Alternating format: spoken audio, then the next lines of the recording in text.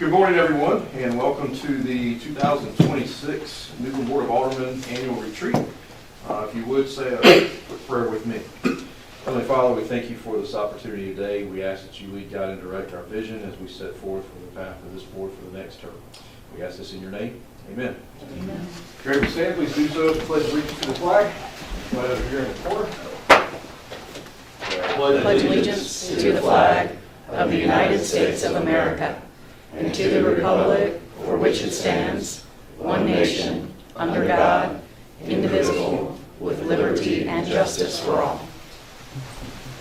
All right, Mr. Hughes, looks like you're up, sir. Good morning. Good to see everyone. Happy New Year to you. We've got a lot of things to go over today. I look forward to some robust conversation on a lot of topics. Before we get started, we'd like to make a request that the agenda be changed to add an audit update to this agenda. Any issues with that, board? Okay. Okay, so we're going to go ahead and start with that. Then we'll let you know that we do have a packet in front of you which contains the majority of information that we're going to be covering today. If anything's covered that's not in the packet, we'll make sure we do get you a copy throughout the day. I'm going to go ahead and turn it over to Kim Ostrom right now, and she is going to talk about the audit and introduce our speaker. Hey, good morning, board. So today we're going to have Hunter Wiseman from CPA Thompson Price, Scott and Adams present. But before we get started, just wanted to bring you up to speed. So a few years ago, about 3 years ago actually, we established an audit committee to strengthen the oversight of the city's annual audit. The committee typically meets 3 times, at the beginning of the audit, midway through the audit, and at the end of the audit.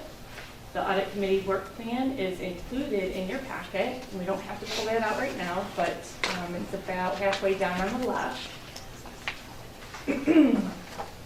And in the next couple of months, we will ask for 2 board members to participate in the audit committee. Just please take time and review the work plan over the next couple of months, because we're probably requesting at least 2 people to participate in the first meeting. Will be held probably around June. Today, this serves as our final meeting for the audit committee. Our auditor will provide a high-level overview of the audit process and discuss parts of the financial statements today. We may not be able to answer all questions, but we will take notes and follow up later with you. The audited financial statements will be formally presented to the board by Alan Thompson with Thompson, Price, and Scott at the January meeting.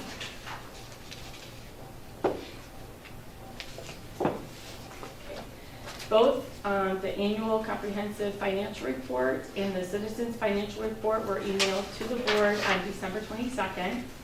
In your packet, we have extracted sections from the financial report that the auditor will be reviewing today, so you'll need to pull that out. A printed version of the citizens financial report. This is an easier to read summary of the city's finances and coincides with the audit statements. And the response letter to the financial performance indicators of concern regarding electric utilities cash on hand. And just so you know, it's required that the board sign this letter after the audit has been submitted on January 14th. Please review the letter prior to the board meeting, because we'll be asking you to sign that night. At this time, please pull out those financial statements right here.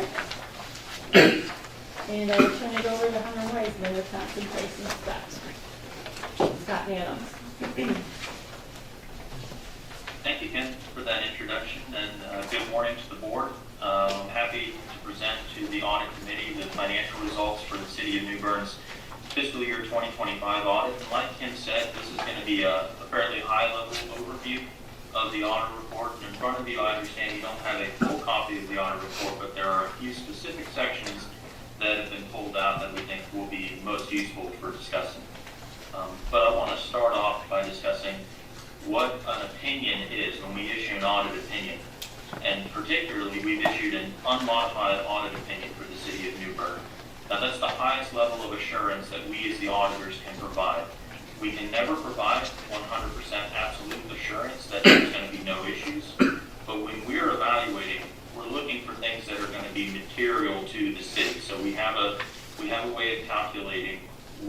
material issue would be for the financial statements of the city. So I'm very pleased to say that it was an unmodified opinion. So that is what you want to see as a government and as any entity that's getting audited. You want an unmodified opinion. Secondly, I want to note our good working relationship with the finance staff. The two people that come to mind, of course, are Kim and Helen, though I know that there's others as well that contribute in the finance staff to getting us what we need in order to be able to do the audit, and they do an excellent job. Particularly, I would say, in the field work these last couple of years. I think we've had a little bit of a change in the approach that we took. In the past, we did a lot of stuff more remotely. Now we've started to come on site, and I think that's been a really great improvement for both our testing and for the finance staff as well. I think that both sides have really benefited from us being able to be there and to have that dialogue back and forth. Noting on the financial position of the city, I'd say that things are fairly steady. We did note that there was a slight decrease in the unassigned fund balance, and that led to a slight decrease in the percentage of unassigned and the percentage of available fund balance, but I don't think that it's anything alarming from looking at the numbers, especially when compared over a 5-year range.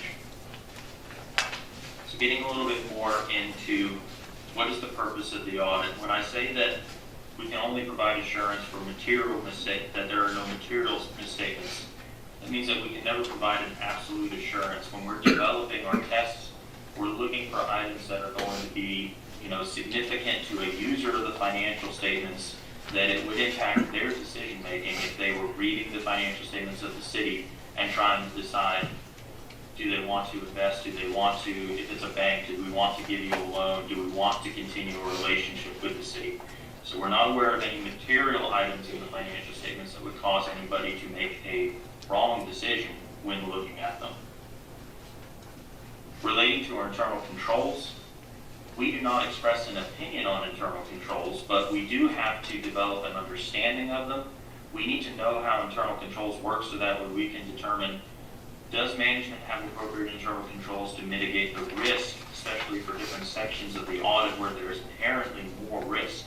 And we'll talk on that a little bit later, the types of risks that exist in any audit. But we don't evaluate the internal controls for the point of issuing an opinion, but we do develop an understanding. Relating to compliance, when we talk about compliance, that's mostly from a perspective of complying with grant awards from the federal or state governments.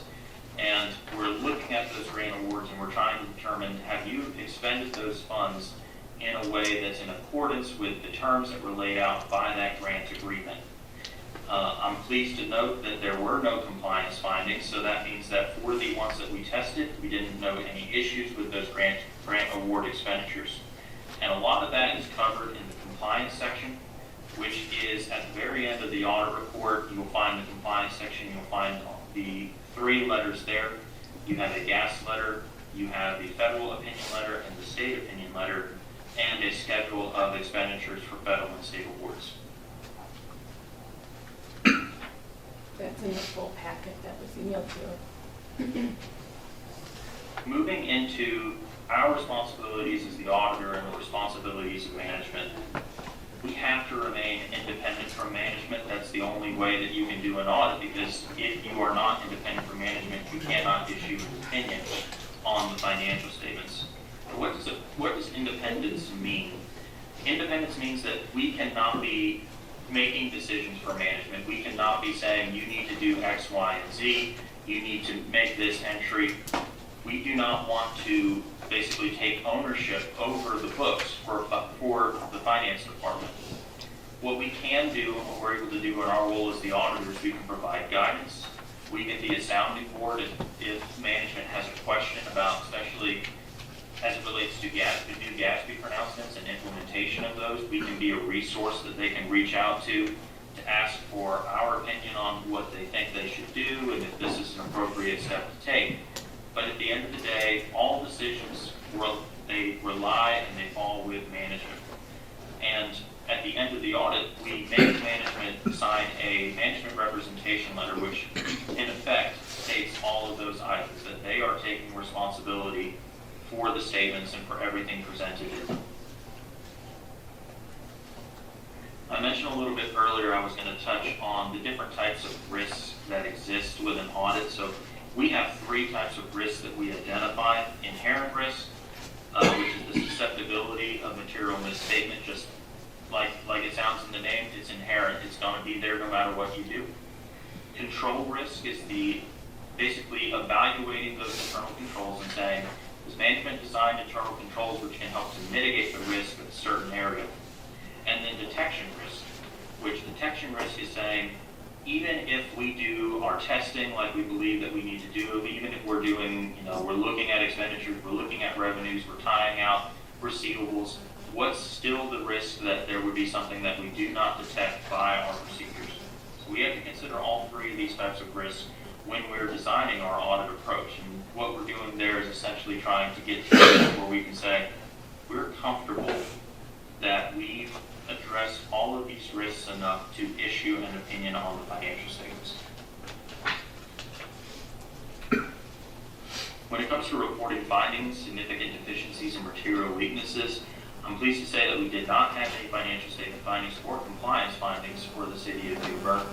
We do evaluate, and we're trying to determine if there's going to be anything that we need to note, and if there was, because New Bern's a single audit, the easiest place to locate those financial statement or compliance statement findings is going to be in the compliance report section.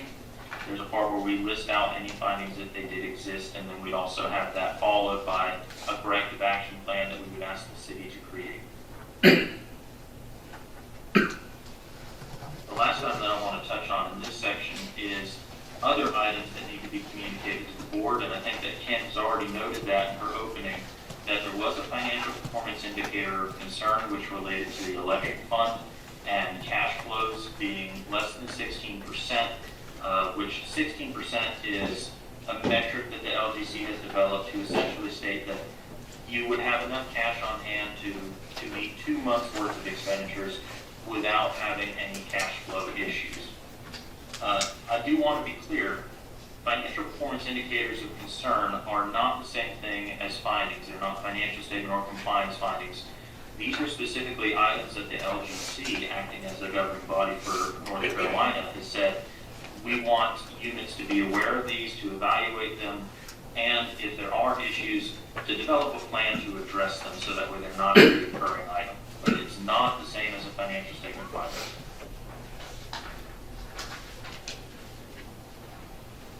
So to recap, we do have an unmodified audit opinion, which is the highest level of opinion and assurance that we can provide. You do have one financial performance indicator of concern to respond to, which is the electric fund one.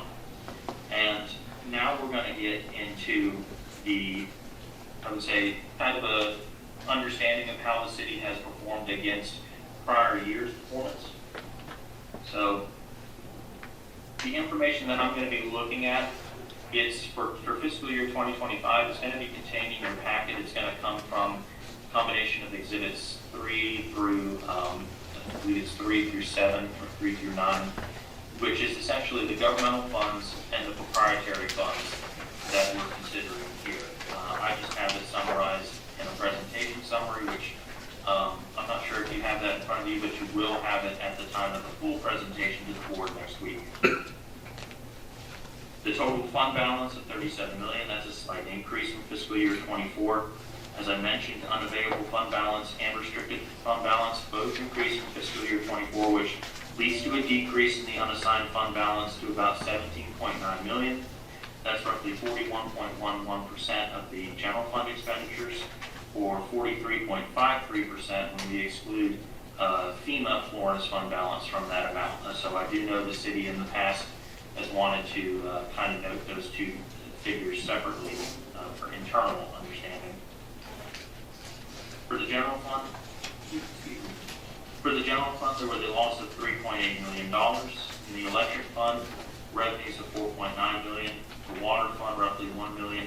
And the sewer fund, roughly $1.7 million. Total fixed assets for the electric fund were $101 million, with accumulated depreciation of $59 million and cash on hand of $9.9 million. Total fixed assets for the water fund were $75.9 million, with accumulated of $30.1 million and cash of $14.7 million. And total fixed assets for the sewer fund were $114 million, with accumulated of $49 million, and cash of $9 million. And then cash on hand in the general fund was $27.2 million. Cash on hand in all other governmental funds was $3.4 million. And I should note, all of these figures, just keep in mind, they're as of June 30th, so now we're talking about 6 months, roughly 6 months past performance and where things were. The total net position in the electric fund was $54.6 million, in the water fund $51.1 million, and in the sewer fund $69.2 million. In all other governmental funds, it was roughly $2.9 million. Property tax of 0.39 with a collection percentage of 99.43%, and excluding motor vehicles 99.37%, which is both consistent with the prior year and over a 5-year time span. Property valuation of $5.1 billion with a total levy of $20.2 million. Total debt for governmental activities was $22.4 million, and for business type activities $19.8 million. And lastly, we're looking at the general fund revenues and expenditures, which this information comes directly from Exhibit 4 of your financial statements. The largest sources of revenue were ad valorem taxes at $20.6 million, and intergovernmental revenues at $17.1 million, and total revenues of $41.6 million. And then general fund expenditures, the largest source of general fund expenditures was coming from public safety at $23.9 million, followed by public works at $8.1 million, and total expenditures of $45.5 million. As a brief financial overview of the performance of the city, and as I mentioned, the information that I just covered there, it's going to be covered as well in the full presentation to the audit to the board next week in our presentation summary. And Alan, when he presents that, will go over that information and also a little bit more in depth with the charts that we do. But essentially, the important things to note: an unmodified opinion. That's the best opinion that can be received by the city. No financial statement findings, no compliance findings. The one FPIC that does need to be responded to. And from my review of it, I would say consistent performance with prior years. There's really nothing that's unexpected, and I don't see this as an outlier year in any way. So I do want to open it up now to questions. If there are any, I'll try to answer that, and if not, I'll make notes so that way Alan as well during the full presentation can get you a response. The 16% you're talking about, in the past, normally it's just the 8% fund balance. What typically is LGC looking at as far as the relationship between the fund balance and the 16%? In other words, if fund balance is 50%, the 16% minimum probably is going to be 40% or something. Is that correct? The 16% actually, it's not relating directly to the fund balance. What they're doing there is they're taking the cash on hand at 6/30/2025, which I believe was roughly $9 million for the electric fund. Yes, $9.9 million for the electric fund. They're actually looking at that versus total expenditures of the electric fund, and they're taking that, basically total expenditures, they're dividing it by 12 to get what the monthly expenditure would be, and then they're saying, okay, two months worth of expenditures, they want to see that the cash on hand is equivalent to at least 16% of that. And when they're considering those expenditures, I do get this question sometimes. This is not an uncommon FPIC for folks who have electric funds. They are not considering depreciation expense as a part of those expenditures. They back that out. But what they do include is debt service principal payments. So they're backing out depreciation expense, but they're putting back in debt service principal payments, because what they're really wanting to reflect is actual cash flow, if you wanted to look at it that way. Depreciation is not an actual cash out item, but principal is, and it is a cash out item. Well, like in electric fund, your debt service could increase quite a bit by putting in some load management tools. And so in one respect, your debt would go up, but your variable expenses go down by way of load management, to peak demand, the expense would go down. So, is that all being considered in that 16%? Sometimes carrying on debt might actually increase the bottom line by way of Yes, increasing and- the efficiency of load management, things like that. That is being considered in the sense that what the LGC is doing, and this is an LGC calculation when we complete the data input, which is an online portal that we use.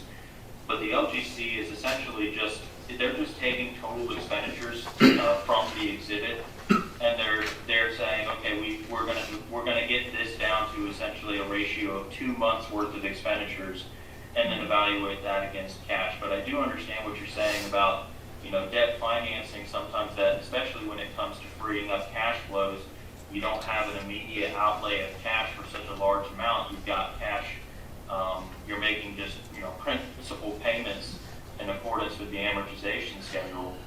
Typically, that's a very prudent way to approach it.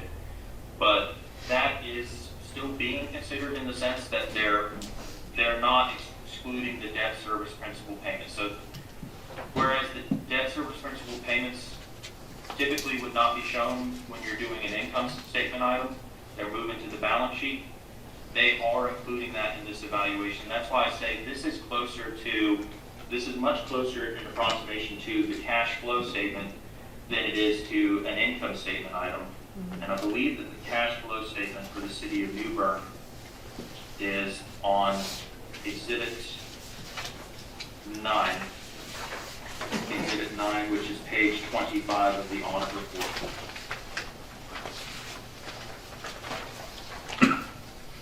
I should note it's not a one-to-one. It's because this is an LGC specific calculation that they're doing. The cash flow statement and the financial statements has to be presented differently. But to my mind, it's much more that they're doing kind of a rough cash flow than they are actually looking at just a straight income statement evaluation. Well, I think what I was trying to say is that, like, if you take January, February, and June and July and August, those are peak months where your usage, your consumption is going to be atypically high, other than the other normal months. If you take and you randomly pick 2 months that are in non-peak periods, that debt is going to show that 16%, that 16% factor is going to be unfavorable on the months that you are not using load management. And I think that is something that LGC's formula cannot adequately compensate for. They're just going straight from the financial statements, and of course the financial statements themselves don't make any kind of allowance for evaluating as month to month. This is covering for a full year's period, July 1st to June 30th. So they don't really have a means by which in their formula to allow for that. But I do understand what you're saying about peak usage. Obviously, people running AC in the hottest months of the year and then running their heat during the coldest months of the year, like right now, that's going to be a higher usage than, say, September, when most of us turn it off or just set it basically what it is outside. So this is where we landed at the end of the year. At the end of the year, this is where our cash on hand was, and then it fell below the recommended 16% minimum from the LGC. And that's why you get the FPIC. So it's considering a year's worth of variances from month to month and seasonality. So I don't know if there are any other questions on that.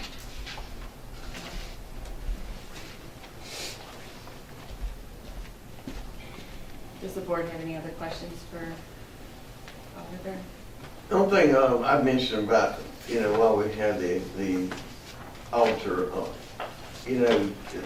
Rocky Mount's not the only problematic city in North Carolina, and if there are any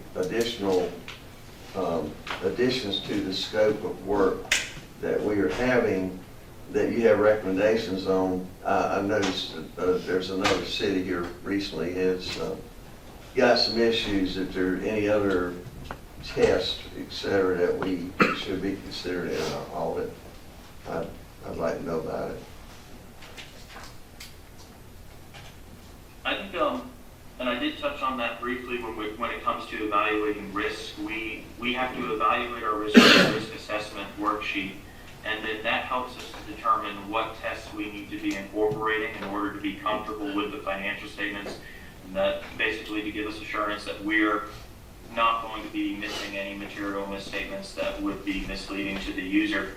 But I will also say that means that when we're evaluating each year, there may be a new test, there may be a new internal control walkthrough or evaluation that we do. So we do have a little bit of randomness. It's not so much random on our side because it's purposeful, but it can be random in the sense of the city may not anticipate that this test is going to be coming because we didn't do it last year. But if we do the evaluation and we say, hey, we think that we need to get a little bit more assurance, we need to be a little more comfortable that we're not missing anything in this particular area, we'll incorporate a test to expand our procedure there. Well, one thing, if we don't ask you or tell you to offer something and then something comes up like, how could you have missed what's going on in Rocky Mount, whoever was doing audits, just interviews of elected officials, et cetera, something should have brought a red flag. So if something came up and we haven't instructed our auditor to perform a certain test, then you're scot-free from any blame as far as the whatever surfaces. If we don't ask you. I can't really speak to Rocky Mount or to the auditor doing the Rocky Mount audit, but I do want to then mention this goes back to who has ultimate responsibility over the financial statements. Management's responsible for the financial statements, and the board is responsible for oversight of management. So I think you do bring up a good point. A board being involved, particularly with an audit committee that's saying, hey, we have particular concerns over these areas, should address that to the auditor during the audit committee process and essentially say, we have these concerns, can you please try to incorporate procedures that will address these? Alternatively, if a board or if an audit committee does not raise any issues to the auditor, what the auditor, just speaking from my experience with TPSA, what we're going to be doing is, as I discussed, we develop our risk assessment based on our understanding of the entity. We do have to have an understanding of the entity. And of course, we do send out letters. We talk with management during our visits, or we talk with management periodically throughout the audit. Outside of that, I can't really speak to what the auditor for Rocky Mount may have been doing. I'm not sure about who that firm was. And I'd also like to just kind of point out, New Bern itself, I think we're pretty robust in the amount of accounting information that we provide to the governing board on a monthly basis in terms of the reports.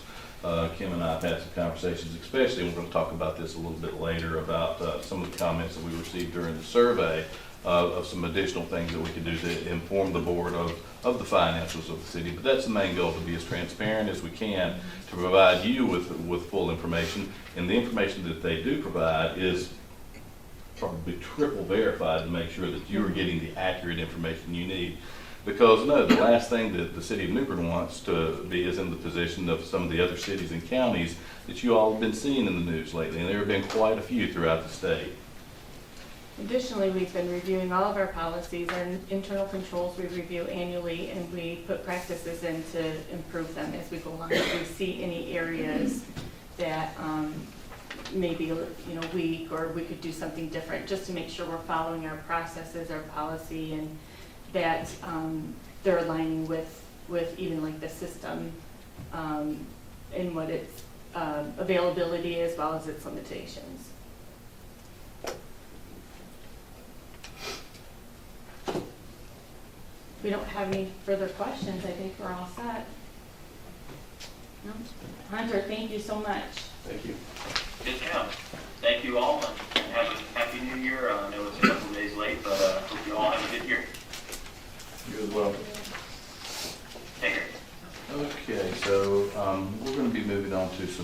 projects, and before we get into some of the others, we're going to talk about a few general projects that are going on. So I'm going to ask Colleen to give an update on our website update, which should be a robust change from what we currently have. Colleen? Good morning, Mayor, Board of Aldermen. We kicked off a website redesign project in December, right before the holidays. We expect the project to last about 6 months. We are implementing, as part of this project, 2 brand new pieces of technology. One, which is already in place. You may have noticed it is an AI chatbot that shows up on each page of the website. It launched, I think, literally last Friday, January 2nd. We do have the ability to correct answers as needed that the chatbot gives. For example, as the chatbot crawls our site, it may reference an old document with a previous staff member. So I've had to go in and correct the appropriate names for department heads, for example. Most of them were correct when we tested, but there were a couple we had to fix. So very minor tweaks we may need to make along the way with the chatbot. The second piece of technology, which will come at the end of the redesign, is an AI search. The search we have on our website right now, you have to match the keyword in order for it to give you results. An AI-powered search is more intuitive. That can kind of read what you're looking for and give you more appropriate results for your request. Foster and I participated in a kickoff call in December. We were asked to give or share different features of sites that we liked, different themes that we liked. We met our designer, and there will be various approvals and drafts along the way that we will look at. But we have asked for delivery on this project in June, so we'll have something to show you as we get a little bit further into the project. And so I think the goal of this is to have a much more responsive website, not only if you have a smartphone, but really only having to click a couple of times to get to the information you need, much more easier to maneuver. And right now on our current website, there is a tremendous amount of information. The key is, can you find it, can you get to it? So we want to make that much easier for our citizens. Anybody have any questions about the website redesign? All right. At this time, I'd like to ask George Child to come up and give some updates on some general projects that are currently going on in Public Works as well.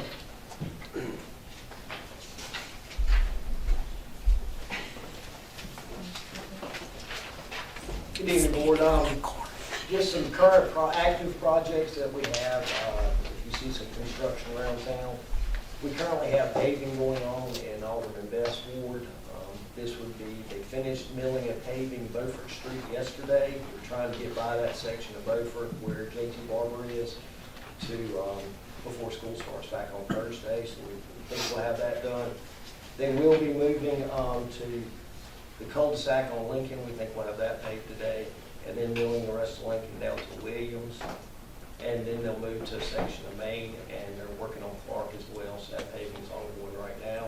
We just completed last week, right after the holidays, the trolley run paving. So that was basically the entire subdivision of trolley run, which was, the pavement was originally installed in 1990. So it had some age on it. That one's completed now. We've got a sidewalk connection going on between Tessie Trail and Weathersby, which is in the Bryce's Crossing subdivision, where you had 2 phases that just never got connected. So that should be the end of this week. So those are ongoing. In the next couple weeks, we've got George Street, the light there. We've designed some new loop systems for the traffic signal. It'll change the timing on some of the lights on Broad to make it a little bit easier to get down through town. Will still be the last one on that system that will need to upgrade is likely going to be the Craven traffic signal, which currently doesn't have pedestrian controls, and we think that would be an upcoming project for down there. So those are the ongoing projects right now. Okay, thank you, George. I have a question. Yeah. George, the sidewalk project that you mentioned, why wouldn't that have been the developer's responsibility? You know, sometimes you end up with phases that are platted, one phase to another, and at the time, whenever it was constructed, it was not picked up by the original first phase. Second phase got constructed, and you may have a section of houses where it doesn't connect the entire neighborhood together, and these are just infill sections of sidewalk. And secondly, what's the update on the road going into, and the parking lot for the fishing pier? We're going to talk about that in just a minute. Okay, thank you. Excellent. So there's some ongoing things going on right now. Anybody have any questions about those things? No, I don't have any questions, but I just want to make a statement. I just want the citizens to know that the paving that's going on over in Ward 5, on Beaufort Street and other streets, is not a part of city funds. Their tax dollars is not paying for that paving. That's ARP monies.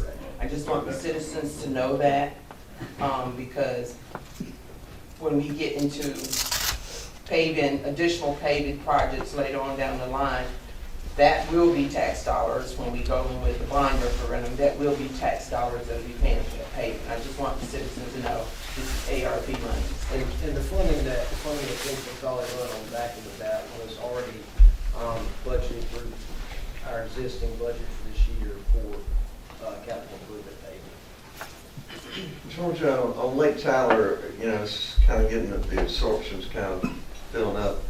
Where are we on the second layer? From our understanding and communication with the developer and the current house builder, they've been having discussions, and they've had several paving contractors in the last few months to give them pricing on putting the final layer of asphalt on these streets. Any timetable on when that's going to be completed? I will certainly let you know when we see the paving machines start mobilizing. That would be my best answer for any accuracy.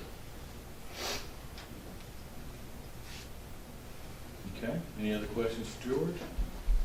All right, I'd like to ask Carrie to come up and give some updates on some parks and recreation projects.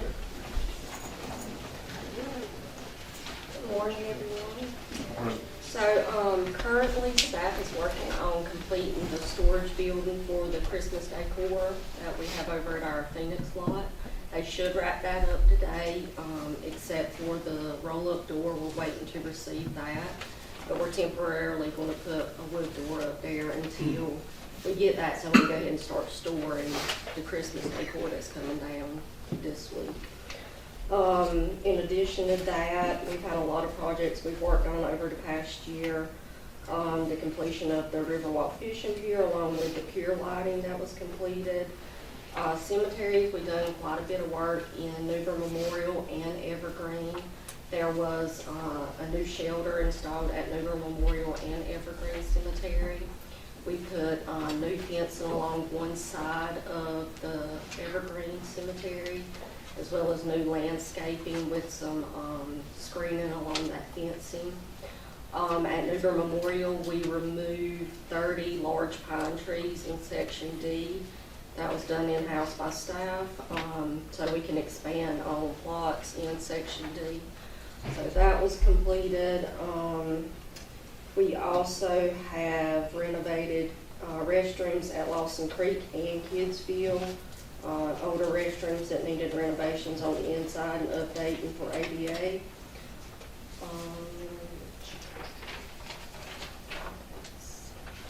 Of course, Henderson Park, we have installed court lighting on the basketball court. We have installed a new shelter, fitness course, and playground structure. Currently, the restroom out there is in construction. Staff will be switching over to that once they complete the storage building over at Phoenix lot. And also at Henderson Park, we're in progress of installing new LED lighting for the multi-purpose field that will be going on there. We contracted with Musco for that. Pierce Park, we installed a basketball court over there. I think that's most of the ones other than Lawson Creek, Jack's Island, where we installed the shelter and completed the marsh walk out there. Is there any additional, or any plans for additional cameras in, especially the Lawson Creek Park? Not So, at, well- Lawson Creek, we have quite a few already, that are monitoring most of the areas. We don't have enough to get every single spot that somebody could be hiding, but I don't know that we could ever accommodate that. We do have funds that we're looking at going ahead and installing some at Martin Marietta Park. and so they're in the process now of submitting requests in the current budget, so I won't see those for another few weeks, and they could have some of that in there as well. All right, any other questions for Carrie? When you're speaking of cameras, I hope you're including some for the Pleasant Hill Park. Yes, ma'am.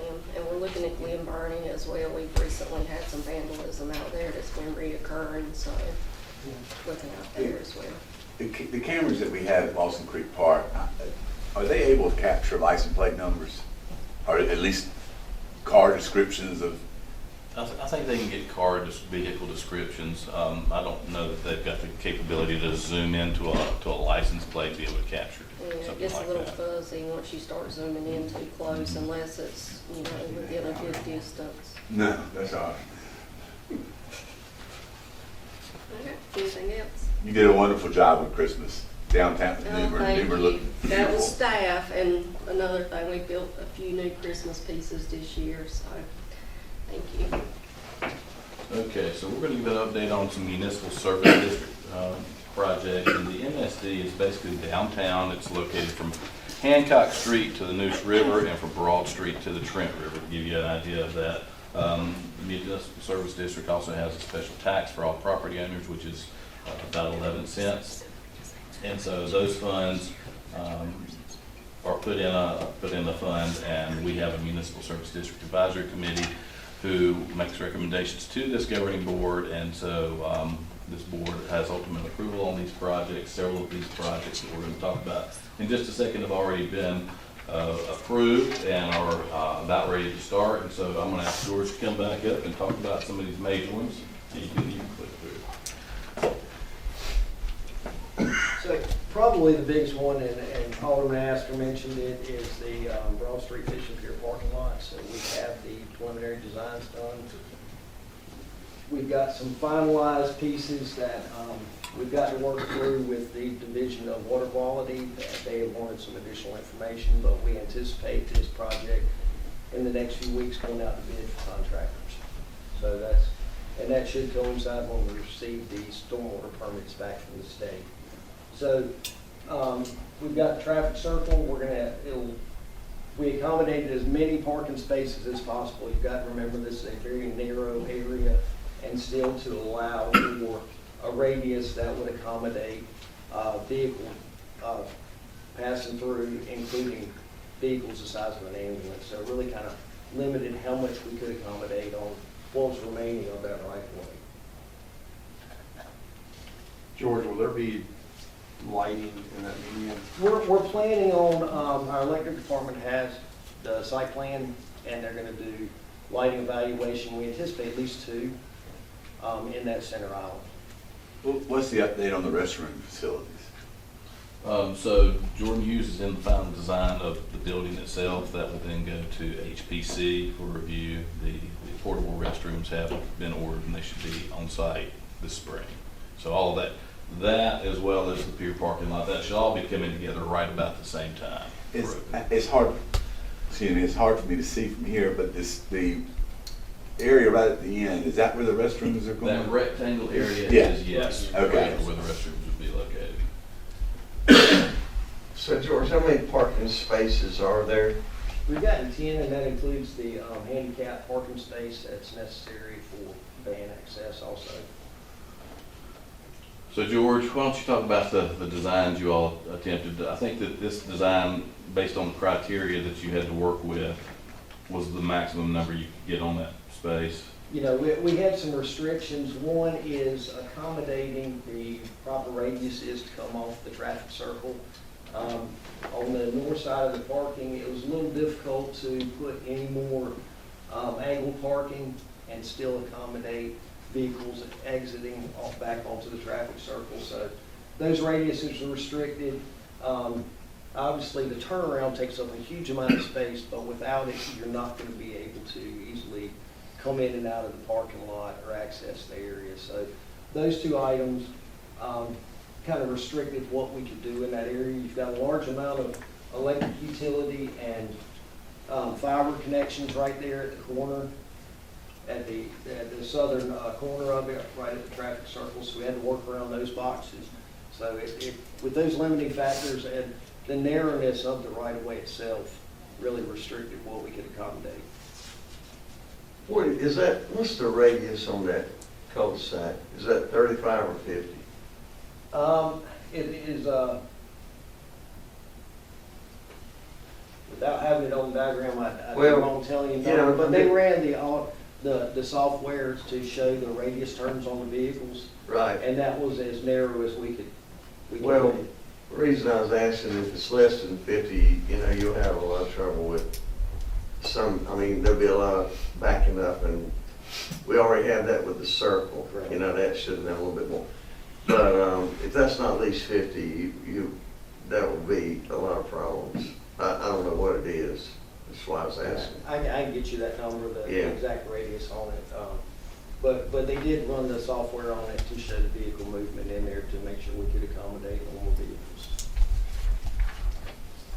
And I'm just asking all that from a cost-benefit ratio for whatever that project is. I really, 5 years ago, I was certainly hoping 20 spaces. I mean, for whatever that project cost is to get 10 parking spaces, you just kind of have to ask yourself a question, is the return there? I don't know, but it's pretty disappointing not being able to get more than 10. I understand some of the issues.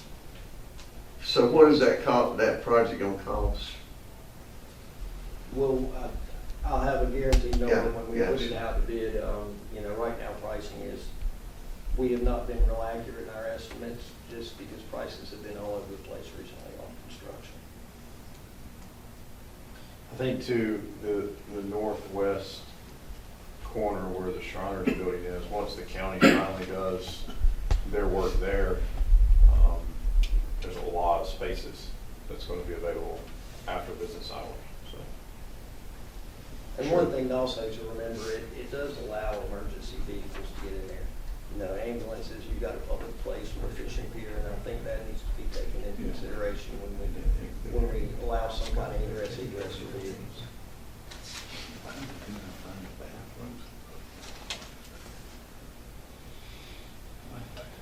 George, is there not room for additional parking, like in front of the restrooms? I mean, could you come off the, Now we're getting into the 75-foot AEC. I knew you had a reason. Yeah, and divisional water quality is restricting us to 15% impervious in this area. Okay. So we have used up literally every square foot. If we go much bigger right now in this area, what you'll do is lose parking spaces for stormwater structures. So there's a balance between it where you're at a threshold of, we're not gaining anything by doing more, we're actually losing space.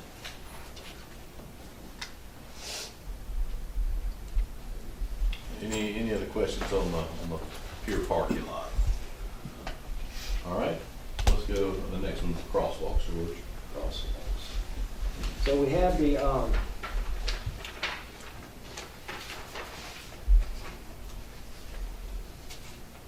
crosswalk project that we selected the intersections, and we have the designs ready for sending out the bid in the next couple of weeks. We'll put those out. Our plan is try to accommodate a few of these. The first one would likely be the intersection in front of City Hall, so the Pollock and Craven intersection, and maybe some single crosswalk intersections. We'd like to get some of this construction done and see what the construction pace is. We're going to put an alternate item in there for a couple more in this first contract, just to see how fast we can get them done. And we're going to try to get these done before Easter, you know, the ones that we select, before we get a lot more foot traffic downtown. So we're limited in our, really where we're not hindering downtown businesses, but we can still accommodate construction. Because it will take on a four-legged intersection, you would have to do the north and south side, close that section of street, and then likely flip it over and open that back up. So it's, you know, get it all done at one time, it's gonna likely close the intersection for a week or two.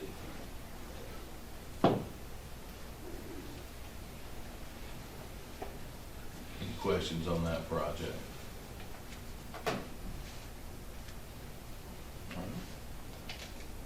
And that just, keep on going, you know. Okay, now we've got our interpol parking, George. The interpol parking, we have received the proposals from the consultant. We've had some tentative, just schematic plans they've submitted for improvements in here, and this is just to get us to a point of, to get proposals for the design work that would allow for a brick corridor through from Craven to the backside of Bear Plaza. It would also accommodate some sort of enclosure for the dumpsters in there right now. Planters down the middle, so basically you would have aesthetically the same look running from Craven all the way through the middle. And that would also include resurfacing the existing parking lots.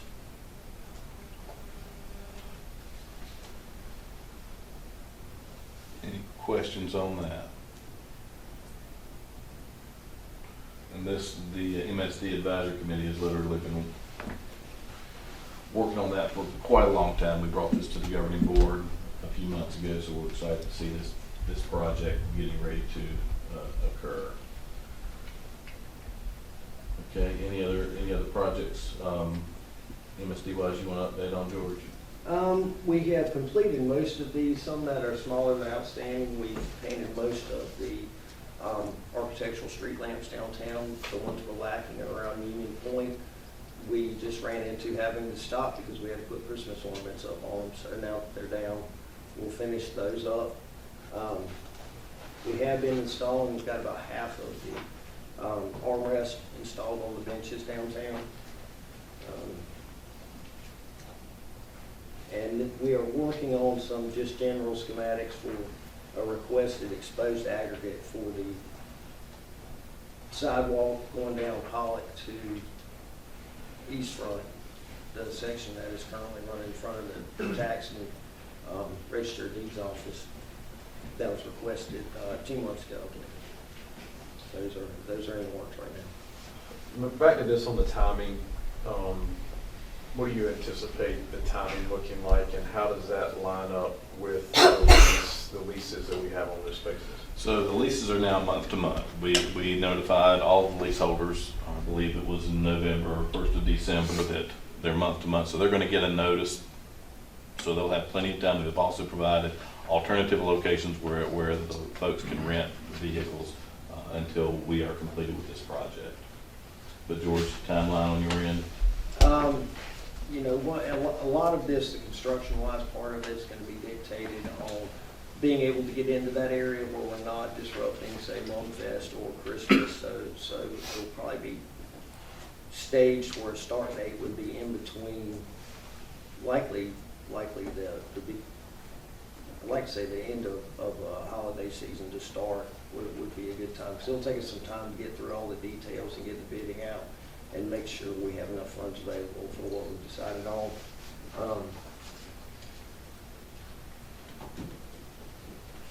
Finalization of the details is what's going to probably drag it out. So as soon as we have it ready, we can certainly put it out, but the notice to proceed date would likely be a January start date on it, probably in the next year. So it's going to take us a year to get the finalization of the plans and then working around the holidays.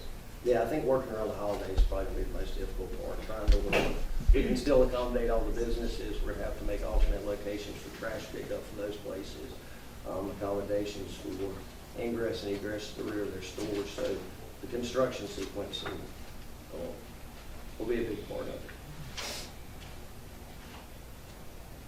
And it's certainly something that we turn around real quick. We can start it at a single time. So we'll have additional discussions with staff on that. That is a priority project. Any other questions on the inner core?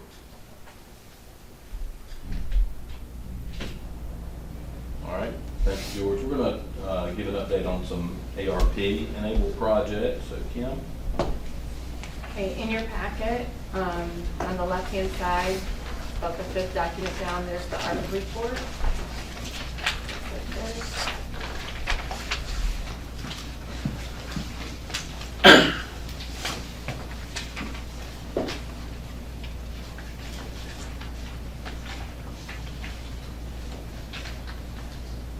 So this report is included in your monthly departmental reports. Updates are available every month to you on the ARPA funds, or the ARPA enabled funds. Projects, if you take a look at the report, the projects are listed to the left. It is broken out, or subtotal by ward. Going to the left, you've got the project budget.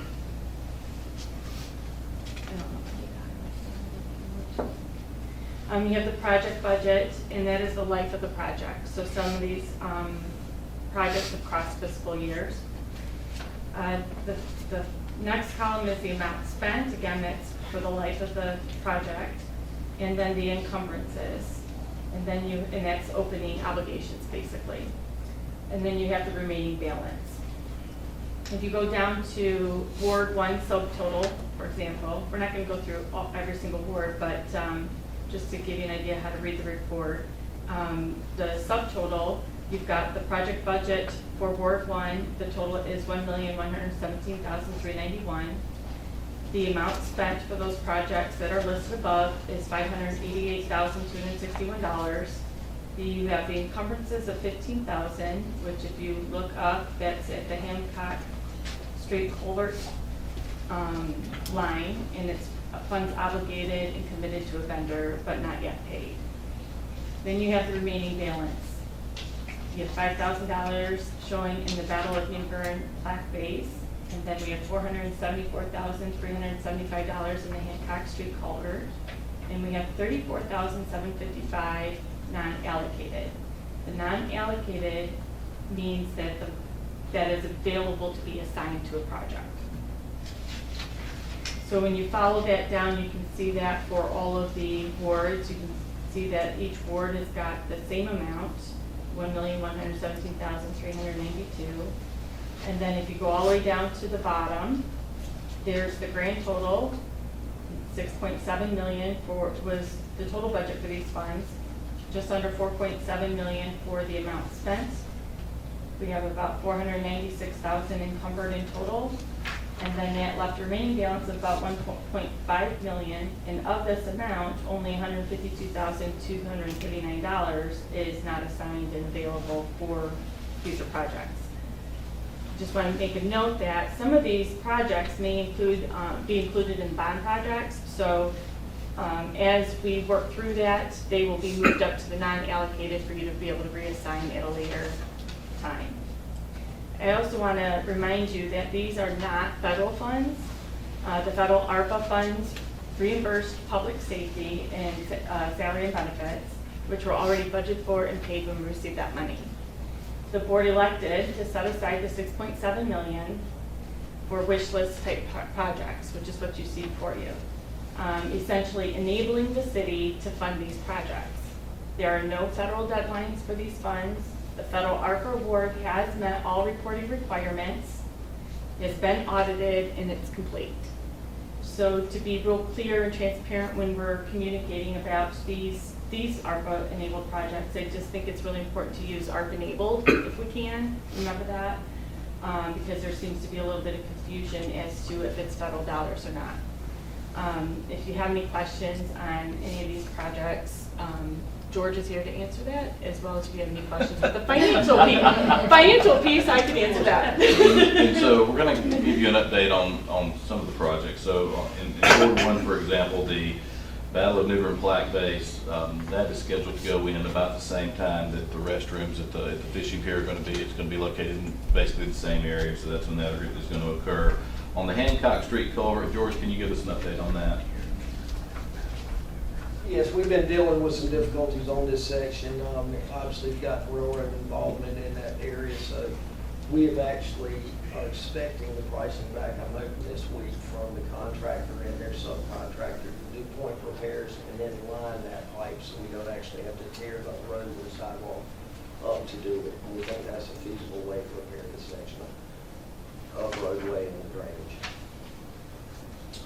In Ward 2, there are several projects that are either in progress or about to occur. And the Evergreen Cemetery Shelter Project, I don't know if all the invoices have come in yet for that, so that's why you see that balance of $6,500. Evergreen Cemetery Fence Project, same thing with that. Is the Trent Street paving project completed? Yes, that road's been So there's probably going to be some additional funds that will be adjusted to non-allocated, possibly in the next report. Then we've got $11,000 Trent Henderson Park restroom project. So they've still got several things that are going to be coming out of that. Foster, on that, can you remind me how much FEMA funding was going to be used for those restrooms? I thought that was. So it was going to cost by FEMA. It was over $300,000 for that. We had a hard time being able to justify the design that we were going to have to do with FEMA because we were going to have to elevate the property so much that we were going to have ramps to make it handicap accessible. We could not work things out with what FEMA was wanting us to do. So we opted to request a change in scope of work for that project. FEMA finally approved that. So that's how we got ball field lights that are going in at Henderson Park. That's how we got a new playground addition over there. That's how we got basically it's two fitness courses side by side over there. So we were able to really capitalize and get more assets. Then for the restrooms themselves, we did a lot of work with Jordan Hughes did a lot of work on the design. We worked with the building department on how we could flood proof that building and not have to go up to the full height that everyone was telling us we were going to need to. So these new restrooms will be flood proof restrooms. And so we should not have any problems with those whatsoever. And the majority of that work is being done in-house. All of it's being done in-house with the exception of the block work itself. So we were able to see a substantial savings on that project. Plus, coming up really February, March, we're going to be installing irrigation on the new multi-purpose field at Henderson Park, installing sod, installing scoreboards on that multi-purpose field, and the baseball field at Henderson Park. And I think with the synergy that we have got with Stanley White Recreation Center, you're going to see a lot more activities going on at Henderson Park. So that park is really going to take shape. And we have spent a lot of funds at that park, and we look forward to seeing how the future of that goes. In Ward 3, there's currently approximately just under $100,000 that have not been allocated. And you'll see about $500 for eliminated stop signs. George, have you gotten everything in on that? Yes, that's installed. Okay, so that'll probably go back to non-allocated. And then there's a $55,530, and that's for what's remaining for the fishing pier restroom project. Then Ward 4, I think there's basically $128 that is unallocated for that. Ward 5, several projects. George, can you give us an update on those three? The East Rose Culvert Project, which is near the East Rose lift station, that is currently in design. So the survey work's been done. We're expecting back some initial design work here in the next couple of weeks. The North Hills is also in that same phase where we should be getting some plans back about the same time as there's related in drainage. And the Duffy Field Street improvements, as I spoke earlier, that is ongoing right now, where we're paving. Okay, any questions on Ward 5? And then Ward, So how is it standing right now with the Northfield stormwater? Was that, because that was because of the problems with the state? Yes, ma'am, they're still trying to work out something with that culvert, kind of whether we can get the state to go on with what we do. Okay. But we'll have a plan in place, and that certainly enables us in the future to grant funding be available to already designed projects score better. All right, thank you, George. Yes, ma'am. Okay, then in Ward 6, currently approximately 17,000 that have been unallocated. George, you want to talk about the sidewalk gaps? There was 155,000 that was allocated for that project. You know, we had initially, when we did this, kind of put it towards there's a section of Trent Road, kind of behind the New Bern Marketplace where there was a connection, but we feel we can do that within our normal general fund allocations for sidewalk improvements. There's some drainage that needs to go into that we need to accommodate, and some paving in that widened section. So we're going to try to do that all in normal fiscal year funding. So the 155 would go back to non-allocated? Correct, correct. And then the College Park Drainage Improvement Project. That was one that they had spoken of earlier that we actually included as a bond item, to include that in one of the drainage. So that would be drainage improvements. reflected as well in the next report of unallocated. Let's see here.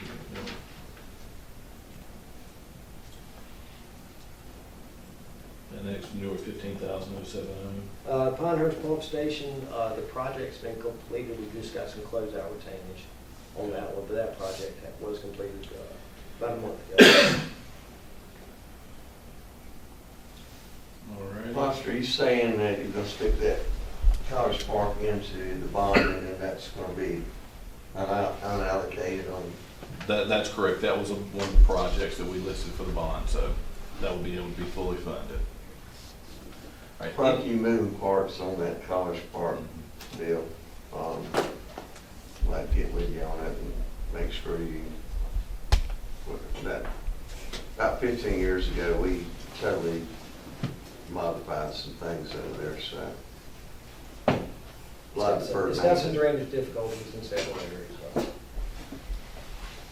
All right. Any questions on ARPA-enabled funds project? Also, I'm not trying to bankrupt Ward 3, but didn't we utilize that money for the benches? No. For the bus stop or what? No, No. that was CDBG funds. Okay. All right. So we're going to go ahead and move on. I'm sorry, I didn't mean Ward 3, I meant Ward 5. Okay. That's better. Can you give an update on, well, actually,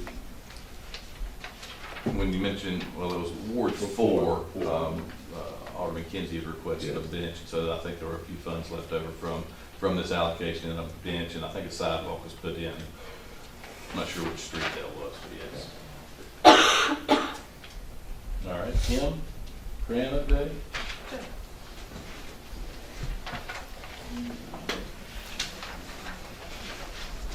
Okay. In your packet, you also have a detailed list of our active grants.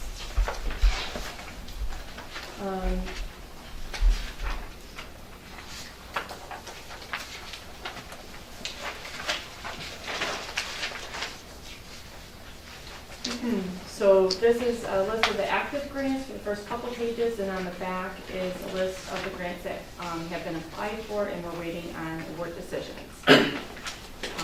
Just to summarize it, we have 12 active grants that are under development services covering stormwater, Duffy Field, Brownsfield, Community Development Block Grant, and the MPO in the amount of $7,168,229.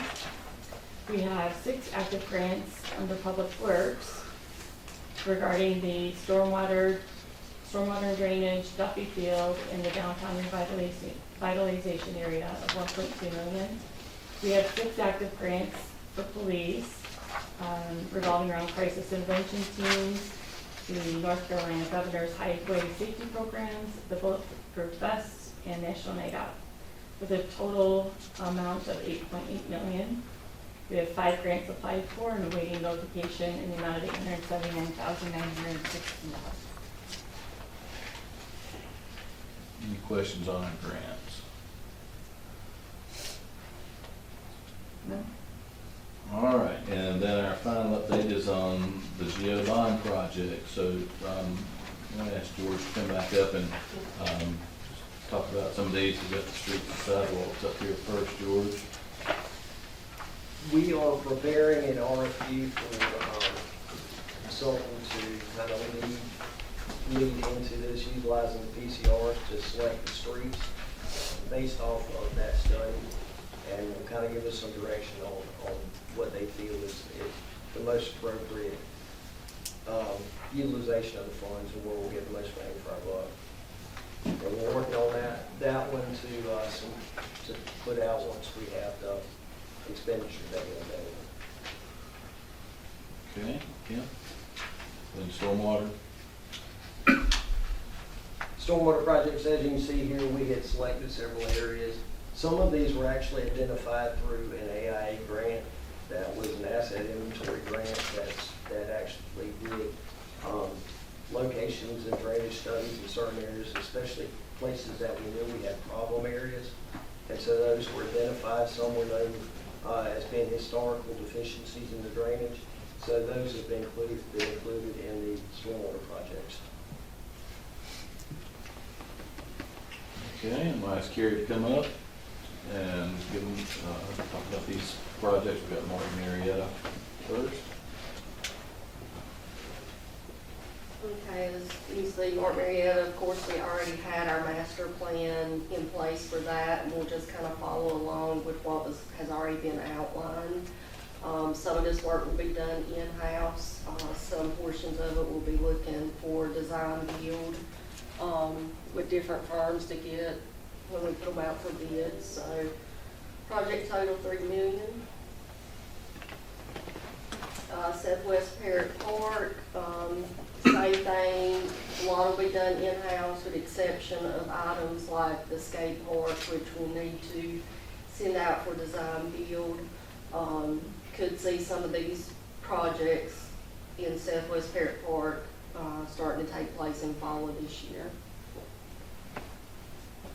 And then, of course, Aquatic Center expansion, definitely going to have to do design build on this with the lazy river and getting all that organized with a new pump feature to help accommodate the addition of the amount of water we'll be having to chlorophy. So.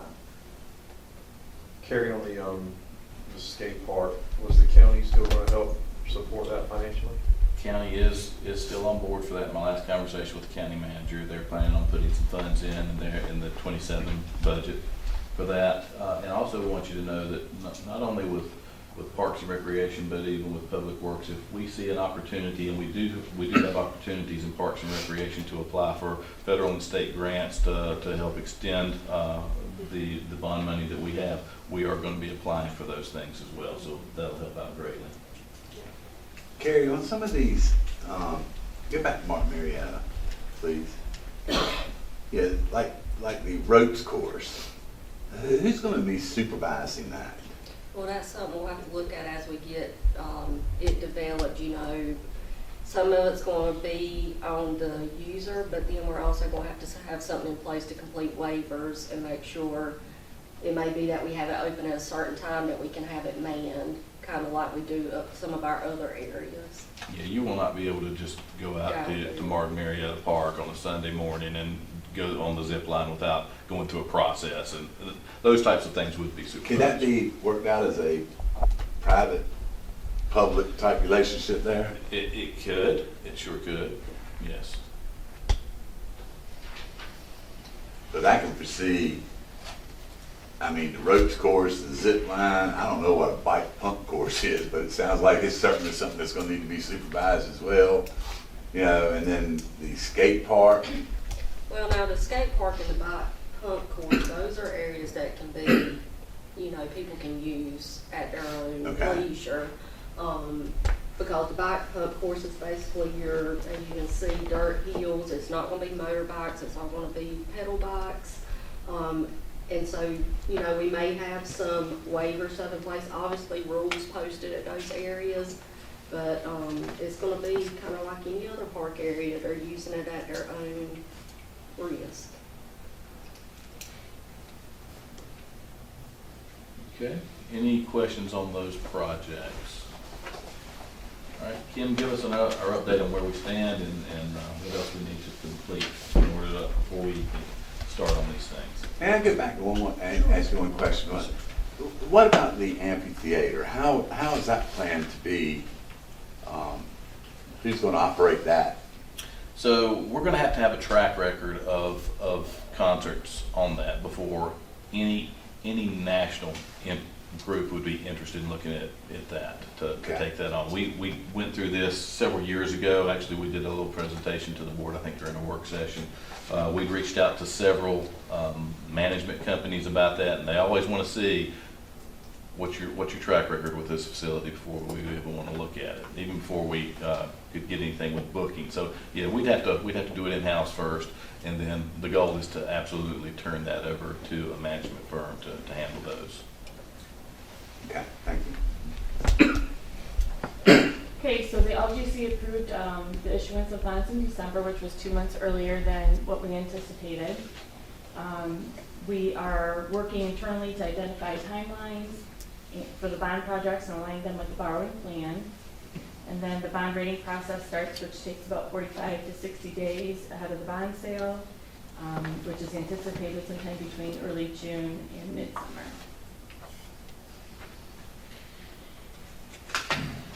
The bond issuance process takes about 90 to 120 days to issue bonds. Once the project bids are received, we coordinate the sale date with the LGC, and then approximately 3 to 5 weeks prior to the bond sale date, the board will need to approve the issuance resolution, and bids will need to get submitted to the LGC. The bond closing will follow approximately 3 weeks later. So, do you have any questions on that? So we're just kind of waiting right now and just working through the projects and then getting our bond rating. It's kind of the next couple steps. Okay. All right, so our next part is the budget process. Kim? Hi, good morning. I'll be going over the budget and budget process. I'm Tanya with the Finance Department.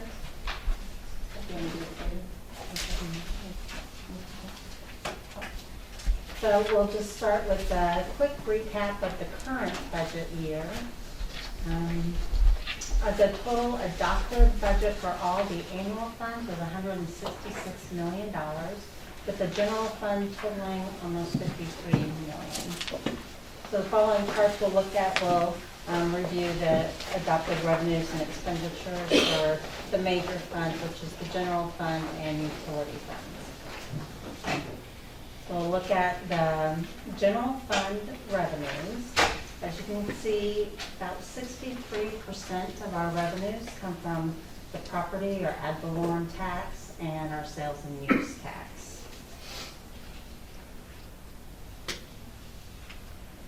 I'm looking at the expenses of the general fund that were adopted.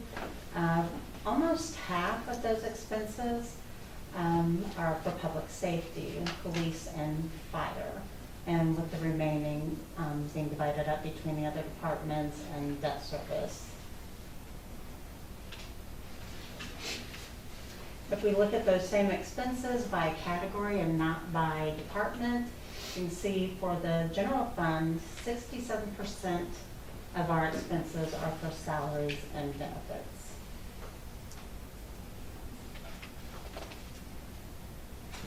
Okay.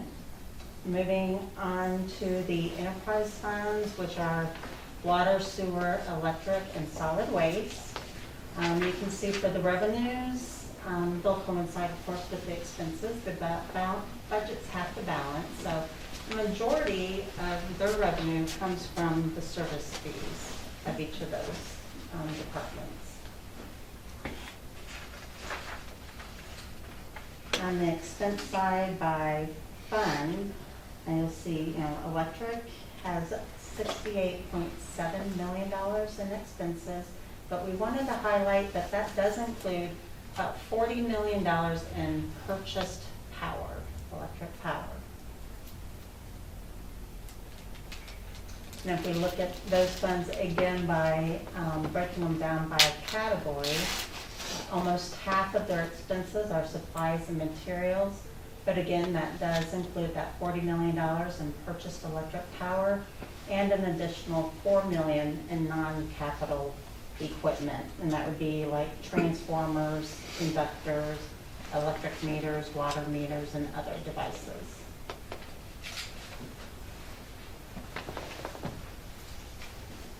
So just taking a look at the ad valorem tax, you can see over the history of the past several years, it does continue to increase. You can see a spike in 2024 of about a 10% increase, looking at the red diagonal line. And that was when the county did the revaluation of the property, so that's why you see such a spike there. For sales and use tax, it also, of the blue bars, you can see there's a continual increase. We did have a spike back in 2021, and that was during the COVID period, and it just, a huge spike in spending. So that's why there was a huge increase in the sales and use tax that we received. You can see that actual increases have declined since that time period, and slowly coming back up. And this is a trend statewide. New Bern is not unusual in this aspect. It is something that we have all the counties and cities review, and it is a statewide trend.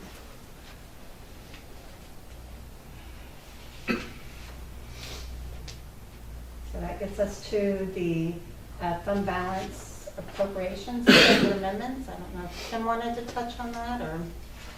Just basically, the FY26 adopted budget included $825,314 of appropriated fund balance. The budget amendments typically are funded with fund balance throughout the year, and so unless there is any other available revenue source, then we'll be drawing from fund balance. So far, there was an amendment for an increase in the police and fire annual radio system costs, and that was in the amount of $49,000. And then in January, the board will be presented with a budget amendment for the prior year rolled purchase orders and the ARPA-enabled balance for FY26, now that the audit has been closed, or completed and the books are closed. Kim, could you go back to that previous slide? The eight, Oh. one more. Sorry. Yeah. The 825 FY26 general fund fund balance appropriation, is most of that from the ARPA enabled funds? No, that was, what is that? That was to balance the general fund budget for FY26.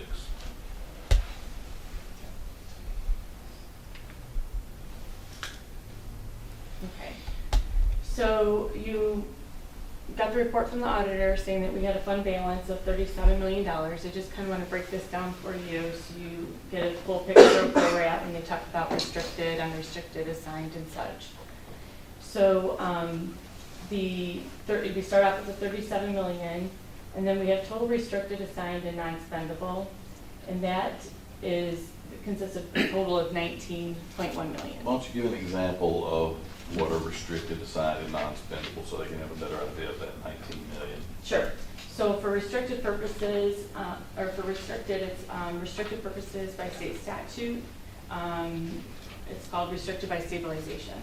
We have liabilities, prior year rolled purchase orders is included in that, and MSD funds, and any unspent loan proceeds. And then when we talk about non-spendables, that includes inventories and prepaid items and leases. And then assigned includes the fund balance appropriated in FY26, so that $800,000 that you just asked about. So you take the $37 million, subtract the 19, and we have unassigned, which is available, of $17.9 million. Now, additionally, we're going to restrict this a little bit more because we have the balance of ARPA-enabled funds, which is not included in that, and that's the 2.7 million that we continue to, roll until it's done from year to year. And then I just want to talk a little bit about the policy requirement of 25% minimum fund balance. We put that in committed.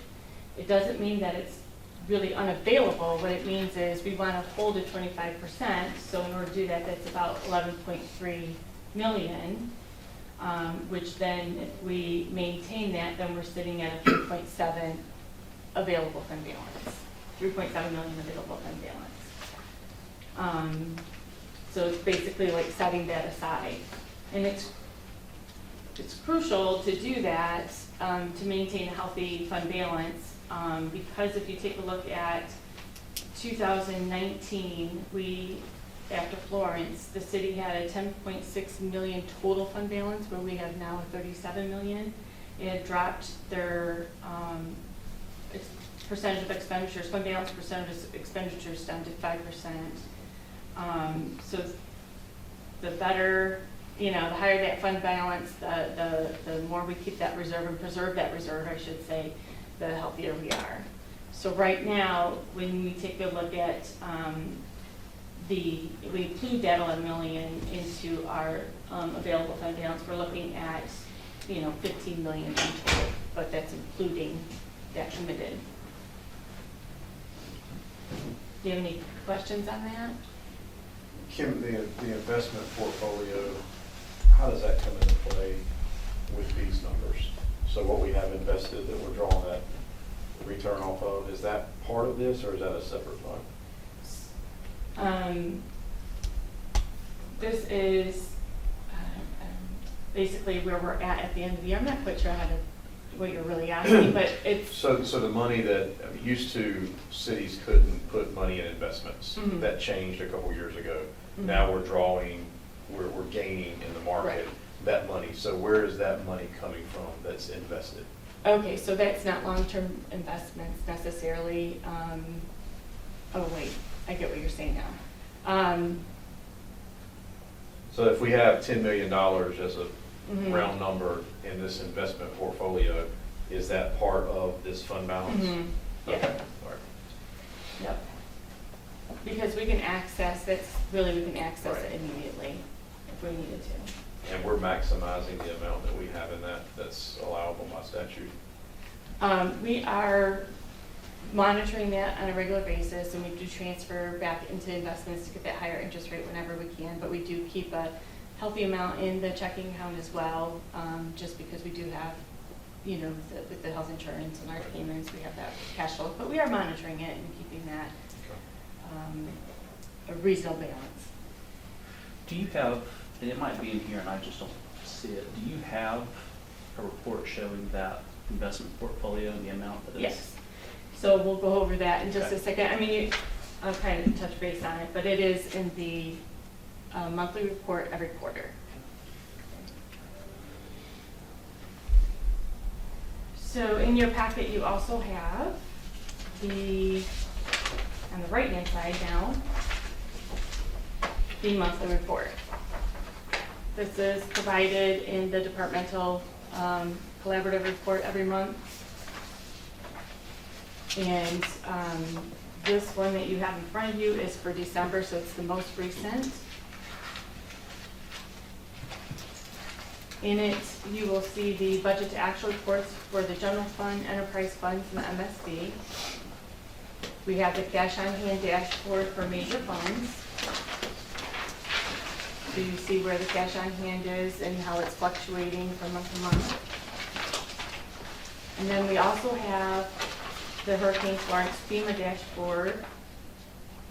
And back when we were really struggling getting reimbursements, this was, we monitored that and looked at that on a more regular basis. Now we're at a point where we've requested everything, we're waiting, and we're just kind of waiting for, at least for the ones that we've had expenditures, we're waiting for FEMA to reimburse us. It's definitely better than what it had been in the past, but right now we're looking at almost 7.5 million pending for reimbursements. And then on the back, you'll see that kind of what we went over earlier was the ARP-enabled projects funds report. Kim, has there been any conversation with someone like Charles Edwards or someone with the state about this reimbursement, FEMA reimbursements? Kim Rose does touch base with our representative. I can find out when the last time she talked to them, but some of it, a lot of it is held up in that management cost too, because until they're closed out, then we cannot get reimbursed for that. So we can only, I'm not quite sure about the outstanding part of Fannie White. That might be because we're waiting to close that out, and so they hold on to the 25%, and they won't reimburse you that until they come in and do the closeout. Is there a reason why we hadn't closed out Fannie White? We're probably waiting on them to finalize things, but I can double check. Don't quote me on that, but I can double check on that. I had a conversation with Charles, gosh, just before the holidays. Everything is slow in the state right now. But we can put pressure on Charles. He's been really good working with us. Okay, why don't I get an update and I'll follow back up with you? Great, thank you. An email? I'll copy the whole board on that. Okay. So the 7.5, that's pending reimbursements. Where is that captured on the fund balance reporting? There's just not going to be a windfall of an additional 7.5 million when it comes back, is it? Right, so, when you take a look at the fund balance in the statements, you'll see where we have a, okay, and that's a two-part question. Some of that management costs and all of that's already expensed out of the general fund, right? Then we have, then we have the FEMA fund that is in the hole, it's in the negative, and you'll see that in the financial statements as well. The change scope of work that we did for the BP building, has that all been finalized now?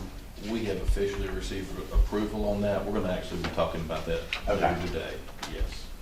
Thank you.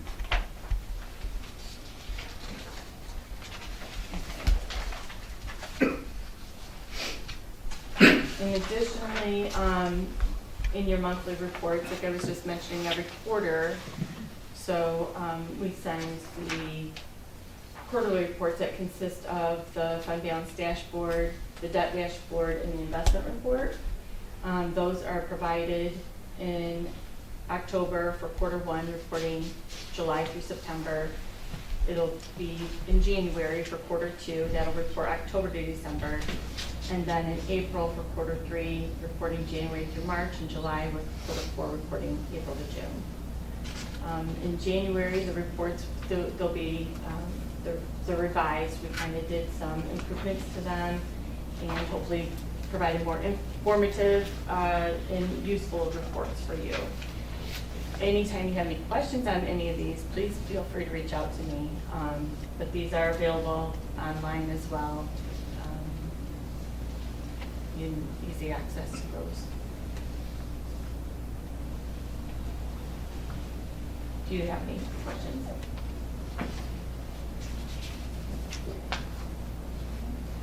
I will just take Yeah, a. real quick, I think this goes to the mayor's previous question, because I see on the monthly report the investment earnings budgeted year to date for the general fund, and that's just from essentially the interest on it. But how much is actually allocated to that investment, and is that maxed out to the point we can do that? Yeah, so the investment report will be provided in January when you get ending December 31st. Thank you. Yep. That'll be the quarterly, you'll get it January, and then again in April, and then July for the previous quarter. And I can send it to you, the most recent, and that would have been in October. Thank you.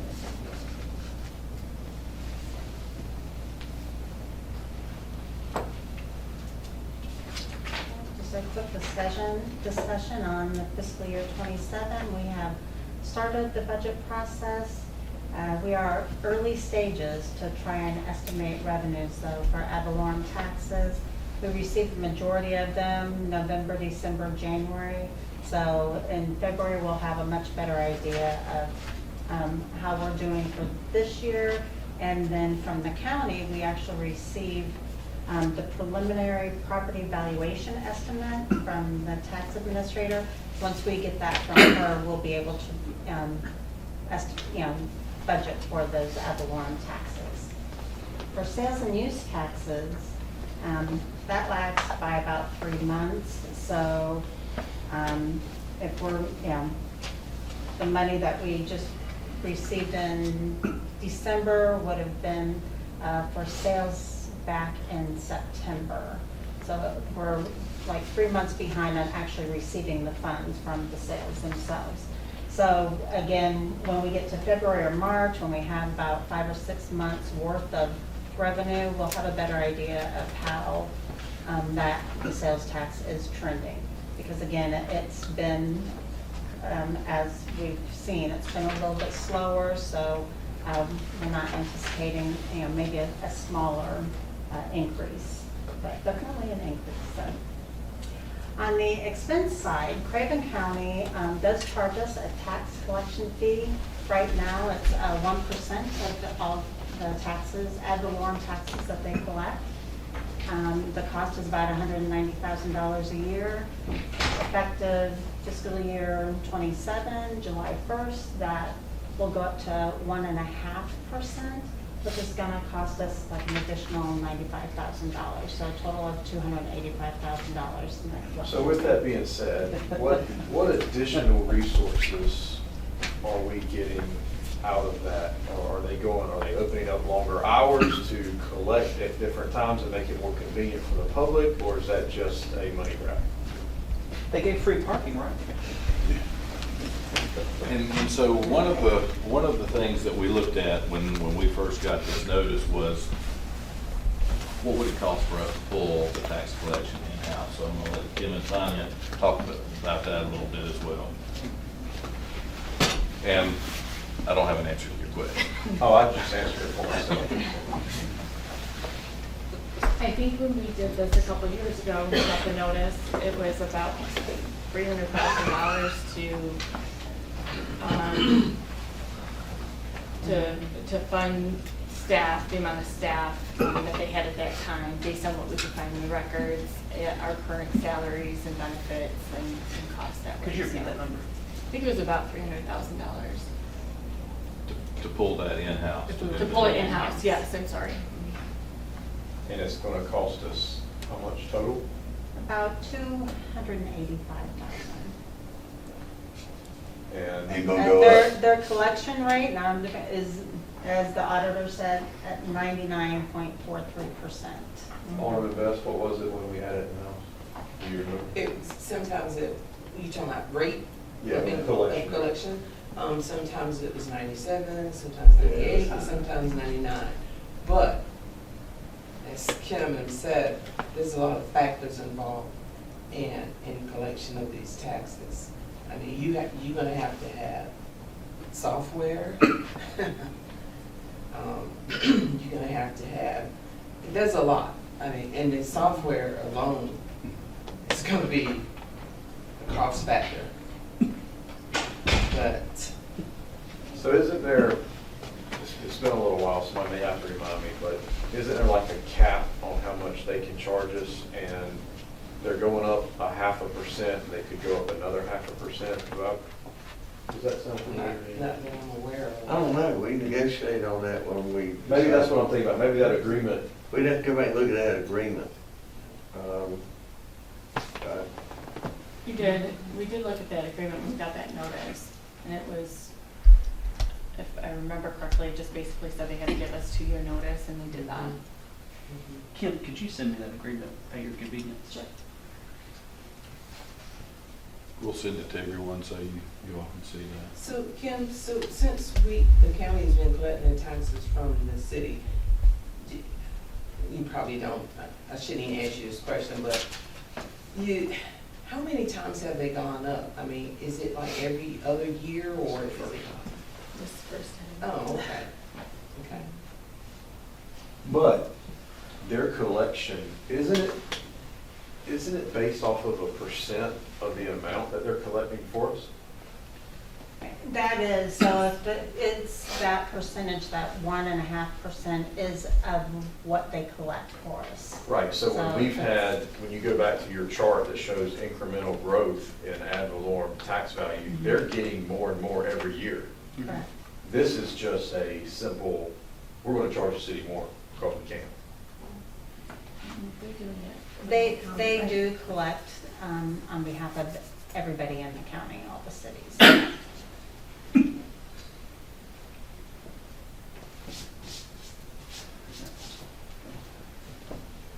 It's what I said it was, it's a money grab out of the county. It's nothing to do with their budget. But you gotta look at the percentage rates of collection. It's been good every year. With the Yeah, with the MSD tax as well, so collection rate. I think they've Well, it been was high over when you were 99. doing it as well. I mean, your collection rate was high, always, wasn't it? It was, well, like I Yeah, said, it's sometimes it was 98, 90, sometimes it was 97, 98, 99, it all depends on, you know, it's the driver behind collecting those taxes that the county has to implement. I mean, it's like they have to go after some of these companies to collect those taxes. I mean, you know, it's not just that these people, that they're coming in and paying the taxes.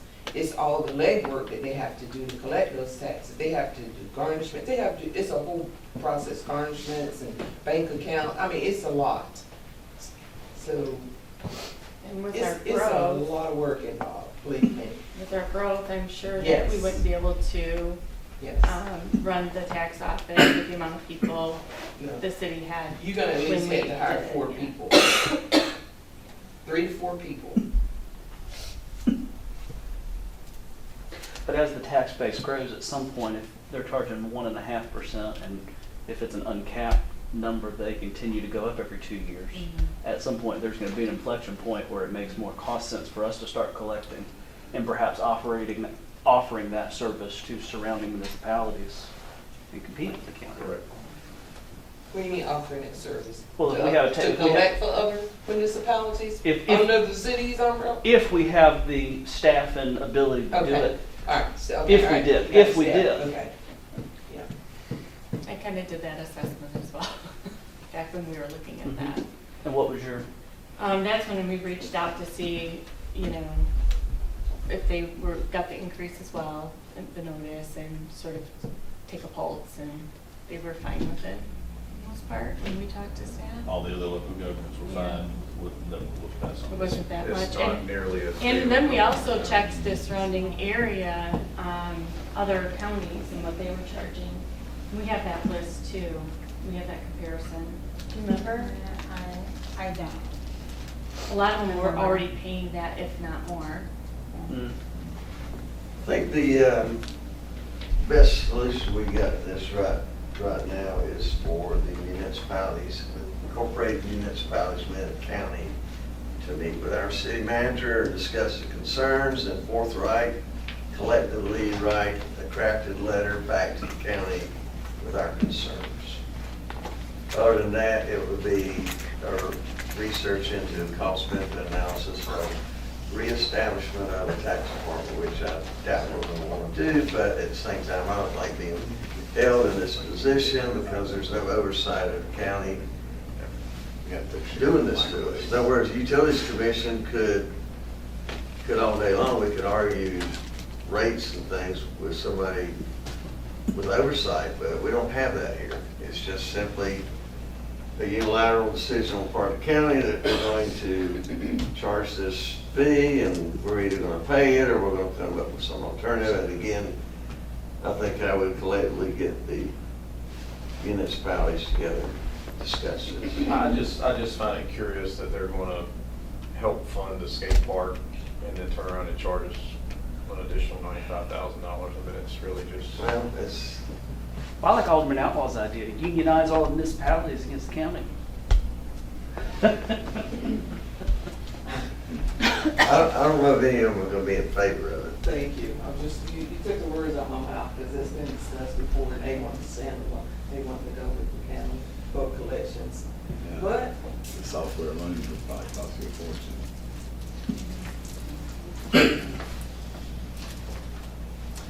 Give direction, and we're happy to do it. it's, Mr. Simmons, right? Yes, ma'am.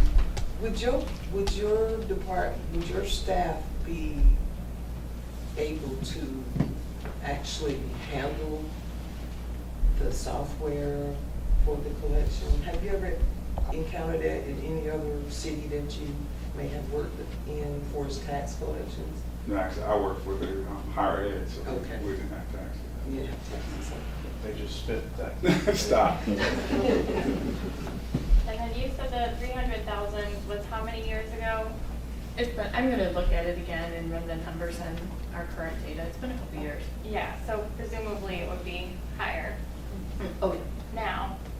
And then I'm wondering, is the software an upfront cost or is that an ongoing? That's why I asked. Upfront and It'll ongoing definitely way be software. both. Yes. Yes.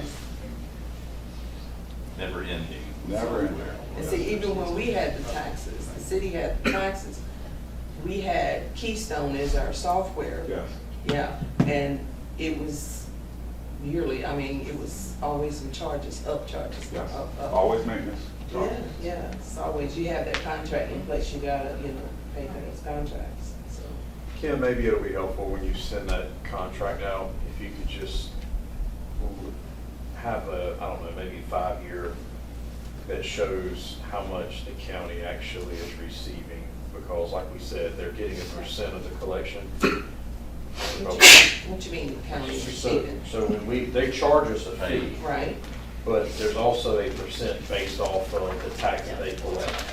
So when they have a tax reevaluation and we set our revenue tax neutral and we bring in $5 million more than what we brought in the prior year, they're getting 1% of that additional $5 million. so that's probably why for fiscal year 27, they've asked for that increase there already, because they should already have some of their numbers for it as tax values, Yes. real and personal. But what I'm saying is they're already incrementally growing every year because Yeah, they're bringing more money in. This right here is just a simple because they can.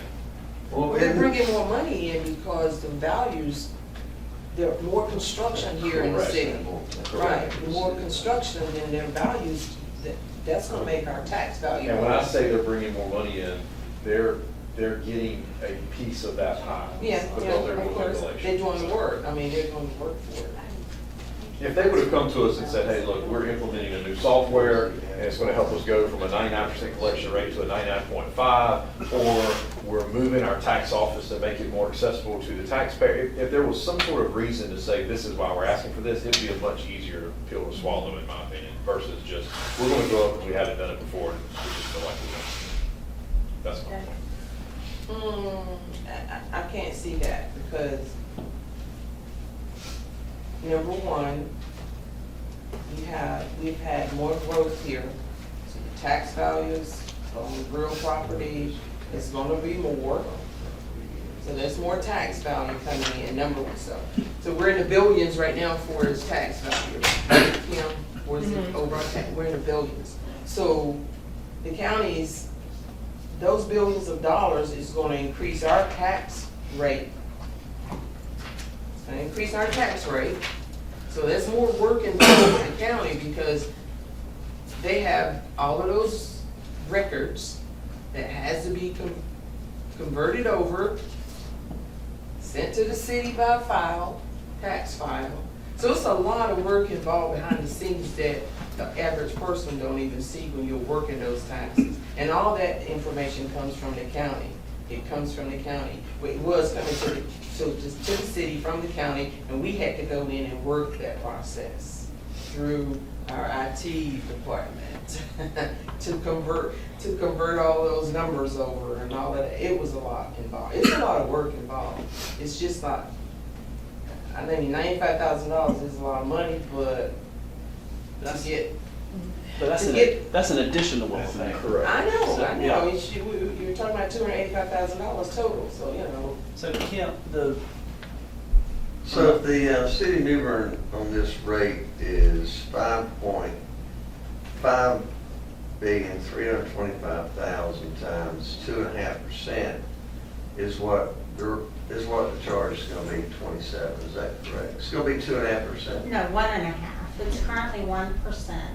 And it's So you're going gonna up to add 1.5, just a half. But didn't you say another 0.5%? So it's gonna be 1.5%, right? 1.5%. So they're gonna make about $750,000, is that right?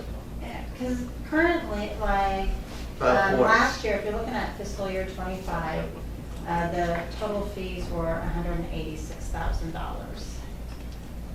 In '24, it was $175,000. So you do see that growth, you know, we are growing. Year to date, we're at the 94,000, so we're still on target for about that $190,000. So it'll be that increase, that extra $95,000, you know, half of 1%. So I just think total will be 285. what my request was of like last 5 years would show that the growth we've had in our tax base, the county has gotten more money every year because of that growth. This is gonna be an incremental $95,000 just on top of that, and I think it would be easier if we could see what Yeah. those numbers are.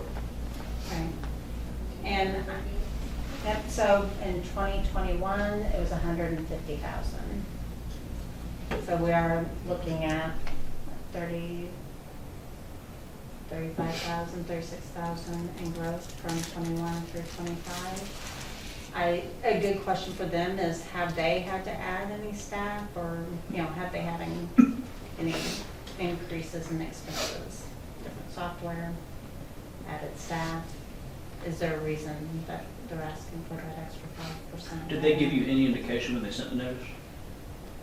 I don't recall.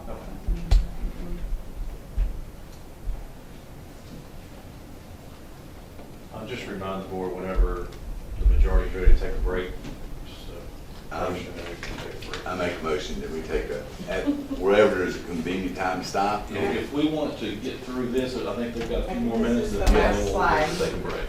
Okay. I mean, just go through the whole timeline. I'll be quick. So, the departments have already submitted their capital requests. Again, this is just, we have them just ask, submit what you want. So general fund, the ask as of today is $4.5 million, but enterprise funds, 5.3 million. And this doesn't include the major multi-year projects like infrastructure, buildings, or, you know, fire engines that we know take 2 to 3 years to actually complete once we purchase it. So those would be more separate and project funds. Just a quick review on what a capital asset is and the threshold for the city of New Bern. I won't read through all of those, but this is included in, I believe it's in the budget as well, but, so just at each level, there's defined a capital asset. We're looking now at our budget process timeline. In November, we kicked off the process with a department meeting. And December, they've already had some of their items due, which were the capital, building maintenance, and personnel requests. And of course, we sent out the survey to the board and got those back recently. This month, the departments will have to submit their final requests, any changes to the fee schedule, and submit their budget highlights, and their strategic goal alignment. So they're asked to align all of their projects and requests with the current strategic goals of the board. In February, the budget committee, which consists of the people over here on the right, will meet with all the department heads to review their budgets and the fee schedule changes. in March. That's when the budget committee just continues to review, research, and compare the budgets and revenue estimates.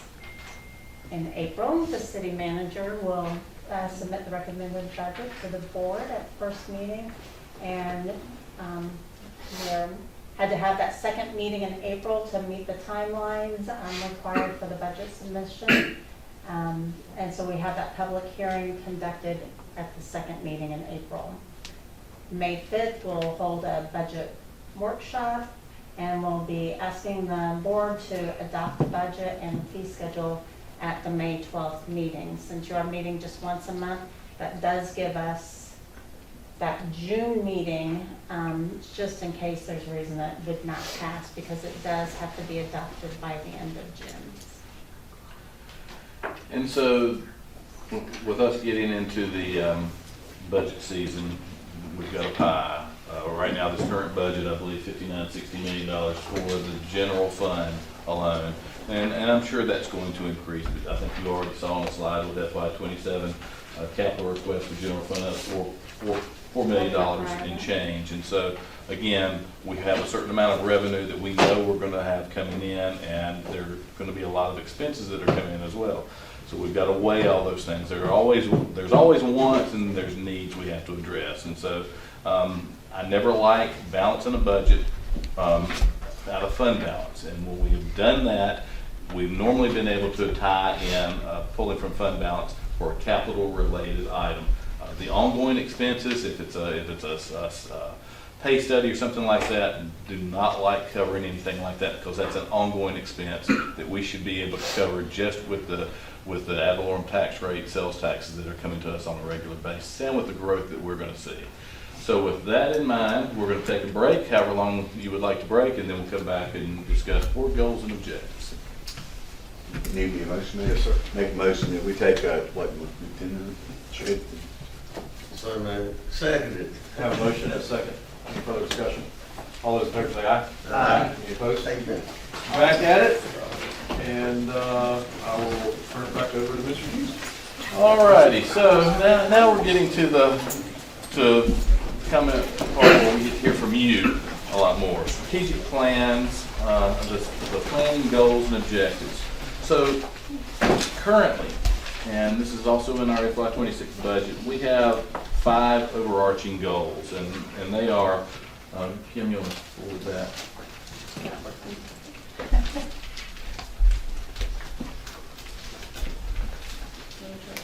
Yeah, I didn't make Colleen?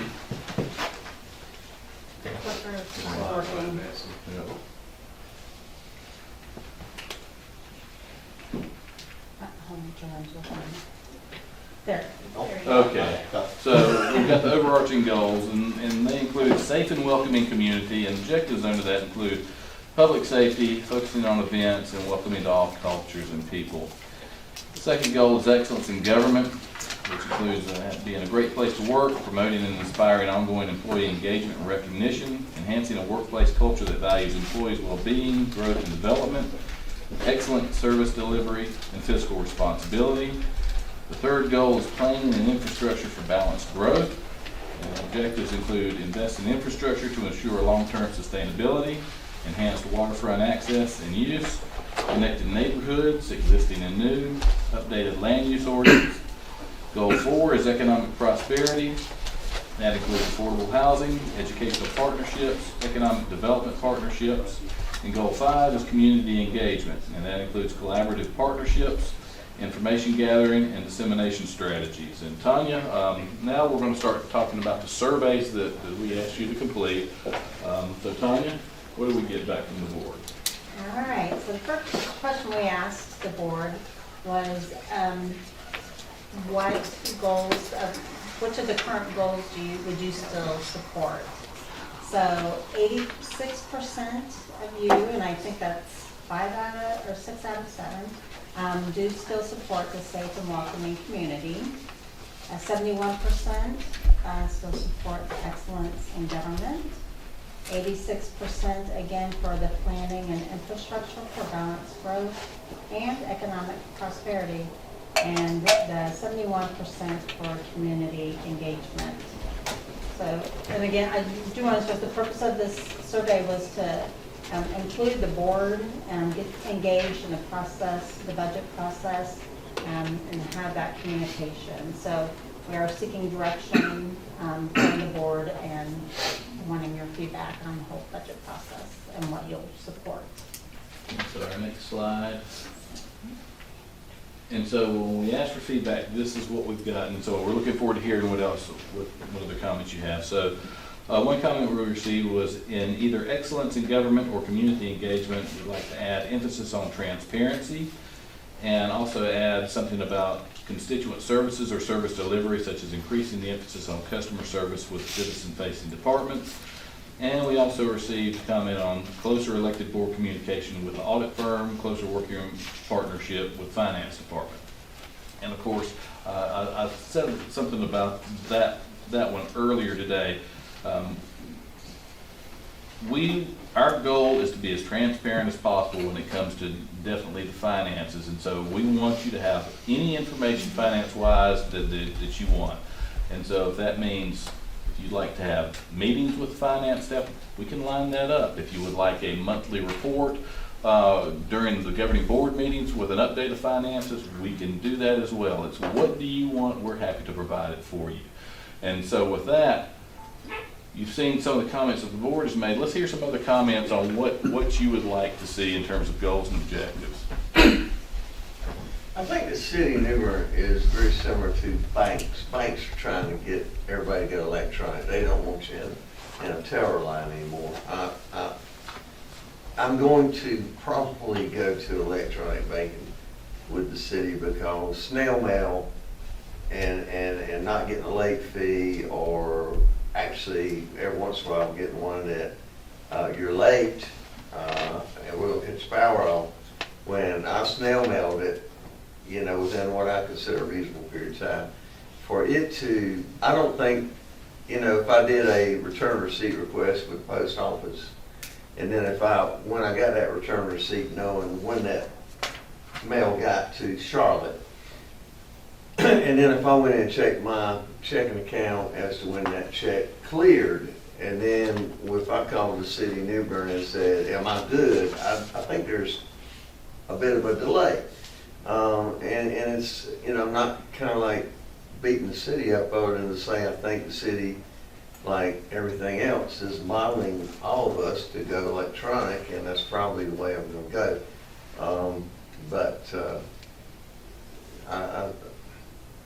I think there's better ways to make money on our citizens than late fees, and banks charge them, cities charge them.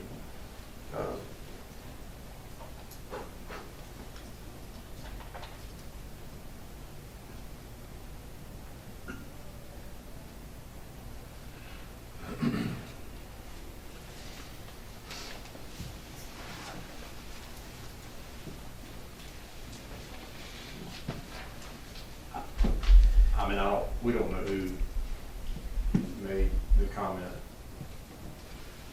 So I think whoever that would be the one to chime in, right? So I'll chime in. I'm the first comment. I think that when we look at the 5 goals that are outlined here, we can work within the constraints of one of them or add something, but I do think that a lot of feedback I get has been on a customer service type of attitude. What I would look at as a constituent service and working with folks who are trying to start businesses, develop properties here, and have that kind of positive experience. Helpful kind of troubleshooting. I think the folks I've reached out to in the city have always been helpful, even before, running for office. But I've heard from a lot of downtown businesses, I've heard from a lot of developers, what they feel is city is a hindrance to some of those goals. And so I would like, if it's reinforced in the strategic plan, that we have these constituent-facing departments acting with a certain level of customer service, problem solving. I don't think we have to go straight to no. We can work through how do we make this fit. And I think a prime example, and I'm not to pick on development services, but I think it's a prime example, the rezoning request that we got, 2 months ago? And I know, I know from one way or the other, that was, that came before our board and probably could have been approved administratively. But just something that reiterates our commitment and direction to department heads that we expect a certain level of cooperation and customer service within the business community and resident community for these departments. So I just wanted to see, when I look at the goals that you all have outlined, which I agree with, I'd like to see something in there that stresses that piece. I agree. In fact, I had this conversation with the city manager not very long ago. An example that I've had a developer talk to me about is if he misses the deadline by 1 day before the city's review on a project, it takes him 2 months for the city to even look at it. And then they have to respond to him back or the developer back, and it's just, he said, it takes 3 or 4 months to even get a project rolling. And he referred to it as not very customer friendly. So I agree that there's some things that we need to do to make it easier for someone that wants to open a business in our city. I mean, they can always go in the county. We want to invite them to come into the city, and we want to make the process as easy and as simple as possible to get them to open their businesses in the city. And that was just one. I've talked to the manager about a couple of other issues that developers have talked to me about and some of the problems that they have. In fact, one of the recommendations that I had was to resolve this problem, they needed to do almost like Jordan is doing when he has a group of developers to meet with him every so often to discuss some of the problems that they're seeing and some of the problems that's taking place and how he, might be able to, what he can do to make it easier for a developer. But it apparently is a problem. I'm not sure what if the deadline date's the first Tuesday of the month, but if they take it in on the first Wednesday of the month, now they have to wait almost 2 months for it to be heard in front of the department heads, and it just says the process takes too long, way too long. And so I did send a response. We had a citizen that complained about that. They were wanting to go through a rezoning on a property, and they were concerned about how long it took. And literally that was going to be a two-step process for one of the things. One was going to be rezoning, then they were going to have to go through the special use permit process because the rezoning wouldn't fully accommodate their needs for that property. And so there are several criteria that the department has to go through to meet state statutes as well. They also have to have certain timeframes in mind for when they're doing their department review, getting that feedback, working out those individual things and the times it takes to send the mailing notifications out. So some of it can probably be cleaned up a little bit, but it's still a difficult process, especially when it's spelled out. And I'll be happy to send this to the full board so you can get an idea. But we did provide some good information on why it takes a certain amount of time for that. And the big thing is we're changing a law, and we really have to vet that clearly, because if you're a lot of times it's not just as easy as saying, well, someone's going to just they're wanting to build a house on a certain piece of property and they want to rezone it from R6 to R10 or something like that. This can affect businesses, the types of use of businesses. So there's a lot of thought that has to go into that on staff. The city attorney is involved with things like that. And so and then of course the governing board, and then citizens chime in as well and say what they like or don't like about it. So unfortunately, with a lot of things with the development services, that perception is they're in the business to say no. In reality, though, they are in the business to enforce the current land use ordinances that we have. We are working through that process of trying to make it more user-friendly, and Jessica knows about this full well as I do, because every Monday when we sit down, it's always the bad stuff first, and then hopefully there's one or two decent things sprinkled in there. So they're fully aware of especially the customer service issue. And that's something that we're continuing to work on.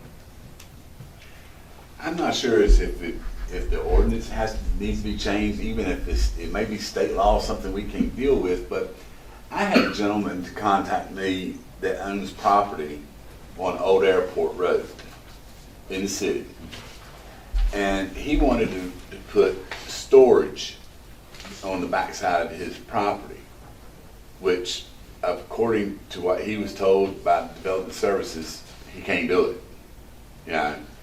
Well, the lot next door to him, directly next door, I mean, they share the same property line, is in the county. And he's gonna request to come in the city. But before he requests to come in the city, he's gonna build a storage yard. And once he builds his storage yard, then he's gonna request to come in the city, and we have to allow him to do that. We don't have to. Well, we don't have to, because we don't have to take it in the city, but there's just something wrong with that picture. You know, how can he be in the county and say, it just doesn't, I mean, he's gonna start. And it's not in an ETJ area either. No, it's not. But he's gonna open a storage lot and then request annexation. And then put, you know, water and sewer and stuff like that on his property, you know. It's got the guy that's in the city kind of upset about it, you know. Skies are, nothing can be done about it, right? That's the issue for every parcel that borders the county, and there's a whole lot of those parcels. That's always gonna happen to us. The only way to do it is ban the ETJ. Yeah. Well, we can't have ETJ over there. Yeah, can't do it south, but yes, sir, that's exactly right, which creates its own headaches. But yes, you get to an unusual result at the perimeter. I think a lot of it and everything usually boils down to communication. It's like the rezoning timing that we got copied on. If it's just explained to them, we're not passing the blame, we're just sharing the facts. The facts are, there's public notifications that you have to go through, and the city's working as quickly as we can to expedite the request, but we're bound by those state statutes and those laws. And I think if it's explained that way, it's easier, it's more palatable. Well, a great example, 3 to 4 times a week, I have to go to a resident's house or a business owner's house and have a one-on-one conversation about whatever the issue of concern is. And it's accepted much easier when it's a one-on-one conversation, or if there's a group of people coming onto your site to visit it. And so that's that customer service that we like, to try to go through the issue. Then there are a lot of times we can't say yes, we have to say no. But at least empathizing with what the situation is and doing our best to work with them. That's really a goal that we have. Well, and it's a good goal. It works great. I have I had more complaints about speeding than anything else in my ward.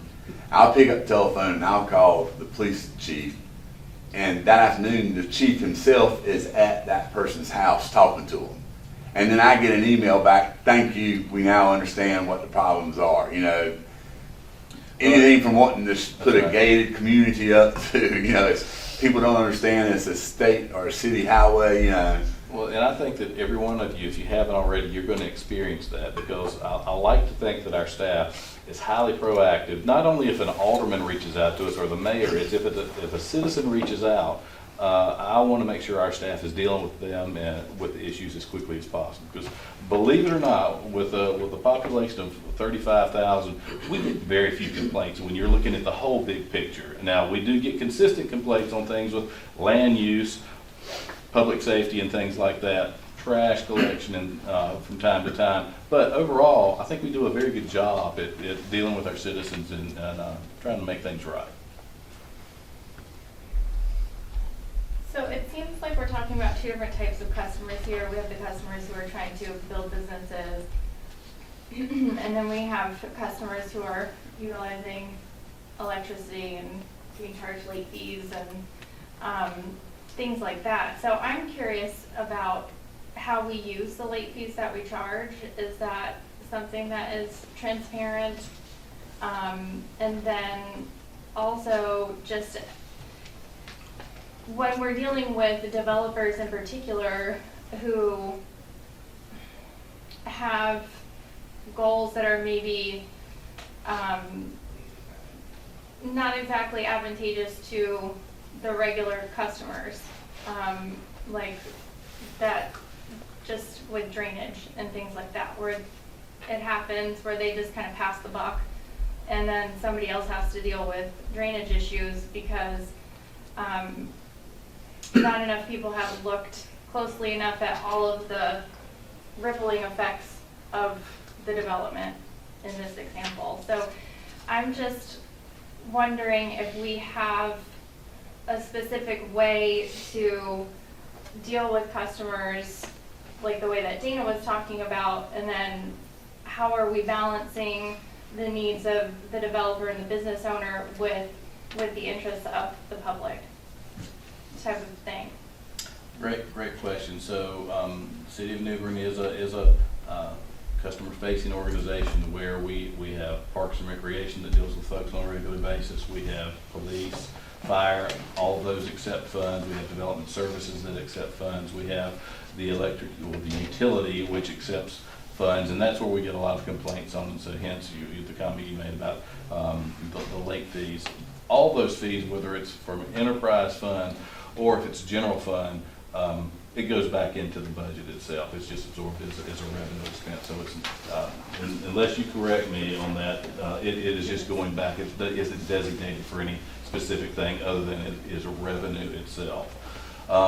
And each of those departments has customer service guidelines. Now with the utility, their guidelines really mirror that utility industry in local government setting. And so we have compared our policies with other electricities throughout the Carolinas to compare, are we matching up with things?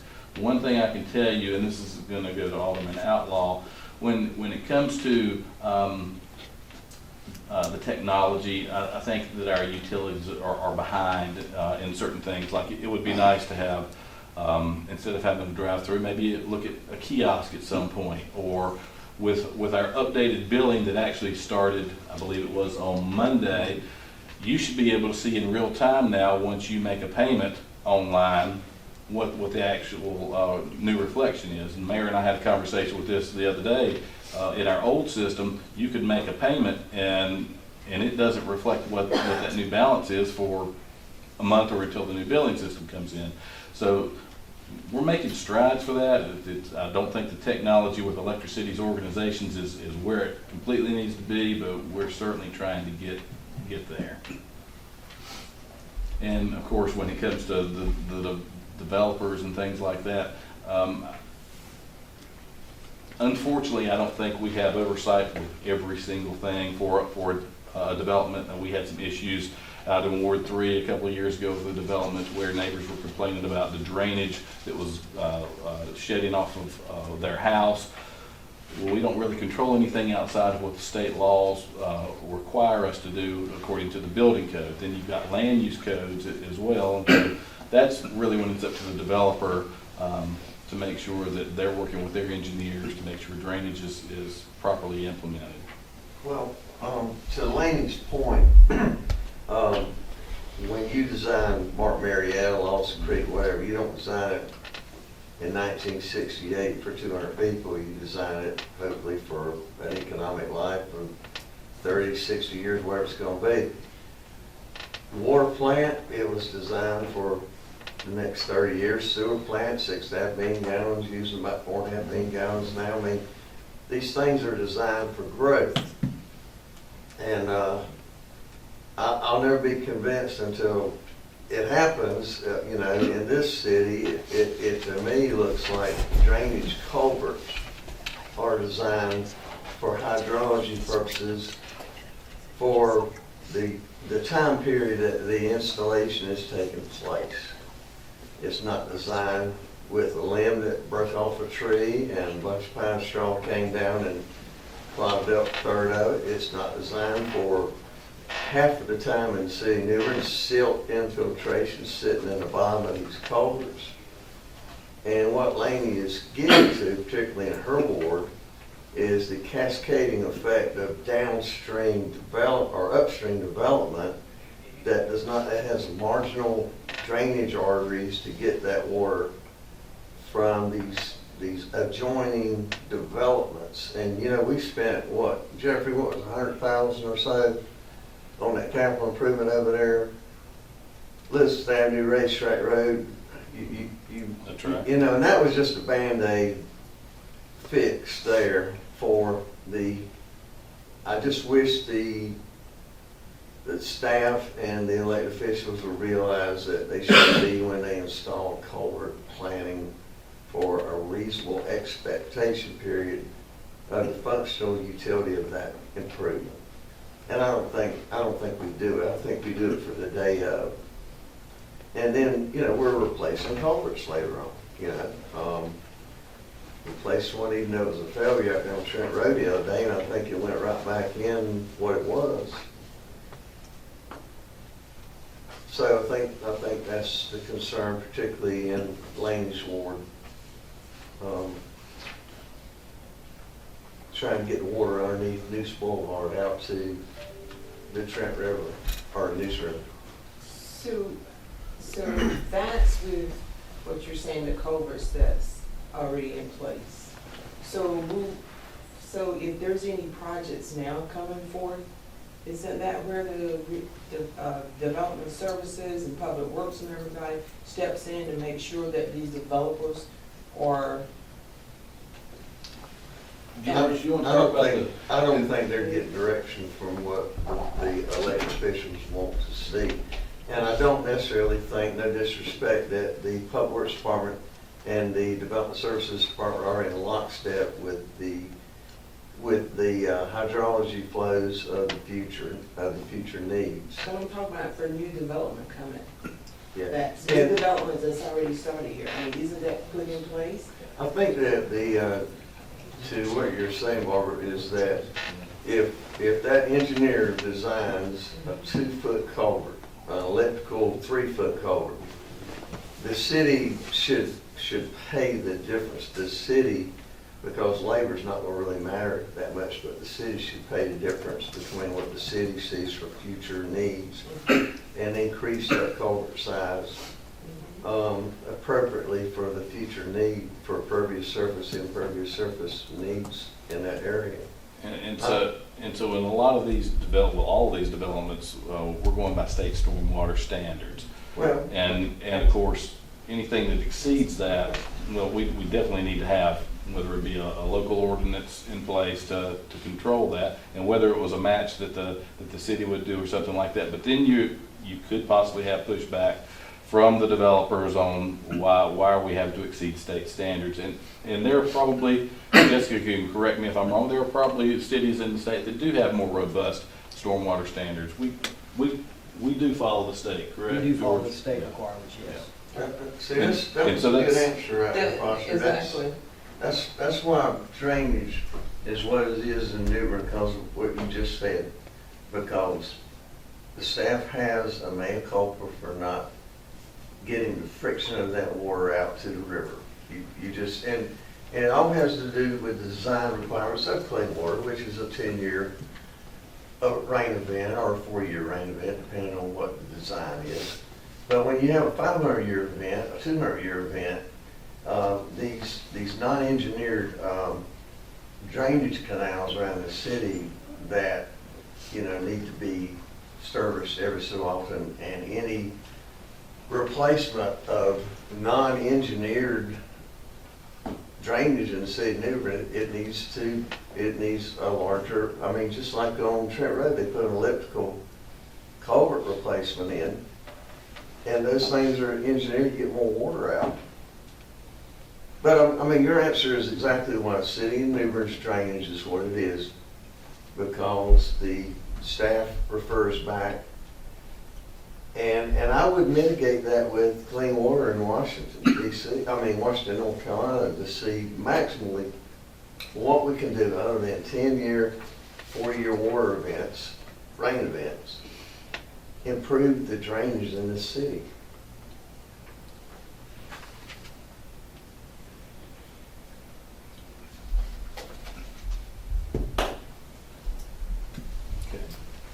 Is there a formal process to get New Bern to have a more robust requirement for developers? Well, and the answer to that is that we ever had a formal meeting with those representatives that control outside of the city of New Bern with a leather case from somewhere over in Washington or somewhere from Raleigh. Have they ever come down here and met with us to try to, for the city mothers and fathers, to give them a direction? Has that ever happened? I don't think so. Not to my knowledge. We can certainly do that. We can come back with some additional information for the board. I'll give you an example out there on Trent Road, where they put the lip going. Continual problem, George, with that backup of silt, infiltration, friction of limbs, et cetera. What did they do? Y'all went in there and lined with concrete. You remember how they lined that one stress area? And that was done to reduce the friction of that water where it would get on through that angle area of the way that canal is designed. And some things like that, we don't have any control over, other than to do what you did, which I think is great right there. So, Mayor, Dan, Alderman, are you saying that if state statute and a design for the next phase of Blue Water Rise, for example, is calling for a 10-inch drainage pipe, you're saying that if possible, the city should have a local ordinance that requires that to be 20% larger, for example, and whatever the cost difference is, the city would pay it? Yeah, but now there was this thing on the state level called a Hardison Amendment years ago. You remember that, Scott?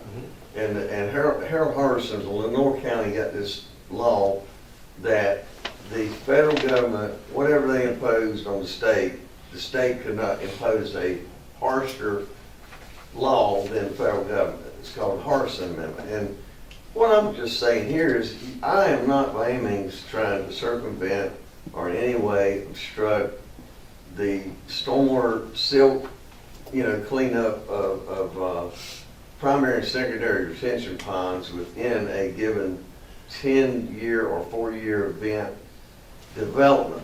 I'm talking about what happens when that water leaves that development. And a lot of times it has to go through another development and another development. And guess what? If that in-between development didn't clean out their silt and it's not working properly, or the city, there was a tree down, we don't know it, all bets are off when the storm comes.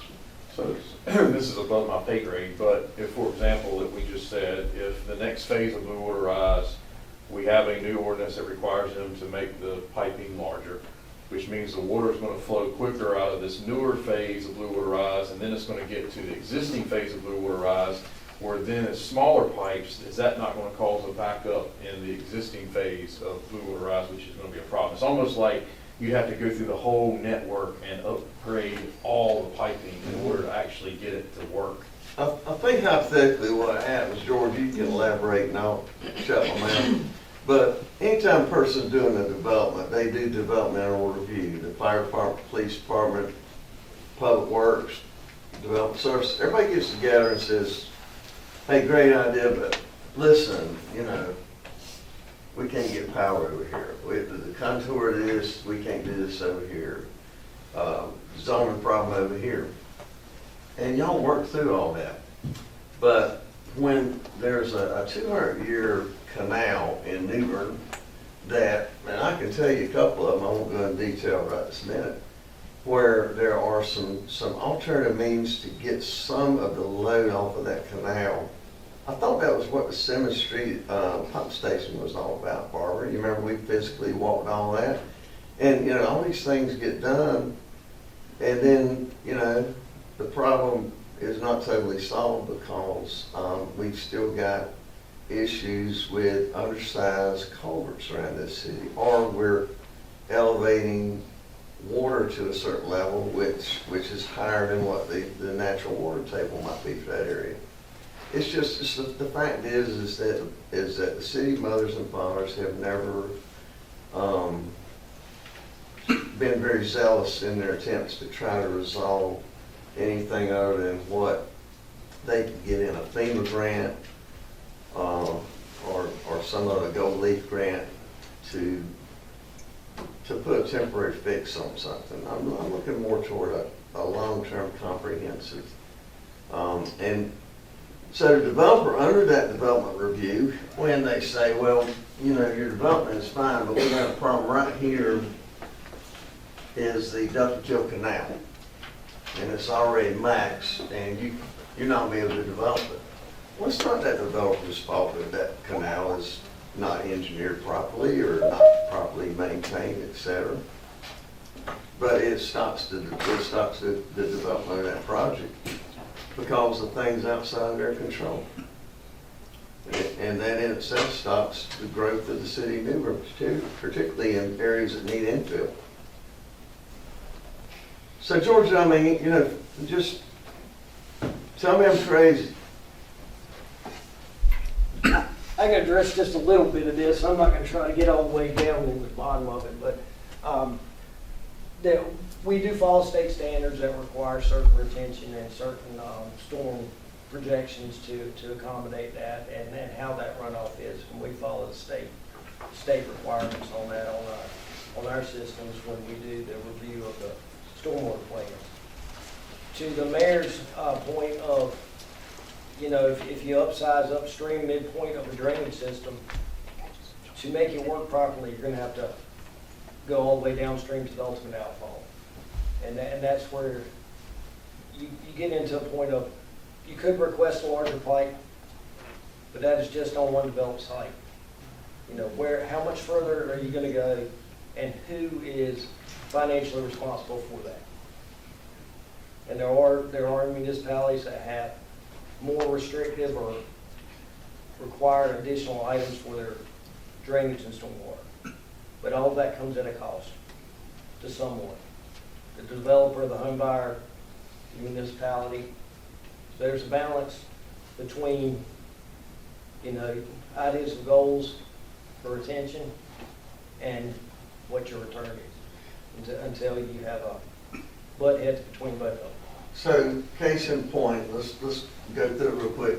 Municipal Boulevard Railroad Trestle, culvert, Colony Drive, okay? Can't get the water underneath Municipal Boulevard, right? All right, and you can't legally, according to state of North Carolina, do anything to clean that ditch out with what debris is there. You cannot take new soil out of there, is that correct? We can do general maintenance on it. Well, you need to get a permit from the state if you do anything to take soil, but if you take soil out of that ditch. But there are some restrictive, depending on the drainage system.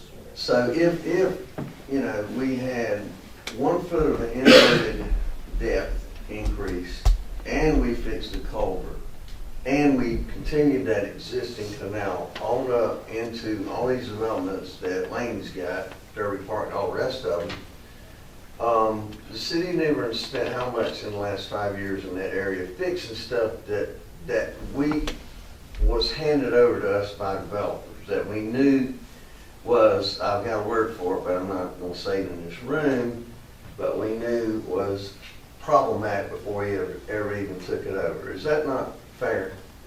Most of what's been done in the past 5 years has been related to storm damage, the bigger FEMA work. You know, rarely is there a case where we actually go work within a private or an HOA or developer-owned stormwater permitted system. But we went there and spent $100,000 on some capital repair in there in the last 5 years. In which particular areas? You remember, Jeffrey, which one? Mayor?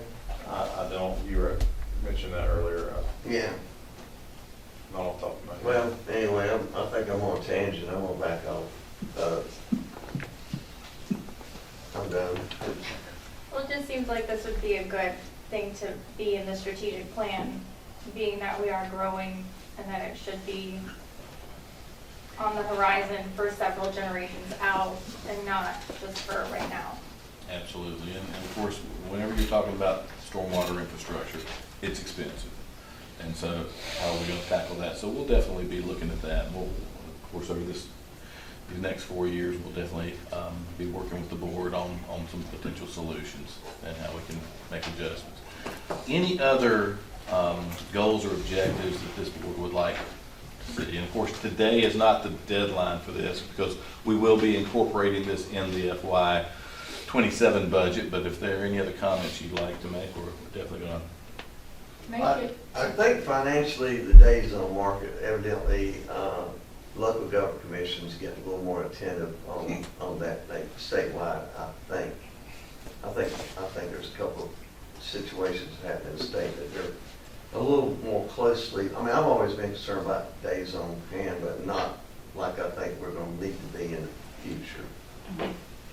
So, I'm not sure if that's feedback on that, but I just kind of wanted, I'm not sure who said that, but get some feedback, what else can we do, do you have some suggestions? Because we do have the audit committee, and we meet with the auditor, the audit team, 3 times, and then you're involved with that process if you join that committee. We'd like to have 3, but minimum of 2 board members.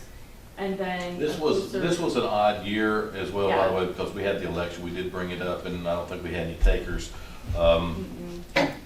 with how the election fell. But we've had this audit. I think this is the 3rd year that we've been doing this, and I think it's been well received by the electeds that have participated. I actually, said that, and it's not anything reflective negatively about the city. What it is that I personally cannot read in its entirety the budget, because I'm not familiar with some of the coding in there.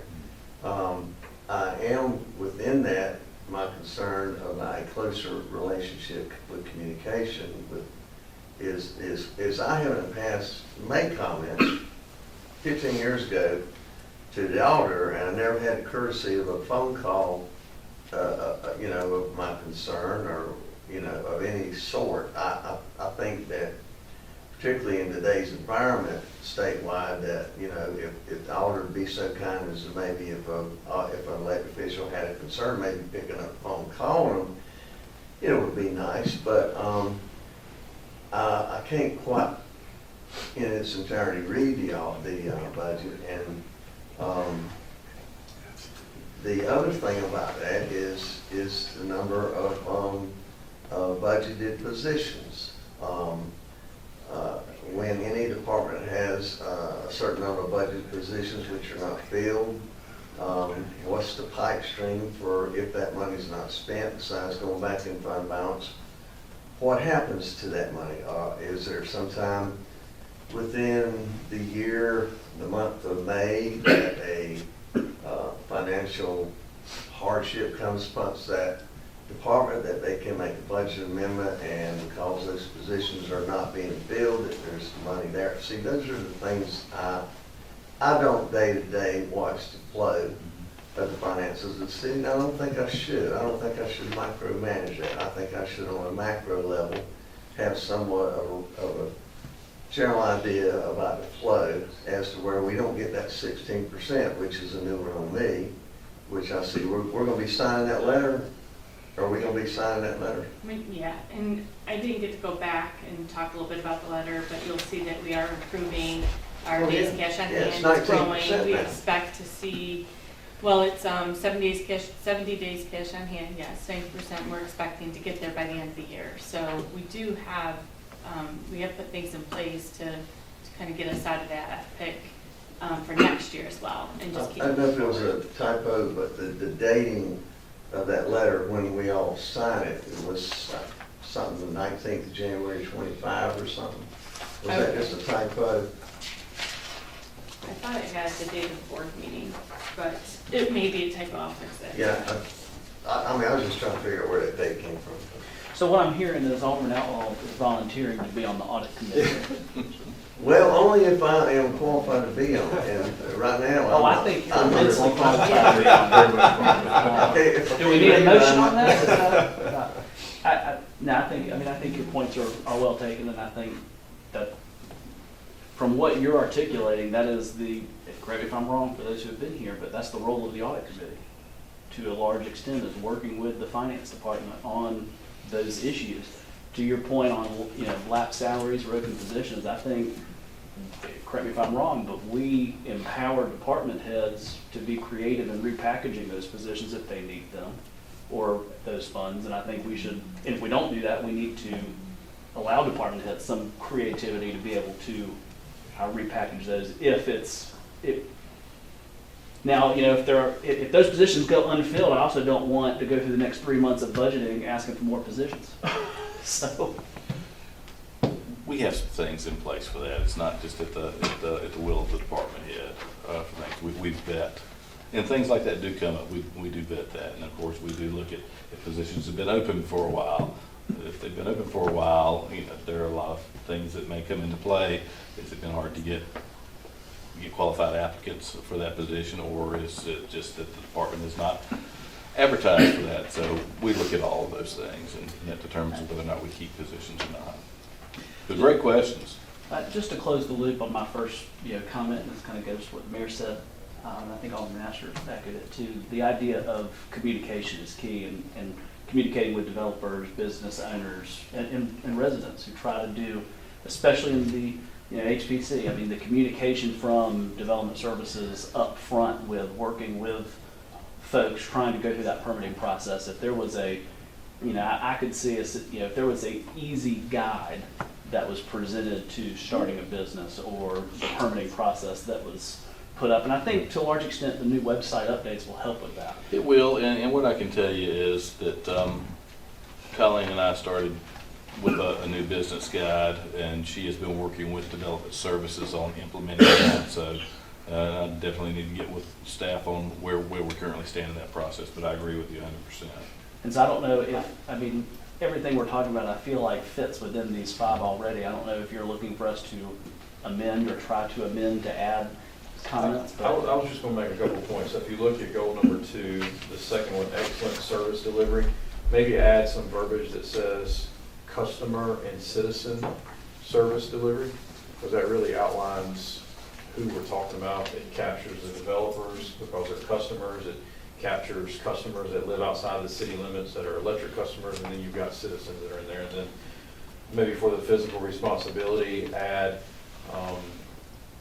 increased communication or accountability of the governing board, because I think that captures what Alderman Outlaw was mentioning with the Rocky Mountain situation, where it seemed like to me that, from what I've gathered, that governing board was sort of on the outside looking in, and staff was spending money they didn't have.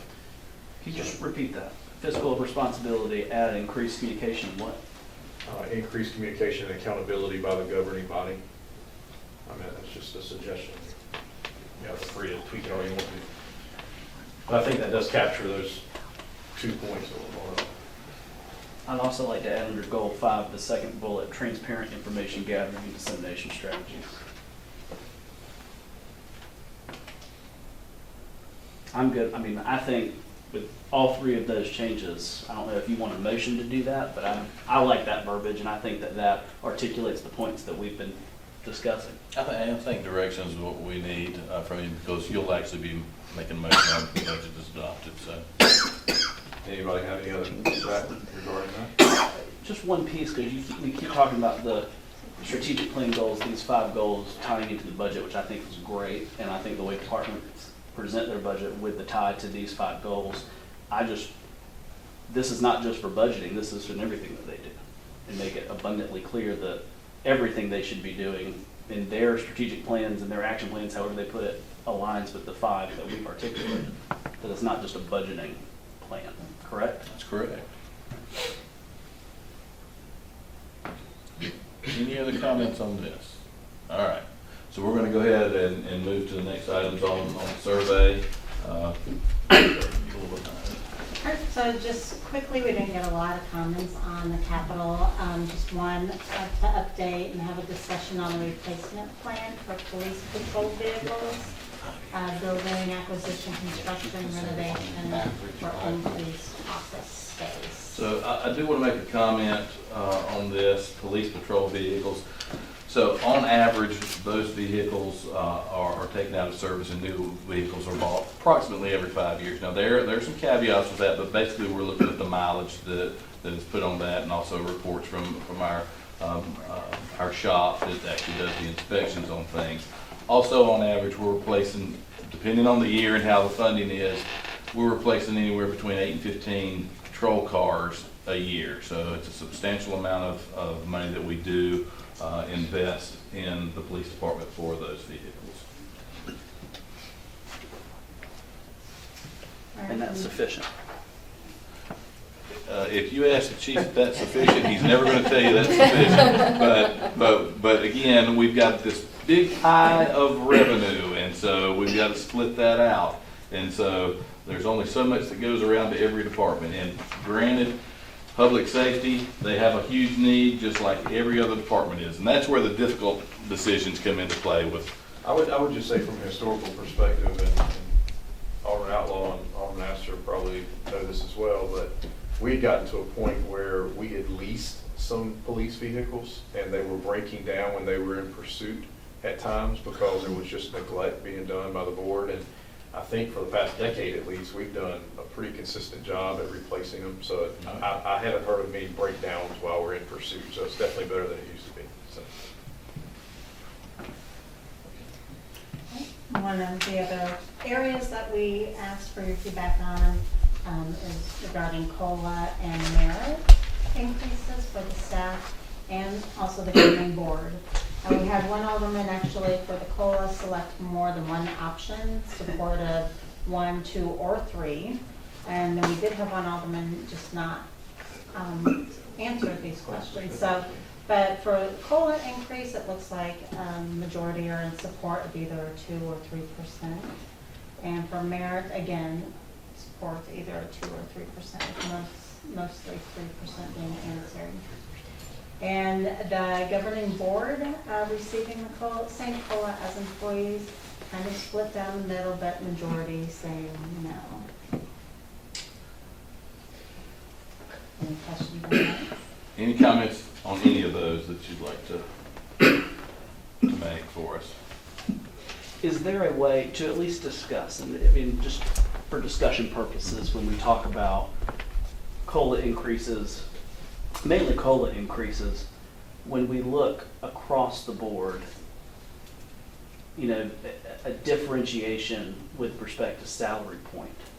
Because I'll pick on the city manager. Sure. A 3% COLA for the city manager is pretty substantial versus, janitorial tech. Correct. And so is there a way to differentiate that?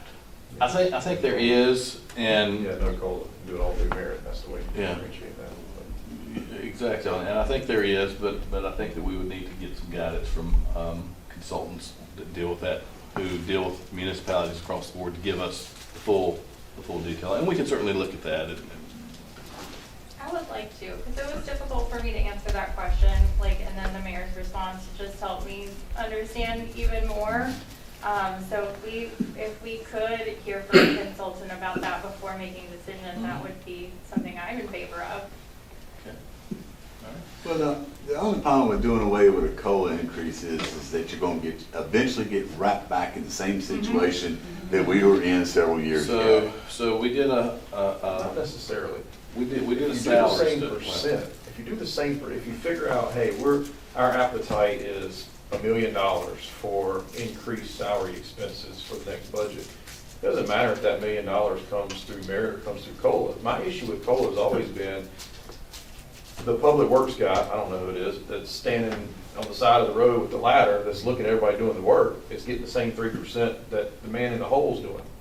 And that's the issue with COLA. Everybody gets the same thing. And like what Trey said, that percent is the same. It's the same percent, but it's obviously a different dollar amount. If you go with merit, then you're able to weigh that. You're able to say, look, this person does an exceptionally good job. They may be the lowest paid person in my group, but they deserve the most amount of money. You've got that flexibility versus the COLA where everybody just gets the same percent. I have no problem with merit in it, and I think there's a lot of merit, unintended, to that argument.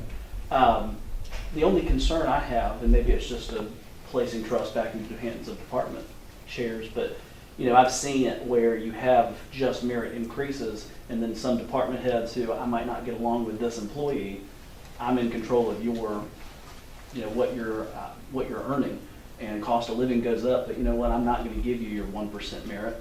your 2% merit. I fear that type of. In my world, you have a leveling exercise with the next level up manager, so the city manager would be the backstop to make sure that there's not any repercussions being taken out on particular employees, but.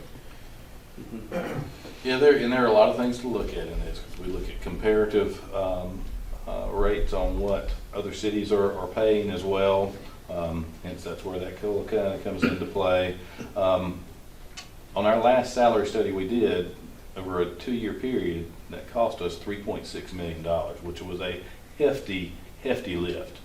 I'm already getting some things from at least one department that's telling us, and we haven't done our verification process yet, but other departments in the region are paying starting salaries more than that. And of course, we have to vet that, and it takes time, but we always want to be competitive in position wages, not necessarily individuals, what the individual is making, but what are those, is a custodian making comparable to what a custodian is in Greenville or Washington or Jacksonville or Kinston? That's what we always need to look at. And so we didn't do that for a while because of how the budgets were. That's what got us in that $3.6 million issue, and of course, we definitely don't want to get back in that. So it's something that's always on our minds. Governing Board COLA, we see 4 said no. Any comments anyone wants to make on that?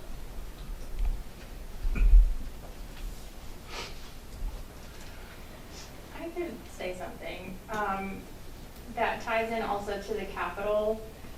Is it something that we can sort of rotate? Like, this department will be the focus in this year. This department will be the focus, because inevitably things come up. Departments will need things. And I'm just wondering the same for the aldermen. Do we need it every year along with, can we be more strategic in our budget? When we know that there's gonna be less expenses, that we're not adding to the expense unnecessarily. You can do whatever you want to do. Does that make sense? To Do you know what I mean? be honest with you, it's really more of a political type decision than it is financial. Because when you look at the grand scheme of things, if the governing board got a 3% COLA, roughly, any idea? It's not a lot of money at the end of the day. It's really just it's a perception, a political type decision on whether or not you're going to give yourself a raise. At least that's my perspective. All right, and my next one. So our next questions were, what would you be supportive in helping balance the budget? So the first question was, would you be interested in raising the tax rate, which is currently 39 cents? Again, we don't have the new estimate from the county, but the current year is $532,000 would be like the cost of 1 penny. So again, kind of splits with not at all or somewhat. I mean, nobody answered absolutely on that. Then we asked, would you be willing to allocate up to $500,000 of the fund balance to balance the budget? The majority did say somewhat. And allocating up to $1 million of fund balance to balance the budget. Again, split pretty evenly between not at all and somewhat.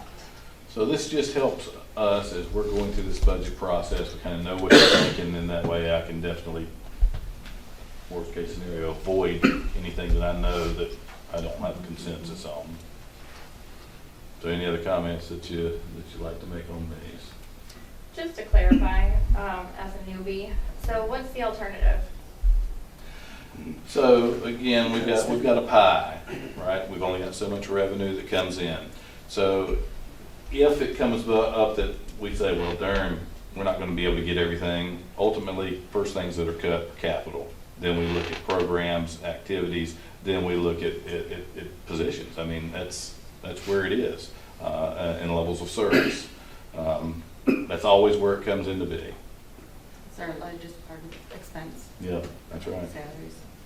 I think also it's important to note that with the passing of the bond referendums, there will be tax increases. There will be a tax So increase. I was not at all on that one because there's going to be tax increases now. The public voted for it, but at the end of the day, this would be in addition to what the tax increase would be with the bond referendum. That's right. And so with that tax increase, what you're going to be seeing over the next several years is tremendous infrastructure improvements to our city, which is great, and we're glad that the citizens maneuver and overwhelmingly agreed with us on that. Okay. Any other comments? All right.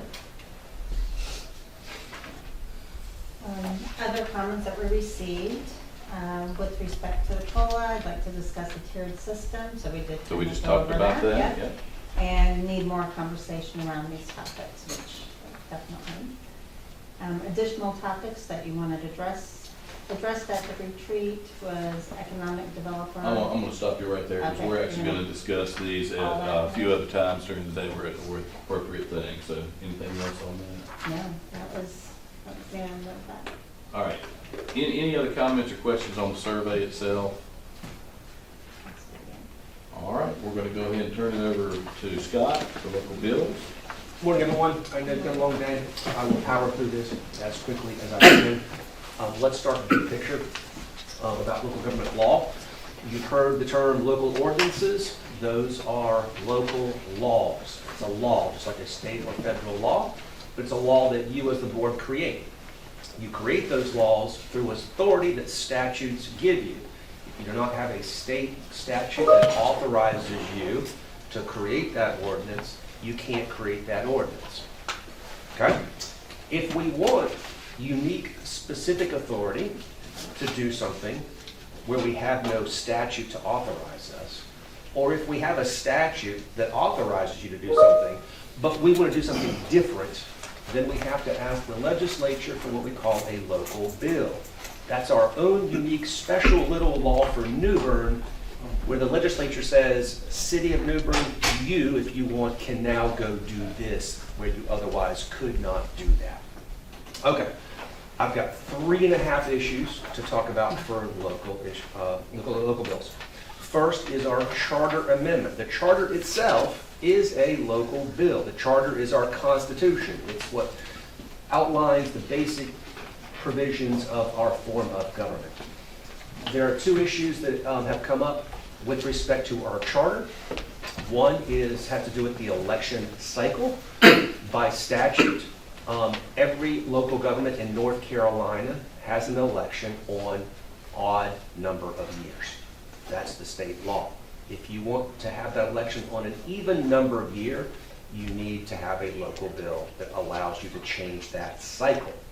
So the first issue for our discussion is, do we have an appetite to think about changing our election cycle?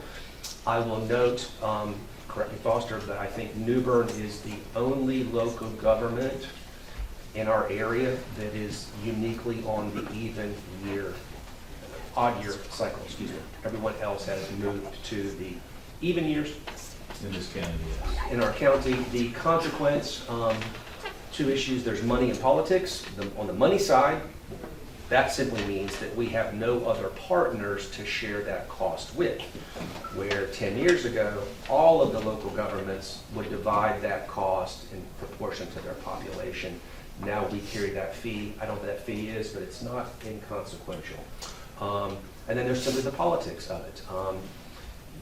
There was a time early in my career where, because you are on an odd on an odd year, you are never falling on a partisan cycle. So the theory was, as you well know, New Bern has a non-partisan election process, and some of the folks who tend to lean toward that odd year will point out that they want to try to keep it that way as best as possible. Where when you fall to an even year, even though we are nonpartisan, it can appear that we are more partisan. An observation simply is that over the last 5 and 10 years, it seems that things still become more partisan than not, even with the odd year. but that is something for you to decide. If that's, if we want to go to an even year cycle, that would be done through a resolution that I would prepare. It would appear on your agenda. In fact, all these local bills would appear on your agenda at an upcoming meeting. Sooner rather than later, February or March would be my preference. And then you would approve those in an open meeting, those resolutions, asking for the local bill, which I will then take to our local delegation and help push that through Raleigh over the next session, which I believe starts in April. Before I go on, anybody want to kick around the issue of moving the election cycle? The other one, go ahead. If it's moved, if we were to move the election to an even year, nonpartisan race would be, it would be easier, more efficient, given the fact that you can have a runoff, to essentially hold the election during the primary of that even year, so March of the even year, so that you could then have a primary, or a runoff, if you needed it, at the following general election, correct? Because if you end up doing an election on election day of an even year and you have to do a runoff, you won't be able to seat the next board in that December organizational meeting. So I guess my question is timeline for when that election occurs on an even year, such that we're with other municipalities and we share the cost. Let me go, great point, let me go one step bigger than that. And there's a bigger point to be made in that you are going to, in either case, reduce your term by a year or increase your term by a year to get on that even year. And then the question becomes, okay, when might you do that, given major election cycles? So there's an issue there to decide, do you serve one less term or one more term if you want to switch that? But that's a Because the issue is if we were to say, well, yeah, we want it on an even year, and we still get put with an October election date, so that we can have a runoff in November. Correct. We're still paying for an election cycle by ourselves because no one else is October of an even year. Correct. So if it's a money-saving thing, it needs to line up with a primary and then a general for a potential runoff. Yes. Yes.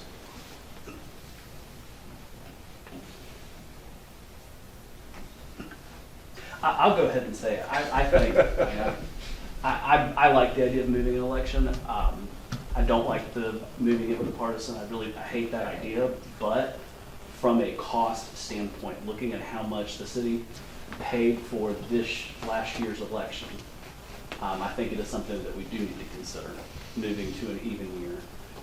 My preference would be to move it to, I'll say it, extend a term, to move it to 2030 to avoid being on a presidential year, because I think those tend to be less partisan. But I definitely want to have a discussion on the date of the election such that we don't go through this process and then have to pay for an October even year election anyway. We essentially cause a problem by trying to solve a cost problem. So I'm in favor of it with those kind of constraints. And it can still remain nonpartisan. Yes, ma'am. With the runoff. Yes, ma'am. It Great doesn't have to be question. Great partisan. question. They supposedly made nonpartisan. Well, Now- it's just nonpartisan if you have a runoff and non-primary. Like, it's partisan if you have a primary. Well, it would not be for Newburgh. We would make, well, it's whatever you want it to be, but. Well, that's not true, right? It's the General Assembly, so we do run the risk that we ask the General Assembly to move our election, and then they do what they have done across the state and turn ours into partisan without our consent. That's the only risk I see. That Kinston Supreme Court ruling, weren't they were trying to go nonpartisan, they were partisan, and there was a Supreme Court Don't remember. rule on that. Don't remember. Yeah. So, to Trey's point, if you had the election during the primary of an even year, if a runoff is necessary, it would be held on the general election day, which would be November. The other option, and I'm not saying I'm in favor of it, the other option is you go to a plurality method and you just have your election in November and the highest vote getter wins. That's another option. Is that Chapel Hill deal? A number of local governments have that. Yeah. And not to kick the can down the road, you've got time on this one. I've got what I think will be one or two more local bills to ask for, so there'll be a batch, and this can go in that batch. But obviously, you're in a 4-year term right now, so this is not mission critical. A couple more are more mission critical to me than this one. But it's going to be done in the long session, is that right? Yes. So that's only 2 times. And it won't be, this upcoming is short. This The April is upcoming is short. Yeah. If we want to get it this year, it would need to, we would need to talk about it, what, January, February, to get the resolution so that they will. And that's assuming they do it, because, you know, they still got to pass a budget. The mayor's suggestion would eliminate a runoff. But then the flip side of that is you have folks elected without a majority, so 30% of, depending on the number of candidates, 30% of those who voted could elect your next alderman or mayor. The risk you run is people just stacking, just getting people to run, for example, and just diluting the Sure. voter pool.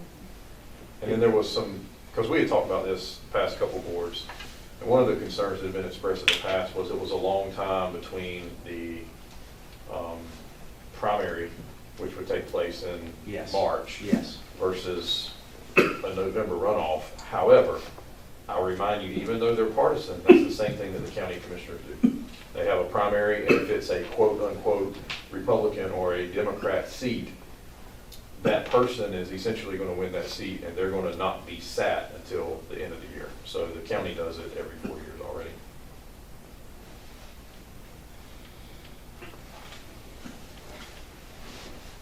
I will throw this in my experience. I strongly recommend a unanimous decision on local bills of any flavor, whatever the issue is that we're asking for. Unanimous carries a whole lot more weight. That is not a law. You can have a split vote and still ask for it. But when our reps go to the full House and Senate, that's an issue that they're going to have to explain, is that their constituent didn't have a super strong feeling about what they're asking for when they give you that special rule. I mean, the last charter change we had was a 6-1, and some of us had to go to Raleigh and convince a couple of the reps why. Right. There was a dissenting vote. Right. What was that last change? It was the clerk reporting To the manager. to the manager on a day-to-day basis. The Rather board than the still board, appoints. There was another change in that. Was it to the finance director also? Maybe. It wasn't a lot of significant change. What do y'all think? Fighting this issue for a long time. A long time. Well, Bobby doesn't get away yet. He's always on post. Yeah. I have no problem with keeping the election the way it is. Sorry. I have no problem with keeping it the way it is. I really prefer the plurality method, but I know in the past a lot of arguments, like the runoff process.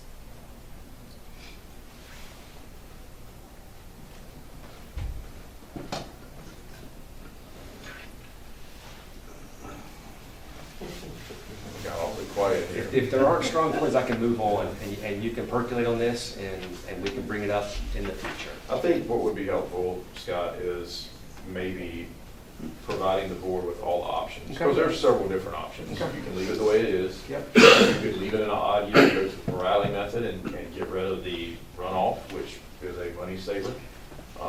You could move it to a year earlier in an even year. You could move it to a year later in an even year. You could have the election during the primary and a runoff. I mean, I just think all those different options should be presented sir. to the board with a cost, and then We let the have that board document marinate. ready from last time. Yes, sir. Okay, I'm going to move on. We will do that. We will circulate a menu of the matrix of options for you to reflect on. Staying with the charter, there's the issue of the mayor vote. I will give you a 50-year history of that in 30 seconds. It's changed many times in the last 50 years. Alderman Outlaw, I think, was sworn in the first time when we went from a mayor who did not vote for a great many terms. Prior to that, the mayor did vote, then we went through a spell where the mayor didn't vote. Then there was a very strong board reaction to the mayor not voting on the theory that a prior mayor served four consecutive terms, and the political theory was it's hard to beat an incumbent with no record because they have a perfect record. They never voted. And the theory with the mayor voting is the mayor now has to put a flag in the ground as to where the mayor falls on various issues. Question on that. Yeah. The mayor does not have a duty to vote, though, correct? Well, if the mayor abstains, it'll be counted as a yes vote, depending on the motion that's made. Yeah, you can't, if you're absent a conflict, you're a yes vote. If the board doesn't allow you to excuse yourself from voting, then it's going to be a yes vote in the affirmative of the motion made.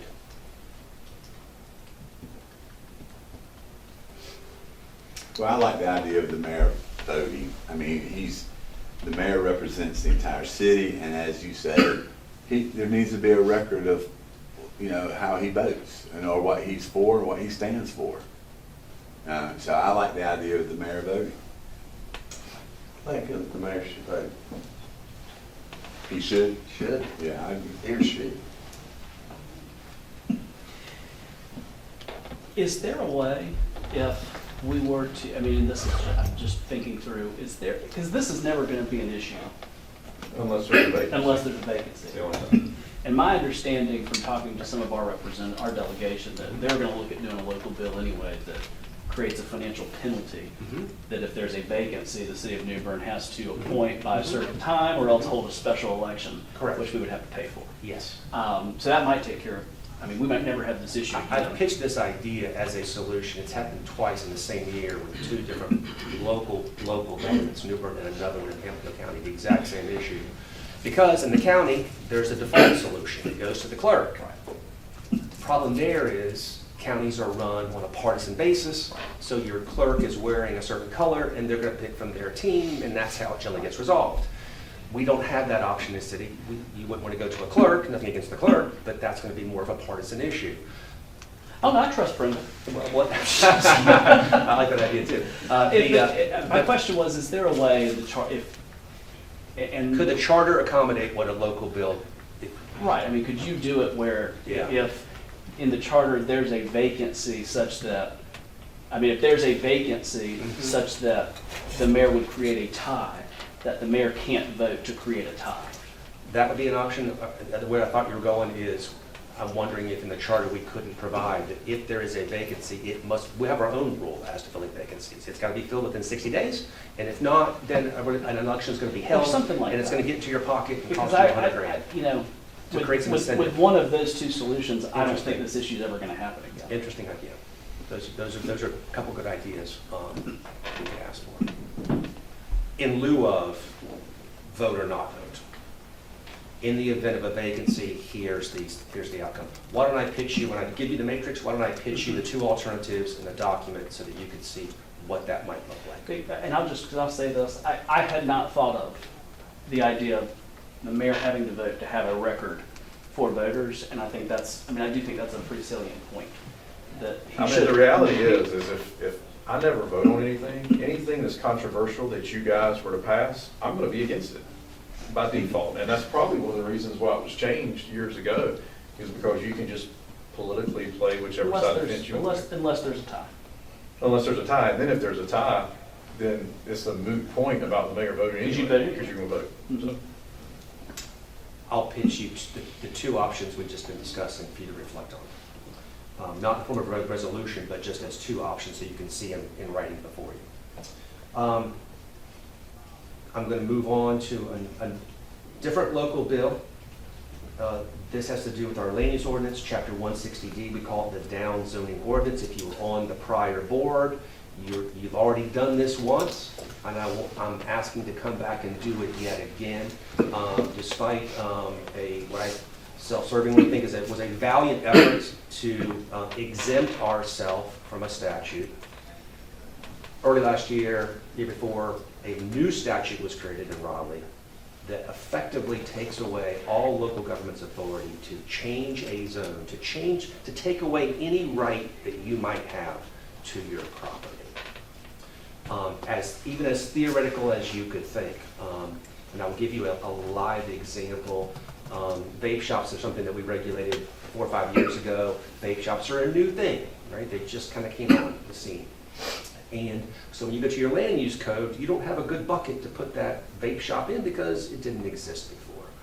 So we kicked it around and we limited those vape shops to our most intense commercial districts to get them out of our small neighborhood districts, preferably away from houses, schools, churches, etc. Under the new amendments in the statute, we wouldn't have that authority because when we limit it to one, we've taken it from others where it could logically have gone, and we have, in theory, downzoned the C4, C5, C1 and 2 districts because we only allow it now in the C3. In my experience of a great many decades, I have never seen what I would call a hostile down zone, where any governing board comes in and says, we don't like something about this zone, and we are going to take away a giant bundle of rights so that you can't build houses there, or you can't put your Walmart here. I've just never seen that. I've always seen zoning used as a tool to plan for your city and meet the needs of your citizens. The reason the vape shop ordinance was created was because citizens became outraged about vape shops going everywhere right next to neighborhoods. You have the authority to regulate that, and through the land use ordinance, this board did many years ago. You've now lost that right.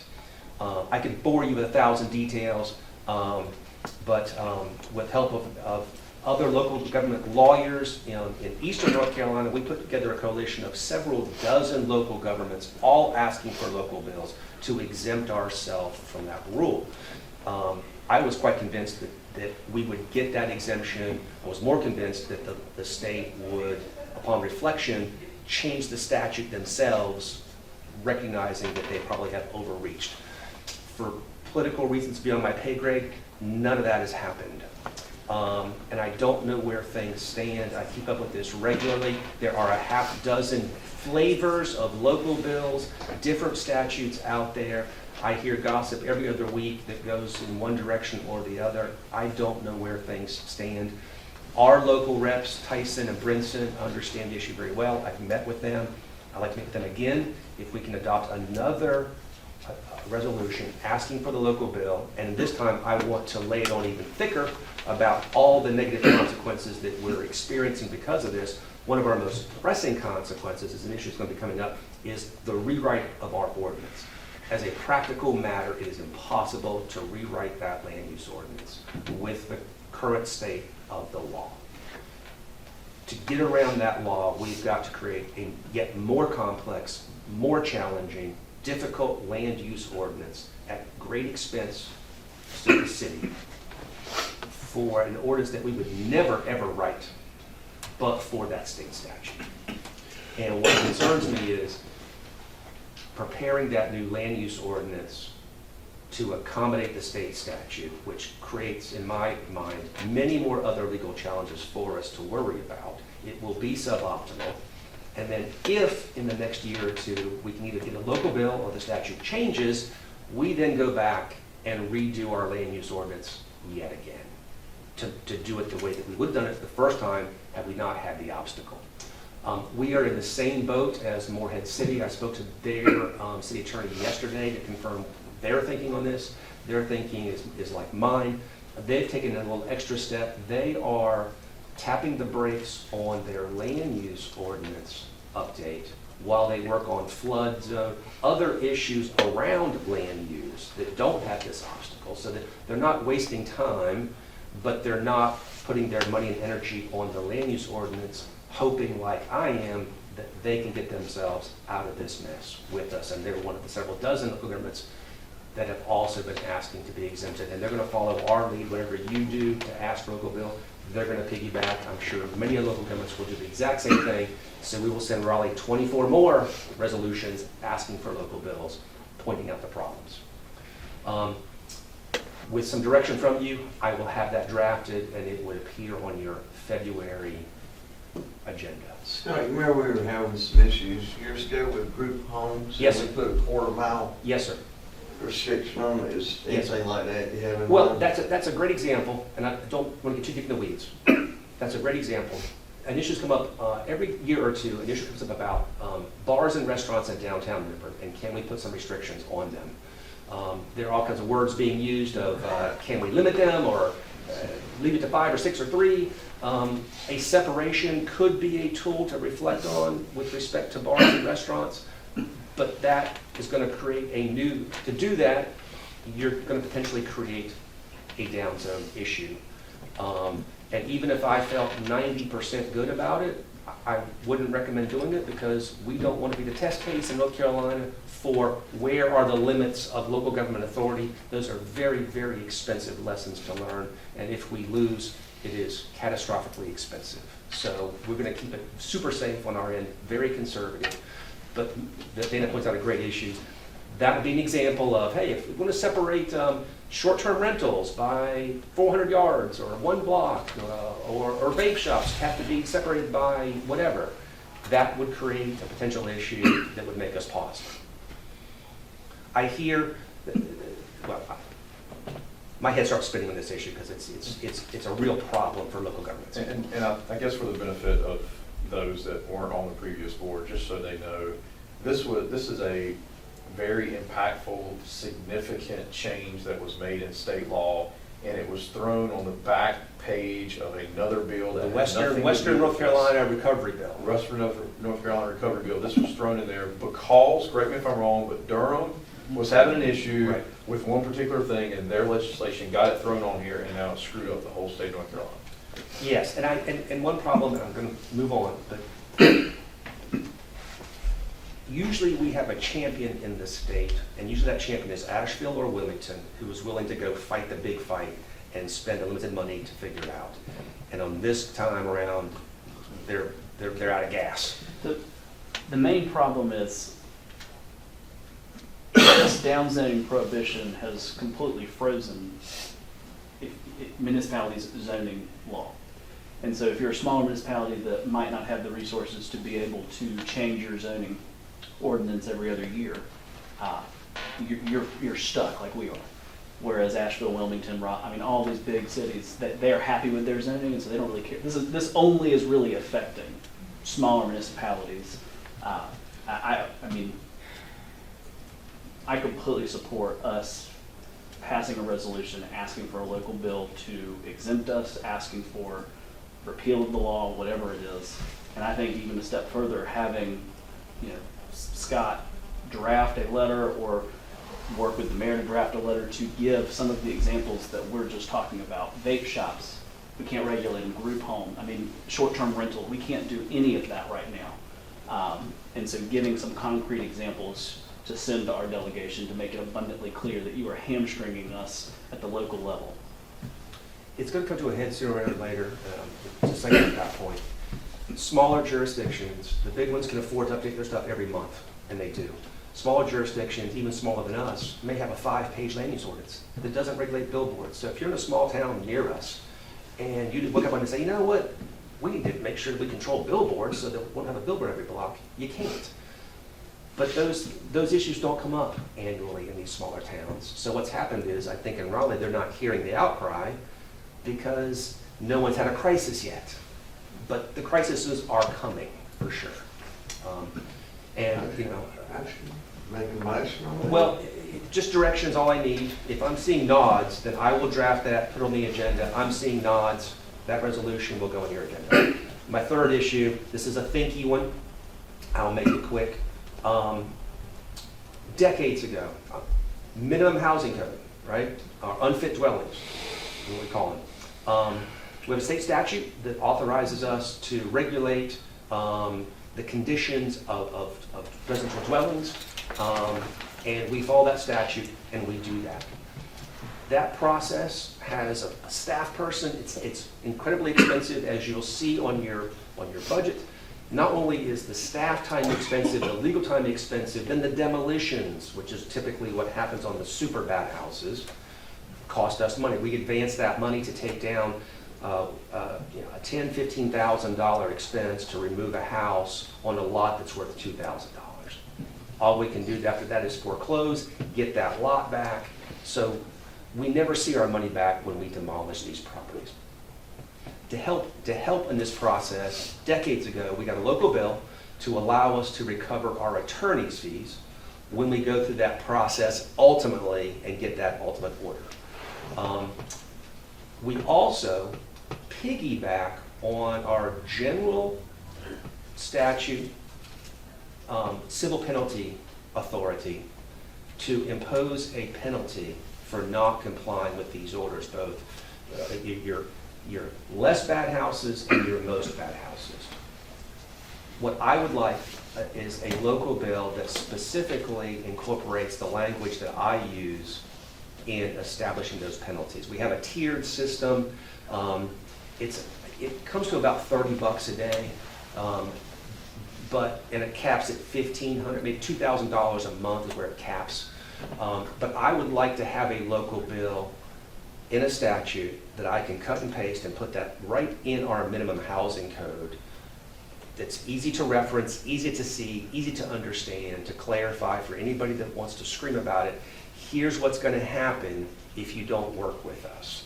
They don't see that until we get to the very end of the problem, and then they get an order that has all that in there, and they didn't fully appreciate what was happening until we got to that point. But if I had that in our code, then staff, myself, and others who are working with these property owners could go to that section first and say, here's the bad result that we end up with that we all want to avoid. We all want houses fixed up. We need more housing. The last thing we want is to deal with you in this house, or worst case, tear this house down. But if we don't get cooperation, here's where we end up, and here's where you get hurt. I can also put that in a resolution and have that on your February agenda. I'm seeing nods, questions, comments. Good? Okay. My half issue. This is not a local bill issue, but I want to take 3 minutes and get some direction. Every 4 years, I raise the issue of our taxi cab ordinance. We actually have a taxi cab ordinance. 15 years ago at least, where's Brenda? The board struggled through our taxi cab ordinance enforcement. That was around the adoption of Uber. There was the birth of Uber, and then Uber came to town. When Uber came to town, you've got Uber people running around picking up people.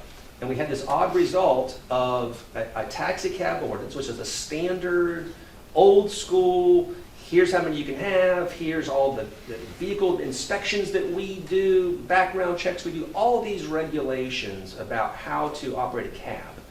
And in the early days of Uber, you might not have appreciated this, but there were no regulations. It was people in cars riding around. So it became peculiar to have this robust burden put on taxi cabs and no burdens put on the Uber drivers. So the board at that time said, let's just tap the brakes on enforcing this until we see how things go. That's been 15 years. Several things have happened since then. One, Uber now has a state, rideshare programs have a state statute that requires them to go through the utility commission, where they now have regulations governed at the state level, where they do similar things. You have to have a background check, and you have to have a vehicle that has a state inspection. So one version of us going forward without removing or abolishing our taxi cab ordinance is to do a taxi cab light ordinance and kind of piggyback on the rideshare statute so that taxi cabs are effectively subject to the exact same rules as Uber drivers, so that no one is helped or hurt by that regulation. The other version, two other versions, go back to regulating them and enforcing them, which is fine, or doing away with the whole regulation of taxi cabs altogether and just have the Wild West. You remember years ago, Chief Palumbo did an exhaustive study. Yep. We had 36 franchises, We did. whatever. Yes, There was a big argument that only really even interest in the taxi cab code was the guys that owned the franchises. Right. It the city knew we're indemnified from any legal lawsuit imposed concerning transporting people around town, and the public policies allow the Ubers and the others, my thought would be is just to do away with the whole ordinance, but maybe going like you did with the tobacco buyout and things like that, and just give a nominal enumerated settlement to the owners of them franchises and be done with it. I mean, what always comes up and kills the deal is the folks think they've got a gold mine with those franchises. And our establishment firm like Valio it is, pay those people for them and be done with it. Sure. And what we can do, and I'm happy to do that, we can send you a report. I'm not sure how many cabs we even have operating anymore. I don't know of any. Have you ever seen any? I Googled it. You know of any? There's some. Yeah, but they're from Havelock, I think. Yeah, sure. I Googled it and I got one hit, Safeway, that I didn't recognize. Just that tomorrow? I don't know how many cabs he even operates anymore. And then there was kind of a rogue person who's just kind of advertising rides like a taxi. Let me add this, which might help our thinking. For those of you who have served before, in each of the last 3 or 4 years, a citizen group has come up, a proposed business owner wanting to talk about pedicabs in downtown Newton. You know, these little bicycle, people in the back, ride people around, give them rock lifts. The board has always been open to exploring that. That is not regulated, and those businesses have not dug in and come back for any direction. We've also got the horse carriages that operate at least during the holidays. We've also got a potential new business that could operate and be regulated on these trolleys, where it's like the 10, 12 people all pedaling together on the tourist machine that operates around the streets. So I would propose me showing you a draft ordinance as to how you would regulate the horse-drawn carriages, the pedicabs, a trolley cab, tour bus. We have one tour bus. A very simple little regulatory structure to make sure that people that are operating aren't felons. We don't have any bad criminal backgrounds. We're following proper rules. We know where the stops are. We do this right now in a very hodgepodge way. It's not user-friendly. It's hard to deduce what the rules are. We don't specifically give clear direction on where your territories are. If you're going to do the pedicab, what blocks are included? Can they be anywhere? Where's the tour bus going? How can it be used? So a version is, if we want to look at that, to think about, we could incorporate into that a vehicle for hire, which would kind of be like a taxi cab, and just bundle all of these services as a vehicle for hire. And these are the simple rules that you're going to follow to make sure that your drivers are safe, you've got insurance, and we know where you're going to do your thing. How does that strike everyone? I'm seeing nods. Yes. Okay. Are we thinking to add the taxi cab into that just to see what it looks like? Yes. Okay. Okay. I think in this situation, and Alex, I'll speak for myself, less is more. Yes. The idea is we don't need the hodgepodge. We incorporate the taxi cab within this overall structure of, if you're operating a business, a roaming business on our streets, this is kind of the minimum just to protect public safety. Exactly. I will do that as fair. That says easy and does hard. What simple and easy is going to look like is about 10, 12 pages to get your definitions, and so that we're all clear on what it means. But I will make that as simple and user-friendly, as unbureaucratic as I possibly can, maybe even putting the city manager as the sign-off person. Give these things to the city manager and you're good to go. But we want to at least get the field covered so that we don't have rogue operators, or that you don't wake up one day and see something that you don't like and then we have to go make somebody unhappy or untangle something. And that would eliminate the current taxi ordinance? I would supplant it effectively. I would keep that chapter and I would basically amend it to make it more robust in the sense that it's going to cover more types of vehicles, but pick up the exact same concepts. And we can reach out to Jamar and anybody else and just see, take their temperature. I think by now, with all the other issues, I could see where their attitudes may have changed with respect to thinking that they had value years ago in the old school taxi cab franchise, where today it's everything for themselves. Well, the rate structure and everything, big cities, they have Right. these, Yep. the rate structure and all Exactly. that kind of stuff. And New Bern, we don't have that, but I can see potentially where Uber and Lyft and those, maybe have some on a national, state level, some lobbying, efforts that we Yes. don't have. But having said that, is, if we totally were to eliminate it, we would get arguments by some that you need to regulate it, because, you know. I so- agree. That's how I see it as well, for what it's worth. I wasn't aware of the taxi cab ordinance, so I just kind of have glanced through it. And I mean, I know you're saying it's a plaintiff, but I think a lot of it can be pared back. I mean, Exactly, the exactly. certificate of convenience and Exactly, necessity. exactly. A Yeah. public here, I mean, those types of, I mean, I think this is something that could be an administrative approval. Yes. You show the city manager, you have the insurance, the vehicle's got the decal, and you Exactly. show the background check. I mean, Yeah, those are yeah. your- I'm not envisioning where staff goes and inspects the vehicle with a flashlight. This is going to be, get your state inspection, do this, do this, give us your insurance certificate, criminal background check, here's your route, we're good to go. And then we'll see how that works in real life. But yes, that's what I'm imagining as well. Okay, I got that direction. Those are my 3.5 issues. Governing board rules and procedures. That is our next thing. So you've actually got this in your packet. One of the things we did get back on the survey, run that quick on the next slide, was revising public comment policy. So I don't know if there's anything else that anyone would like to discuss on this, but happy to take your comments.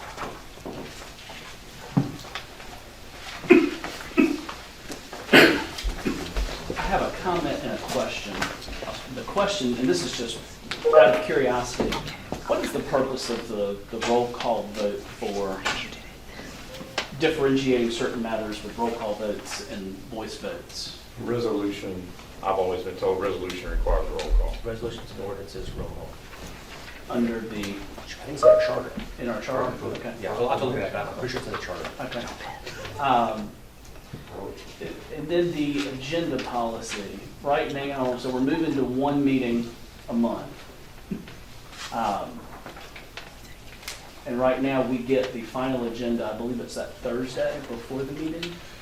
Right now, either Thursday or Friday before me. So you will get the week before the meeting, you normally get the pre-agenda either the Monday or Tuesday at the latest, and then the full agenda will come. Usually it's Friday before the meeting. So, I mean, I like the idea of the current meeting schedule, the one meeting a month, because understanding that to prepare for a meeting, staff has to go through a week of preparation, so helping with that. Knowing that we're going to one meeting a month, we're gonna have larger agendas. The idea of getting an agenda packet that is 500 pages on Thursday or Friday to review on the weekend, and if we have questions, take up all of your Monday with it. Is there a way to push it so we get the agenda packet finalized the week before, so that Tuesday before the meeting, so that you have a full week, you can review it, you ask questions, rather than a 3-day turnaround? That would be my thought on moving the agenda, so we get a final agenda the Tuesday before. Then you do get the pre-agenda. Right. So you can go over look Right. at the pre-agenda to see if there's any topics up there that you may have questions with. And I see the pre-agenda, but pre-agenda is, a couple pages of just what the topics Right. are, not the actual documents, policies, ordinances. So then when I go and review those, if I have a question or, a change, rather than pull it from the agenda altogether and wait a full month, So we if have you- time to work through. So if you were able to get the full agenda the Monday or Tuesday at the latest before, basically a week before the meeting. Yes, that would be, and I'm looking at department heads, if you think that that's outrageous and that's gonna add undue burden than that, but I would think They feel that it's would undue be. burden right now the way it is. Yeah. And I think we've talked a little bit about this, especially with some, in development services with the Board of Adjustment and with planning and zoning, just the timelines fit in for certain things like that. If, we've just got to look at the timelines on if they've got something that needs to go on to this next meeting, do they meet the public advertising criteria to, so we can certainly Well, look at even if- that. even if We'll have to it- talk with the clerk as well to make sure that she gets everything she needs, because the agenda, putting all the packet together is her heavy lift, and so she always has a lot of things to do with that. So Brenda, if you'd like to make any comments, please do so. Well, to produce it by that Monday or Tuesday, a week before, it would certainly mean we would have to adjust the internal deadline from departments. Well, hearing the groans This from may over sound here, crazy. never mind. This may sound crazy, but it's taking about a full week to actually produce the agenda package. So, I mean, it can be done, but it just means it's a requirement that everybody's going to have to buy in on. And as you've seen, we've had several, well, for years, we'll have something on the pre-agenda, and we're always at a drop dead time. If the departments don't have anything, it's pulled from that final agenda because we just don't have what we need in time, for whatever reason that may be, and that would be the same case for this, and of course, in that instance, you're another month before that. And on the flip side, you've had some things that weren't on the agenda that were time sensitive that got thrown in and added to the agenda at the time of the meeting. Yep. And that will probably continue to happen as we. Yeah, but in that instance, those things aren't in the final agenda packet anyway. It's a Correct. Monday That's Monday right. morning, oh crap. The reason I bring it up is because I think if we did put that requirement about getting it early, you're going to see more of those items that get thrown on there. And then it goes back to that transparency question that people are having. I wonder though that if there's gonna be more content, because we're doing one meeting a month, that it will take longer than a week to do now? Like, do we wanna see how it goes and consider that the timeline might need to be more flexible as we learn We what can it's like? we can certainly do that. I mean, our next meeting, that agenda was actually lighter than I anticipated it being. So we can definitely give it a couple of months to see how it goes and roll from there, if the board has no issues with that. How is this going to affect you, Brenda? I mean, do you feel that since we've gone one meeting a month, that you can get more work done than opposed to having 2 meetings a month? It does provide more time for the things that stack up that you can't deal with on a day-to-day basis.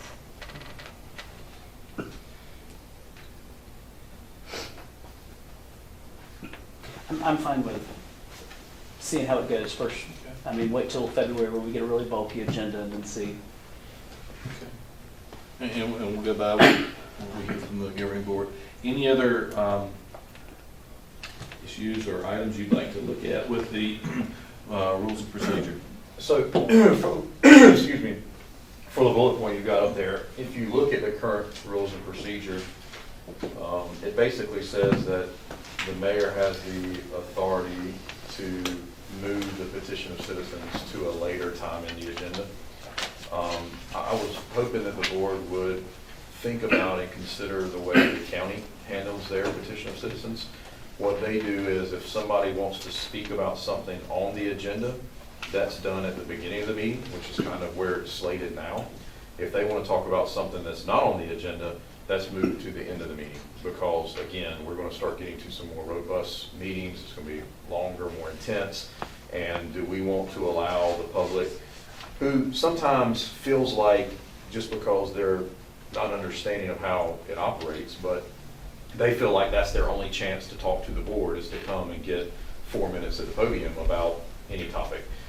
That way we can point them and direct them that you don't have to come to a board meeting and have your voice heard. You know, that to me honestly is kind of a last resort. You should be going through your alderman, your mayor, your city staff, and if you don't get the answers you need, then you can come to the petition of citizens and get on the camera and do your thing. But to come and do that at the beginning of a meeting for something that we're not even going to be discussing that night, if we move that to the end of the agenda meeting, it seems to have worked well for the county. I have my opinions of the county, but that's one thing they do, I think, that works well. But I think that's something the board should consider versus just giving the mayor the authority, because I could do it right now, essentially, based off of what we have adopted. So you're threatening us, you're gonna do it anyway? No, no, just. No, I like I mean, I personally like the idea of two, I mean, right, you're doubling the opportunity for public comment. You have two opportunities, one petition of citizens at the beginning where it's got to be germane to the agenda because it might influence a vote one way or the other. Yep. And then at the end, open-ended, which can be something that is not on the agenda that I want you to consider for the next agenda, or you talked about it during this meeting and I want to respond. Sure. I mean, I think giving them additional access for public comment is a good thing. Any other thoughts? Sometimes people come up and make public comments that are about a public event or something that's happening. And if we had a 2-hour meeting, I would hate for somebody to have to wait 2 hours to get up and make a 1-minute comment about a golf tournament for a benevolent fundraising need. That's my only concern. I mean, to that point, the Juneteenth committee came and spoke just during the 4 minutes, and I was wondering why they couldn't have had a spot on the agenda instead. I don't believe they made a request. Okay. Yeah. And that occurs quite a bit with folks. They've got that 4 minutes and they may have just decided, hey, we want to get on the agenda or we want to be at the meeting real quick. So at that time, anyone can come and have their 4 minutes. I mean, I don't think it's bad to have a double dipping opportunity. So the only thing, again, like Dana said, you got people that's gonna sit in there for 2 hours or ever how long the meeting lasts to get up and say about their golf tournament. You know, that's the downside of it. But And it could be seen as like we don't really want to hear you, so you gotta wait till the end. I mean, you can always petition, I mean, you can always request to be on the agenda, right, to do a presentation.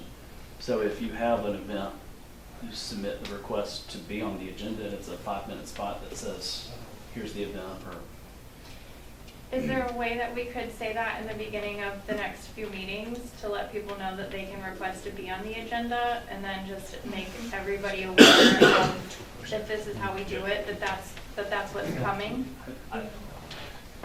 We should have a form that if a nonprofit or somebody that's hosting a golf tournament wants to have publicity, they could have a form they could fill out. It could be announced at a meeting. Colleen could put it on City TV3. We just have to have some parameters and guidelines because I know there's certain things that you're not supposed to advertise like businesses on public television. To this point, if we're going to revise the public comment policy, and I don't know what you need for direction, if we're all in favor of the 20, or maybe we want to flesh it out more. But when we do that, if we could add in, prohibiting signs, demonstratives, there's been recent courts of appeals cases on that point that I think we could get out ahead of. I mean, a lot of this, Scott, correct me if I'm wrong, a lot of this is, if you read the verbiage, it's a lot left up to the mayor's discretion. That's right. And, there's times, I know that my predecessor he stepped out of the room, but he was pretty lenient as well. I don't know that there's ever been a topic, since I've been on board since 2013, where we've limited a group of people that were talking about the same subject to having one speaker. It's in here, we could do it, but I don't think we've ever done it. So.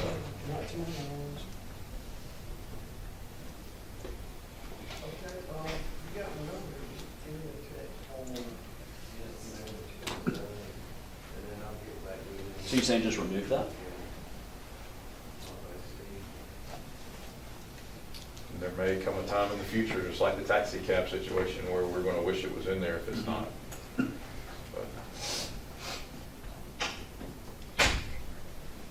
So on this, what's the feeling of the board? I think it's a solid idea, but I think we should verbalize it several months in a row. Okay. So starting with the April agenda, we will add a public comment petition of citizens at the beginning of the meeting where it is now that's germane to the agenda items, and then there will be another one at the end of, where the board wants it before or after new business. I would recommend before new business, because if somebody says something and you want a rebuttal, technically we don't get to go back and forth, but that would give you the opportunity to say something. So is anybody opposed to that, starting that in April? Starting under, or we're just gonna be looking at that process? I thought, letting it be known to the citizens. Well, you're saying start it in April, but from January to Starting with our April, meeting announce next that this is week. what we're gonna start doing. Correct. Yeah, and then encourage people to reach out to their aldermen instead of depending on the public comment to bring up issues. Correct. That's gonna put those citizens at the end of that meeting, correct? To bring If up it's those not- topics, If it's not on the agenda. if it's not on the agenda. So what's the difference in letting them have the 4 minutes? And bringing that forth, just like we currently have it? Why would we want to change that? I mean, you're putting that citizens, like Dana said, you know, we sometimes, and especially now with the one meeting a month, we have long agendas. You got citizens that's gonna be sitting there for a long time to bring up items that's not on the agenda that they want to discuss. So if they fill out the petition form, they got their 4 minutes, they can get out. If they want to leave, they can leave. That's just my preference. Okay. Anyone else?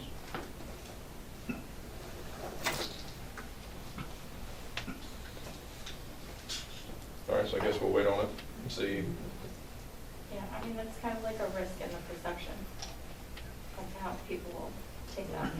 So are we saying, we just want to keep it the same, or are we saying give direction to draft a new policy that shows this, announce it to folks that we're going to be implementing it in April? I'll say this, when you have, again, one meeting a month, robust agendas with a lot of topics, and you have somebody that wants to come, that wants to talk about issue that they have with the tax collection office that has nothing to do with the city of New Bern. So now we're giving them 4 minutes to talk about things that we have no purview or control over. And it sets the tone for the rest of the meeting when that could be discussed at the end of the meeting. It's for us to tell them at the end of the meeting, we can't control it because they don't listen to us at the beginning of the meeting. What's the difference on doing it at the beginning of the meeting or doing it at the end of the meeting, other than the customer has to sit there the whole meeting? I mean, and that's how the county's doing it. They're having, if you want to talk about something on the agenda, you talk under requests and petitions of the citizens. And if you want to talk about something other than the agenda item, it's at the end of the meeting. Isn't the concern you have a citizen that gets up at the beginning of a meeting and is talking about something that's not on the agenda, and then it gets derailed where they're talking about an issue, the city manager or the attorney's got to weigh in, or a department head who happens to be sitting there also has to weigh in, and it prolongs us getting to the business. Correct. Whereas if those issues were put towards the end and they get brought up, it gets the department heads out quicker once their business is done, and then allows additional time at the end to engage if need be, rather than prolong the meeting, the necessary elements of the meeting unnecessarily. That's what we're there for, to represent our citizens. Well, Whether it takes 2 hours or 5 hours. I think the issue is with some people, we're in this position 24/7, 365. And some of our citizens feel like the only time they can access this, and maybe it's because, maybe that's the way they feel, maybe that's the response they've got. They try to access their representative and they haven't got a response. So therefore they come to the meeting and spend that 4 minutes to talk about something. I mean, how oftentimes has somebody stood up and said something and we look at staff and staff's taken care of the next day and it's done and over with? I mean, there are some issues, sure. There are some that, you know, recurring issues that happen month after month that people come that we don't have any purview over. There's nothing we can do to help them.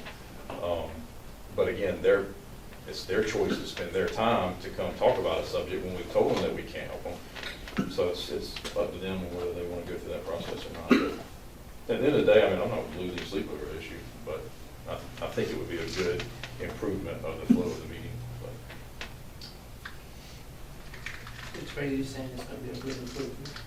what's that? Which way are you saying is gonna be a good improvement, having the petition and then also at the end of the meeting Correct. as well?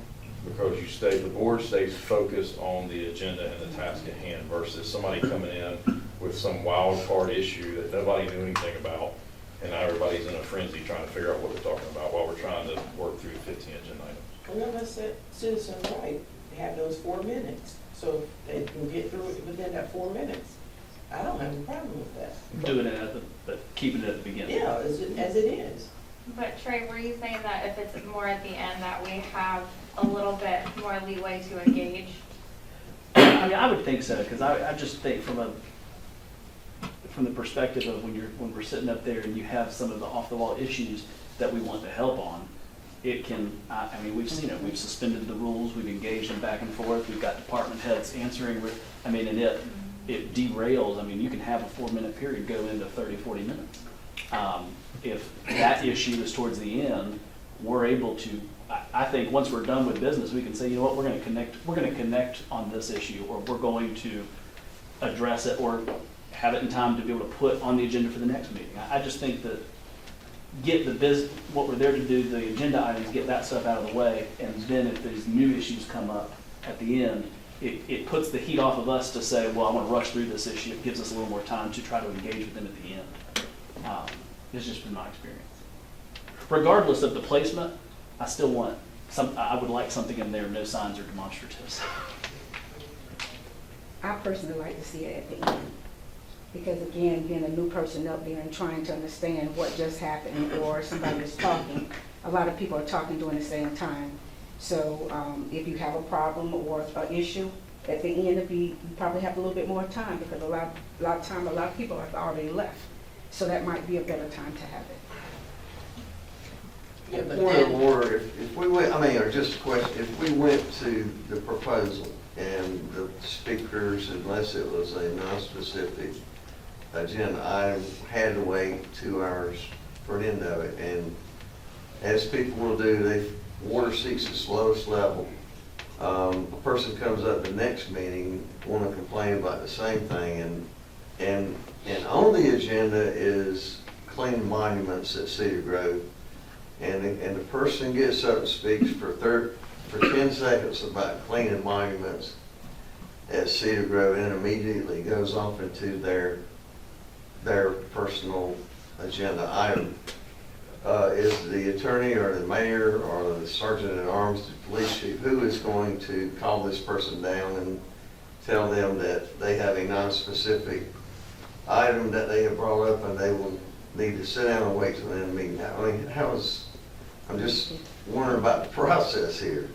I mean, right now, we have an absolute 4-minute limit, and that's it, cut and dry. Somebody's going to have to be the arbiter of decision-making as to if the person is talking about an agenda item or not. I guess that's going to be the mayor's call, right? And the mayor's going to have to sound the gavel and tell the person to sit down. And I can see somebody getting up and doing that, talking for 10 seconds about cleaning monuments in Cedar Grove and then going off into their deal. So they don't have to wait 2 hours. well, there'd be a time limit put on them too. Well, it's 4 hours. 4 minutes for them as well.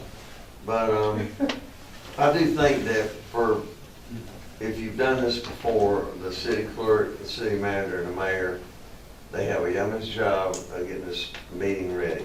And particularly, she has a tremendous job of pulling stuff, putting stuff on. This can't be done this week, this can. You gotta research all that. If you can't research, you gotta get these people, they can report back to you. You got all that on you.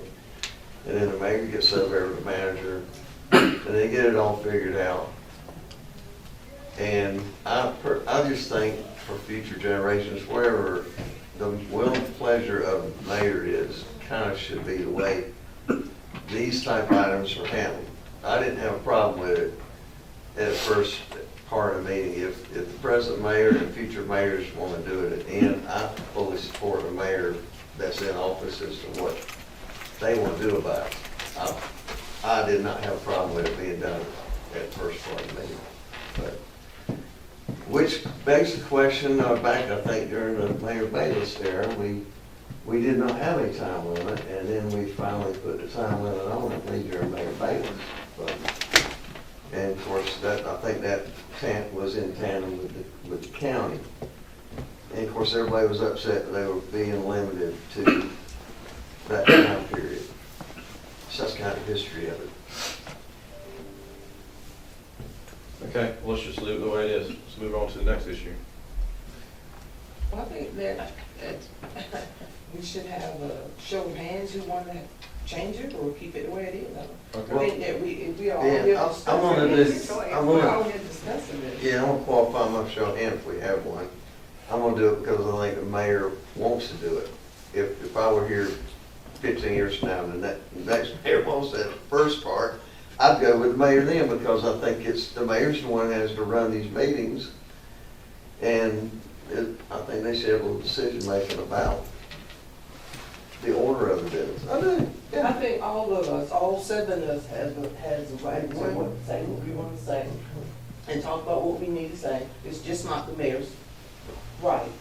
So what am I sitting here for then if I don't have the right to discuss something or implement something? And I fully respect that position. I mean, seriously. I do. I Okay. respect you on that. And I respect yours as well. So I would just give, I mean, I'm with the mayor, so who else show of hands is with the mayor on? If the mayor wants it, I'll certainly go for it. We'll give it a try. You're with him? I'm with him. Okay, anybody else with the mayor? Not that I'm in charge here, but. Old habits die hard, right? I'm just trying to get on the next. I mean, again, I've already, said what I thought. I think giving twice the opportunity to address, and I know there are things, I have sat out there in the audience and things have come up on the agenda that people want to comment on, and so having a second public comment period at the end so they can get up and comment on something that just happened.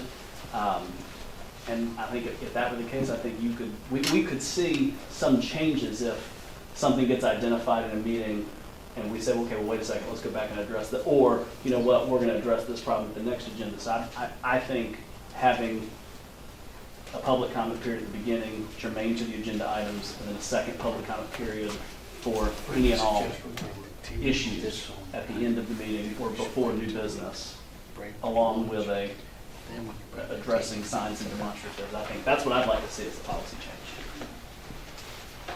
Yeah, and I think it's just important to let people know and get them into the habit of reaching out to their aldermen instead of waiting for the.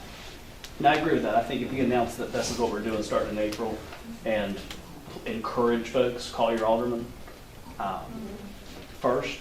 That's your, and really you're going to get better service that way. Absolutely. Right. So is that something that, city manager draft, Scott drafts? We'll work with the city manager. Yeah, we'll get it drafted. Get it on the agenda, and again, you can change your mind between now and then, but this is the direction, say, get it on the agenda with an effective date of the April meeting, and then you can take it up or not in February. All right, thank you. Okay. With the sign issue addressed as well. All right, anything else? All right, Mayor, it's lunchtime now. Okay, can I have a motion to break for lunch? So moved. Second. Motion is second. Is there further discussion? All those in favor say aye. Aye. Any opposed? We are recessed for lunch. Okay, it is 1:20 and we are back in session. Mr. Hughes, where are we at? Okay, we're going to start back up and we're going to discuss the Choice Neighborhood Initiative grant update. We've got Reginald Barner who is going to be zooming in just a second to give us an update on what the status is. We're excited that the notice of funding opportunity was released a few weeks ago, and so Ricky is going to give us a full update on where things are and how the meetings have gone today. Hey Reggie, can you hear us? I can hear you. Can you hear me? Yes. All right. Well, hello, everybody. Thank you for giving us an opportunity to give you an update. Currently, we're in the process of having committee meetings between our development consultant related to the application process. just for your information, the application is due March 9th. Our goal is to complete the application by March 5th internally, give us a few days to review it, and then we can submit, be ready to submit the application by the 9th. The total amount of funding that is available nationwide is $75 million. Generally, in the years past, it's been about $150 million that's available. Generally, applicants can apply up to generally between 35 and 50 million in those application pools. Because the application pool is much smaller, so 75 million is the only amount that is available. At that time, HUD expects to make 4 awards. So the max that you can apply for is 26 million. So we're probably going to be somewhere between that 15 and $25 million application number. And so that's kind of where we stand from the application standpoint. As part of that process, the city and New Bern Housing Authority, as previously discussed with you all, will be serving as co-applicants, with the city serving as the lead applicant. Right now, we're working, and Jessica Rue is serving as the main point of contact from staff standpoint, and she's been engaged in our discussions thus far, and so those are going pretty well. There are 3 components within this application. There's a people lead component, there's a neighborhood or lead component, and then there's a housing lead component. We're contracting with 2 outside firms that specialize in C&I work around the country. USI will help us service the people lead. That is the boots on the ground, working with job training, education, all social services type programs. They'll help lead that aspect for us. HRI is the group that we have contracted with to be our development our development partner as we rebuild the units that we'll focus on when we do the demolition of Trent Court and focus in that area. And so HRI, they're out of New Orleans. They were instrumental in helping to redevelop after Katrina, and so we're partnered with them. And then the New Bern Housing Authority will serve as the neighborhood lead locally, helping to facilitate the plan under the neighborhood lead. As part of our process for redevelopment, as part of our application, the 3 houses that we purchased from you all, 2 of those are occupied. We have 1 more that we'll finish. So as part of our 218 units of units lost, ultimately 108 was lost during the Hurricane Florence, and then we'll demolish the remaining 110 as we go through this C&I process once the award has been given. But 3 of those units we're using as part of that 218, the 3 houses that we purchased from the redevelopment commission. So that'll take that number down by 3 units.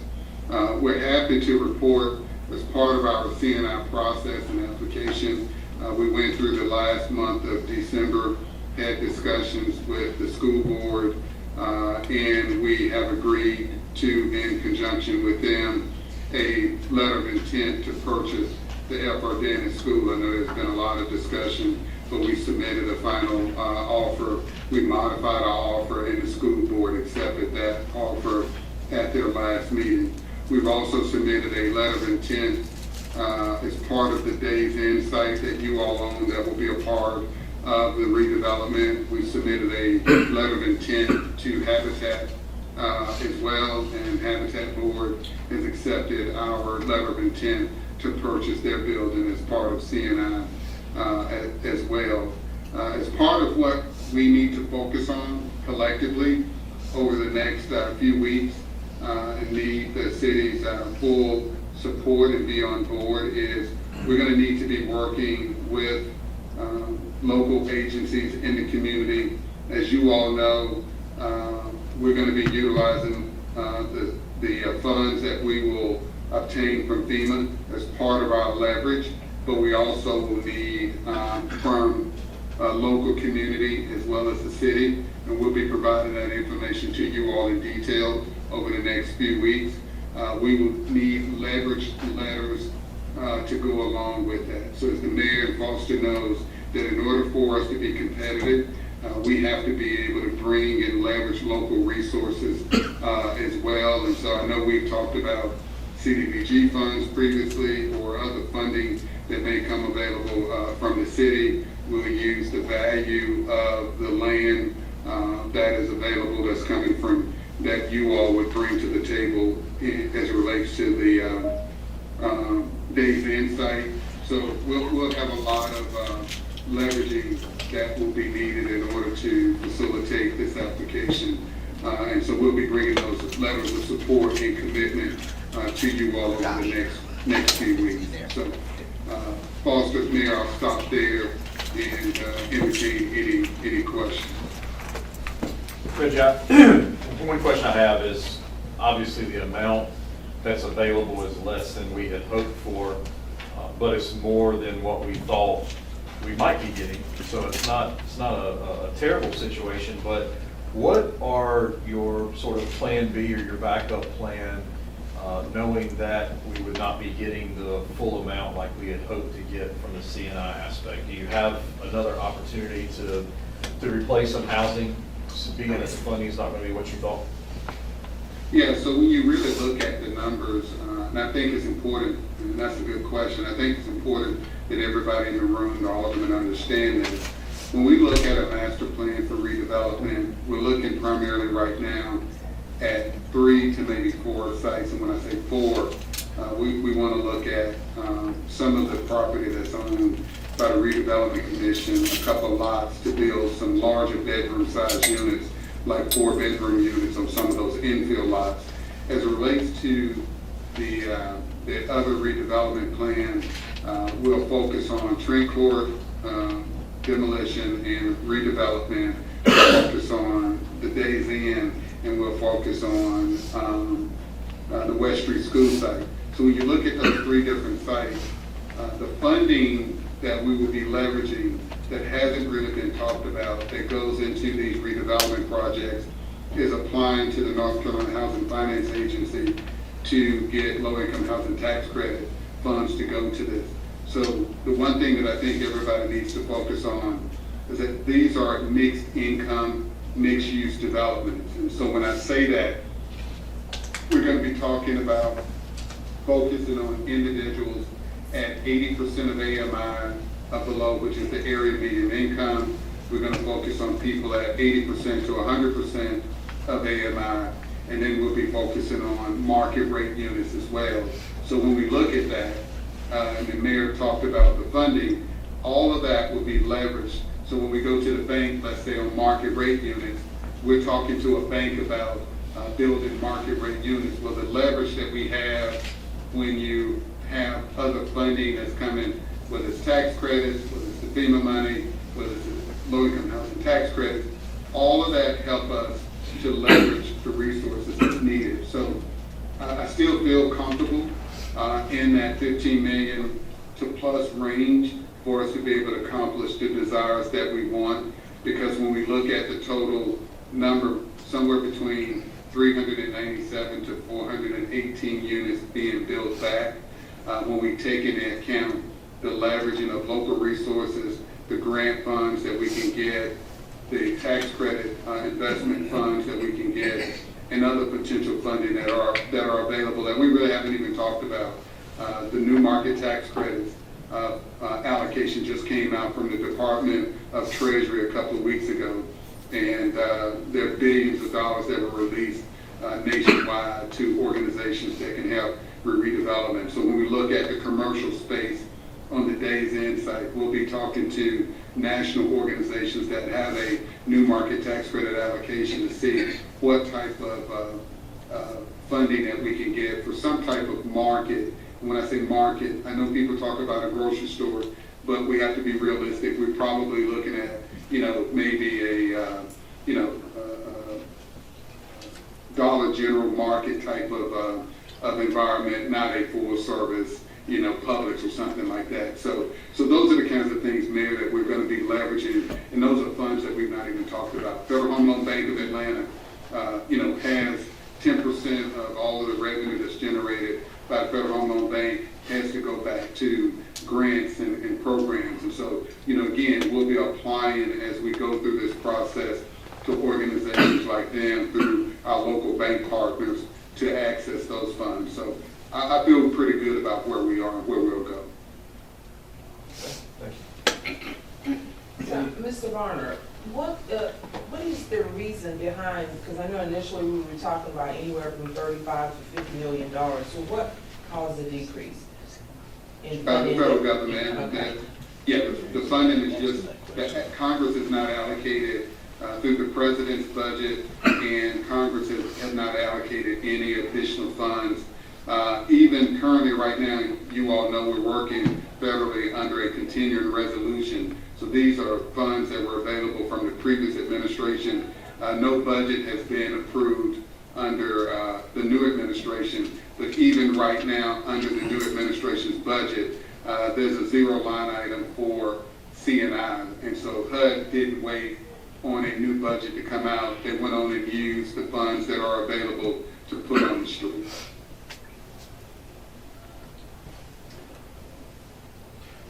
Reggie, is the CNI grant a matching grant? And if so, what is the expected match that the city is going to agree to or may not agree to as a co-applicant? Yeah, so generally the leveraging is about 25% of the total amount. We are planning, Aldermen, to utilize, we're in a unique situation in the sense that the FEMA funds, while they generally say federal funds cannot be used as the match, they don't exclude the FEMA funds right now under what we've read in the note for as part of that. So besides local funds that they do want to see coming from the local community, we plan to utilize that as part of our justification for match. But to be very candid, I'll have more details of a specific request to the city as it relates to that leverage match within the next couple of weeks.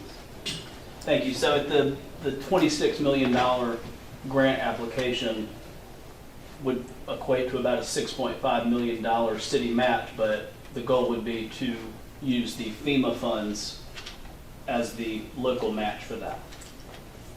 Well, so yes and no. So what the HUD, when they do their underwriting and review, they're still going to look at what is truly coming from the local government. So the FEMA funds are coming because of the flood, so they still will come back. We're going to use that as our leverage, but I do want to be clear, not misstate to anyone, that under HUD's review, they're still going to be looking for a local match coming from the local community. What we'll determine with our consultant and grant writer over the next couple of weeks is what is that leverage amount that we're going to need to come back and ask for.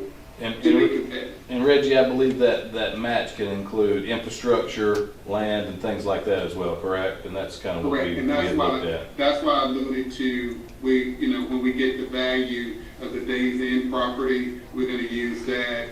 Foster, you're correct. When we look at, whether it's a detention pond or anything that can serve this project, once again, to your point, we'll use that as the match as well. So it's not just specific to vertical construction, it's the horizontal infrastructure that can be valued in that match as well.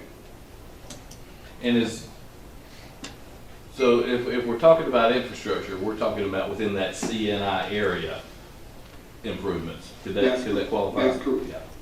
That's correct. Yes, sir.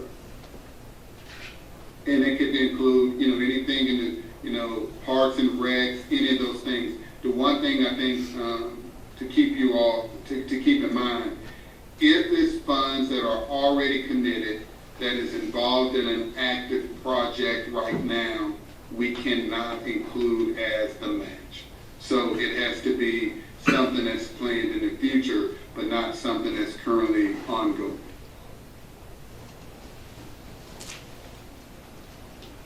Any more questions?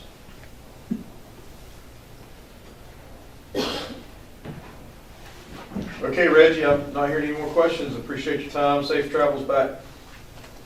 Okay, thank you all, and look forward to working with you on this project. Thank you.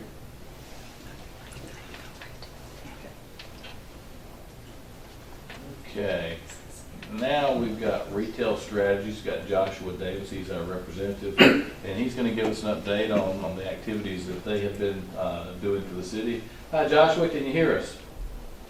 I can. Can you guys hear me? Yes, we can.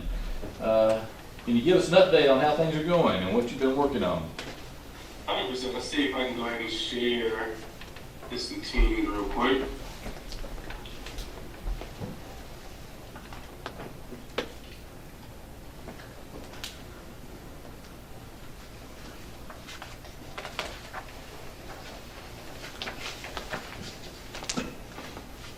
Let's see. We had you. Let's see.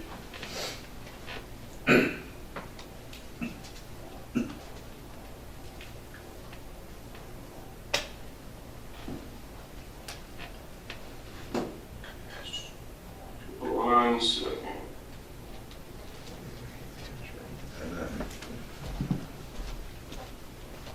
While he is getting ready, I will let you know that in 2025, we actually saw 27 new businesses open in New Bern, and that ranged from retail to restaurants, to the most recent Holiday Inn Express. Kohl's opened up as well. So we're pleased with what we've seen and how the economy has definitely been over the past few years, and we look forward to a brighter future as well. You guys see that? Yep, we can see it. All right. Well, first and foremost, thank you guys for letting us join today. As Foster mentioned, I'm Joshua Davis. I serve as portfolio director from Retail Strategies for the city of New Bern. As he also mentioned, we started our partnership with you guys back in 2024. We're currently in year 2 of our partnership. We pretty much serve as an extension of the economic development team doing retail recruitment. So any vacant land, inline space, any vacancies, underdeveloped land, whatever the case may be, underperforming properties, with our connections, with our resources that we have in-house, the connections that we've created over time. We've been in business now on the strategy side for almost 15 years. We've tried 10x those recruitment efforts in different municipalities that we work in. We've been doing that on the city's behalf now for almost 2 years, going into year 2. But today will just be an overview of our work. Just kind of want to speak high level about a few things, and then we'll talk about certain retailers that we have gotten the most traction on in the first 2 years. So it's different retailers you see on the screen right now. Again, we have an extensive range of different retailers that we speak to on a daily basis, monthly basis, quarterly at different trade shows. A lot of the guys that you see on the screen right now, you guys have been privy to have in city limits. But with our technologies and our connections, we try to see where's the void that's in the market as it stands today.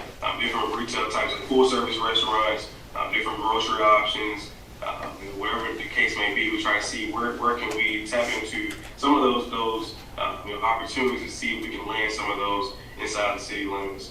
Again, it could be a situation to where a lot of these guys are privy to the market. They may already know about the market, may have left with a bad taste, just depending on different property owners. But we do everything in our power to get this a situation where it's a win-win to bring those guys back to the table. We'll talk about a few of those here in a second. But left side of the screen is the guys we have connections with on the retail side. Right side of the screen is different industry involvements we have. ICSE being our flagship show that we go to on one of the trade shows that we go to on an annual basis. ICSE Las Vegas is our flagship show that we go to every year in May. And we go to ICSE Carolinas, which is pretty much our backyard, where we're talking to different retailers, developers, different brokers, to see how can we get them to do retail development inside the city limits of New Bern.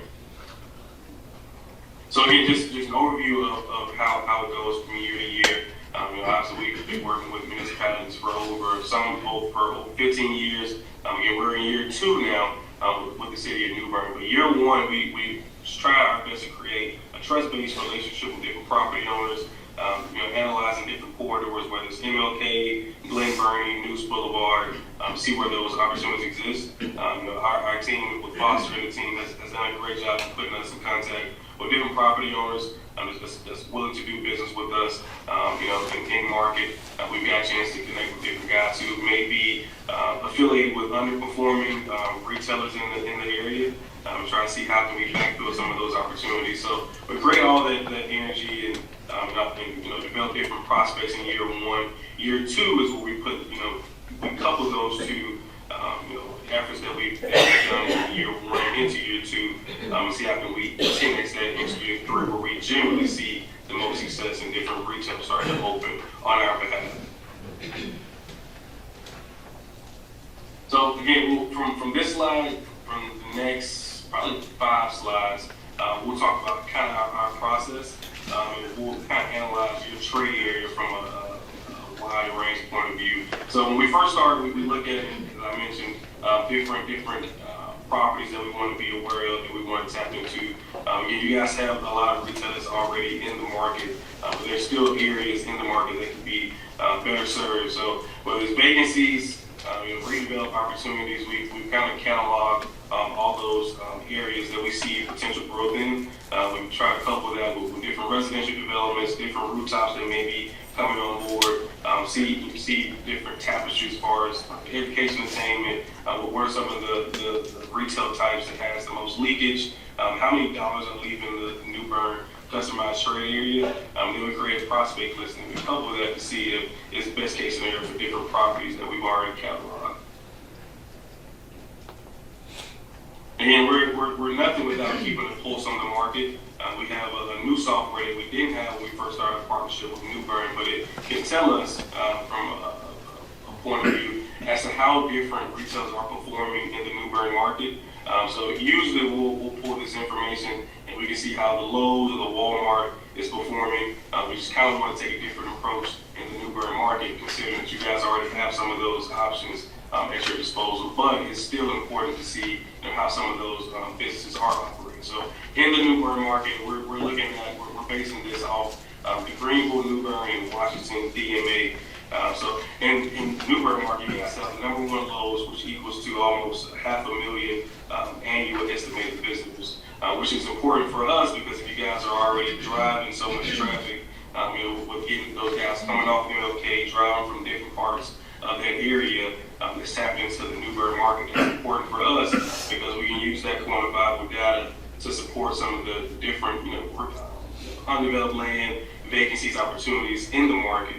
With some of the guys who may be general merchandisers in the retail sector, full service restaurants, some of those small shops, as to see, hey, how can we take this data to support in new or future development?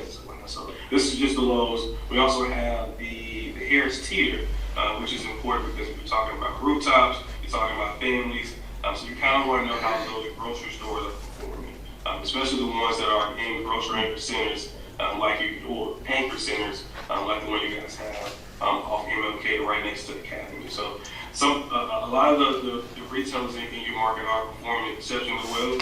The Chick-fil-A off on MLK is 1 out of 9 in that Washington, Greenville, New Bern area. So that's the great news for us. Again, we're sharing all this information with different retailers that we talk to on a day-to-day basis.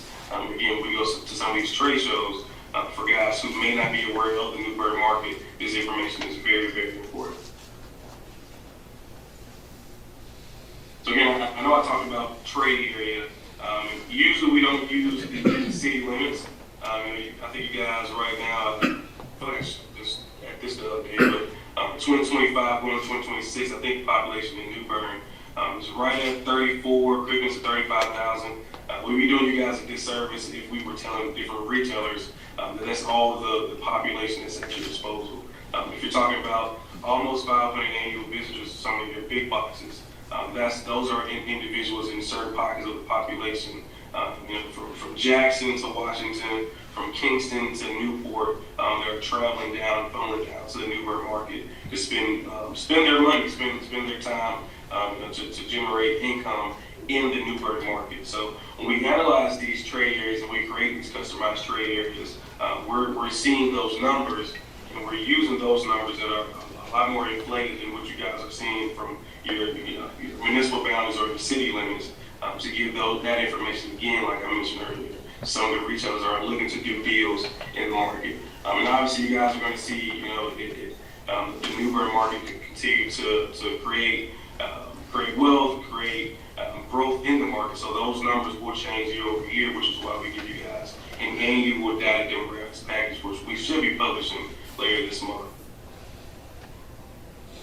So yeah, I know I talked about a couple of different retailers, and usually in a setting like this where we have individuals that's not necessarily main point of contact, we like to keep things as confidential as possible.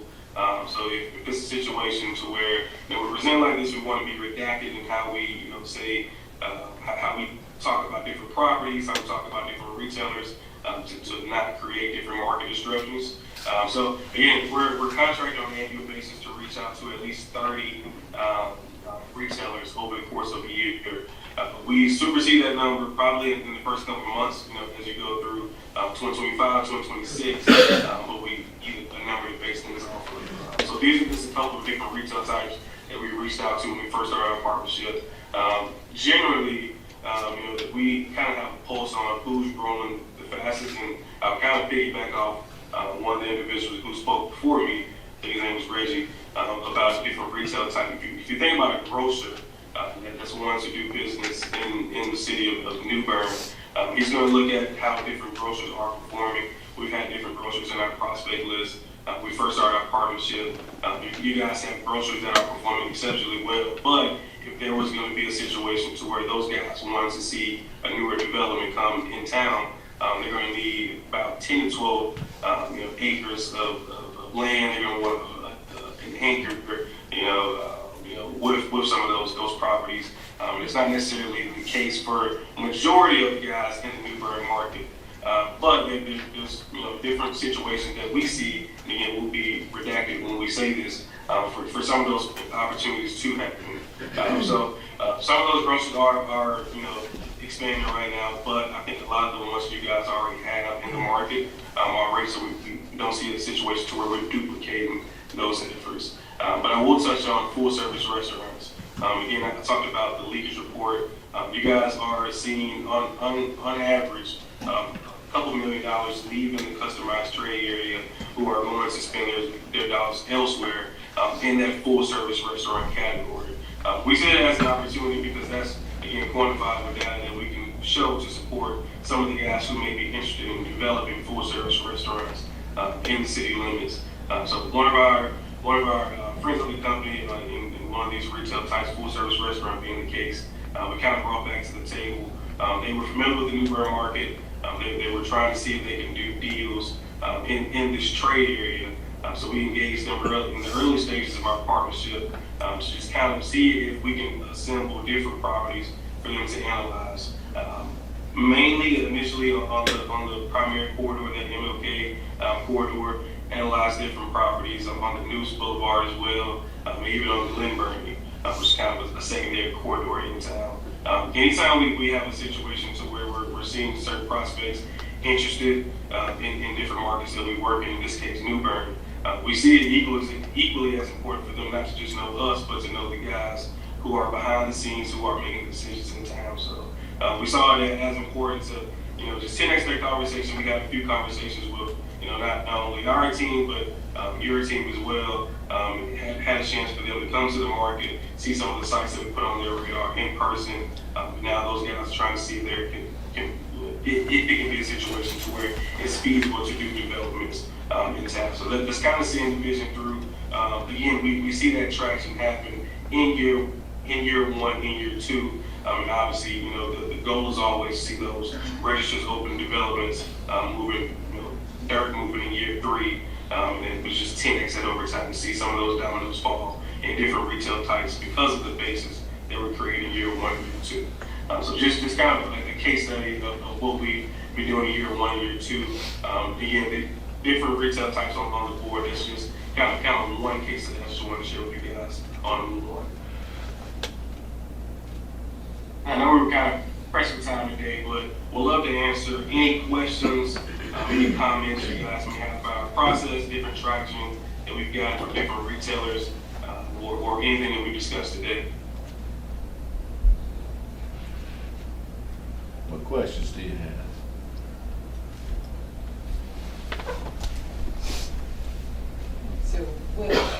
So have there been any requests for certain retailers, restaurants here in town that this gentleman, they can accommodate us with? I was like, I saw Olive Garden up there as one.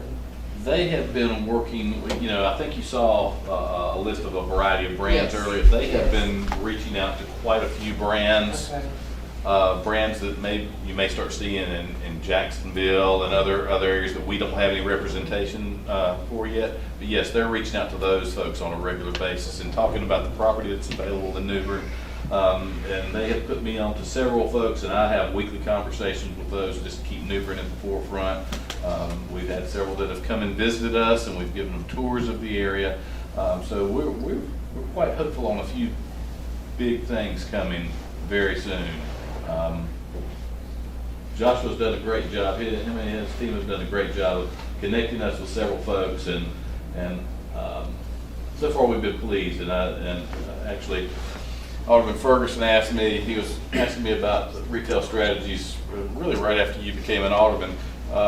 What is going to be the tipping point on whether or not I'm going to recommend continuing the relationship with them? And I said, well, we're working on several projects right now, and if we actually end up getting one of those, property is purchased to build one of these facilities, that shows us right now that they've done their job. People are interested in New Bern. And I don't know if you could see a lot of the numbers, but when you're talking about some of the numbers we saw with Lowe's, how Lowe's, Harris Teeter is outperforming anyone in our region, that says something about New Bern. Very impressive. Yeah, and we have that data on any retailers that you guys have in the market, if it is a national brand. So if there is one that you guys want to see in particular, how they're performing, what's their pulse on the market, whatever the case may be, feel free to reach out to us directly, kind of follow that through Foster if you guys can. But just kind of wanted to pull two that we can talk about today, high level, but we kind of get into the weeds when we're dealing with different retail types, depending on what different retailers we're talking to at the time. And we're going to get you a copy of this presentation as well today. Foster, let me ask you a question. With the amphitheater that's coming to New Bern that we're going to build, has there been any thoughts or question about any supporting retails in that area? We talked about the News Boulevard corridor, but we have not specifically talked about the amphitheater that come into play, and we'll definitely have a conversation with Josh and his team about that. Yeah. And just real quick, and usually when you see something, along the lines of an amphitheater, you kind of want to, keep the culture of hometown feel when you're dealing with something like that. We're national retailers through and through. That's for the most part all of our connections. But when you're dealing with, let's say, downtown or an amphitheater, you kind of want to see some of those regional guys, some of those local guys to 10x that appeal of a downtown or an amphitheater.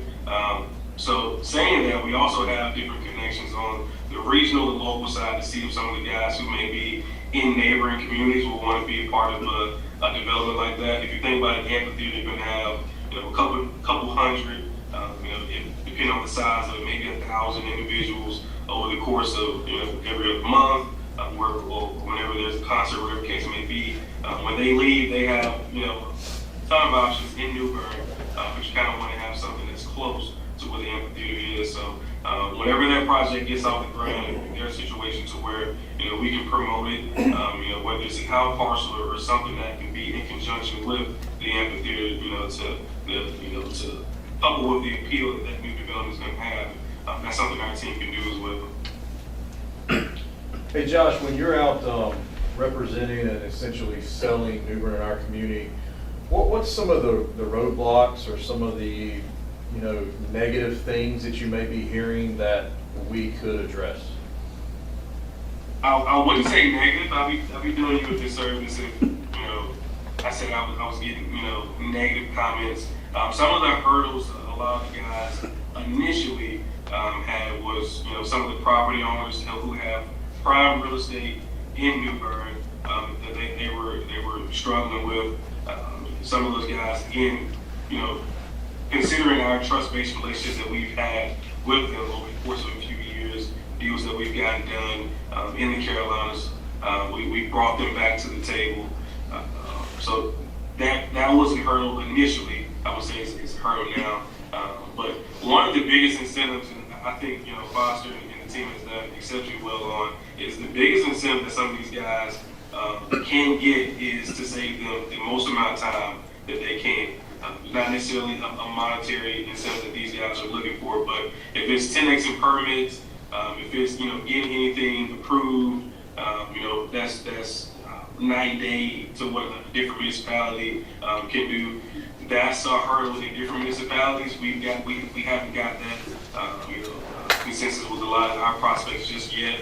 So not necessarily many negative opinions or thoughts that we've gotten. Just on more so, some of the things that these guys have said they dealt with in New Bern. That they're not really dealing with in other municipalities. I think one other thing that Josh and I talked about previously is it seems like everybody wants to be on MLK, and MLK has a finite amount of property. And so really trying to push the benefits of Glen Burnie, Noose Boulevard is equally attractive, and so they've definitely been working on that for us as well. And then of course when the 43 connector opens, hopefully within the next year or two, that opens up a whole other retail corridor for us. 100%. And I will say the unique thing about our partnership and the traction that we get. If you think about a corridor like the MLK, you may think that it is, and I will agree. Just basing this off of different corridors that we deal with in the Carolinas, that it's built out. There's no room. There's no room for new development. But the bread and butter of what we do is all market sites. So if there's an underperforming restaurant that you guys may be aware of that may have fallen through the cracks of what we're already analyzing, that's bread and butter. That's great news for us because we can get that to some of the restaurants or whatever case may be, whatever the retail type is, in their lap ahead of time before it hits the market, before it gets on a loop that or Craigslist gets, grabbed by a broker or whatever the case may be. So they can analyze it, they can get in front of their real estate committee, they can make a trust-based decision on it before it's ran through by 10, 15, 20 different groups. They have their different opinions on it. They're lowering the market value on a certain site, whatever the case may be. If we can get that information, 6 months, 7 months ahead of time to see how those restaurants are performing, that's great news for us, and that's our bread and butter. Dealing with different corridors like Glen Burnie or Noose, there's a ton of opportunities that we can take advantage of, that we have taken advantage of, that we've gotten in front of different development groups that are making decisions on those properties to see if we can take some of that energy that MLK is getting and kind of generate that on some of those secondary corridors. Any other comments or questions anyone has? Josh, thank you so much. Absolutely. Well, we appreciate it. If you guys have any other questions, after you conclude today, feel free to reach out to me and my team. All right, thank you. All right, take it easy, guys. All right, so we're going to move on to the Renew Bern land use update. Our consultant was going to be making a presentation, but we had that actually planned for 12 noon today, but since we got behind a little bit, he is busy this afternoon, so Jessica's going to give us a brief update on that. So come on up.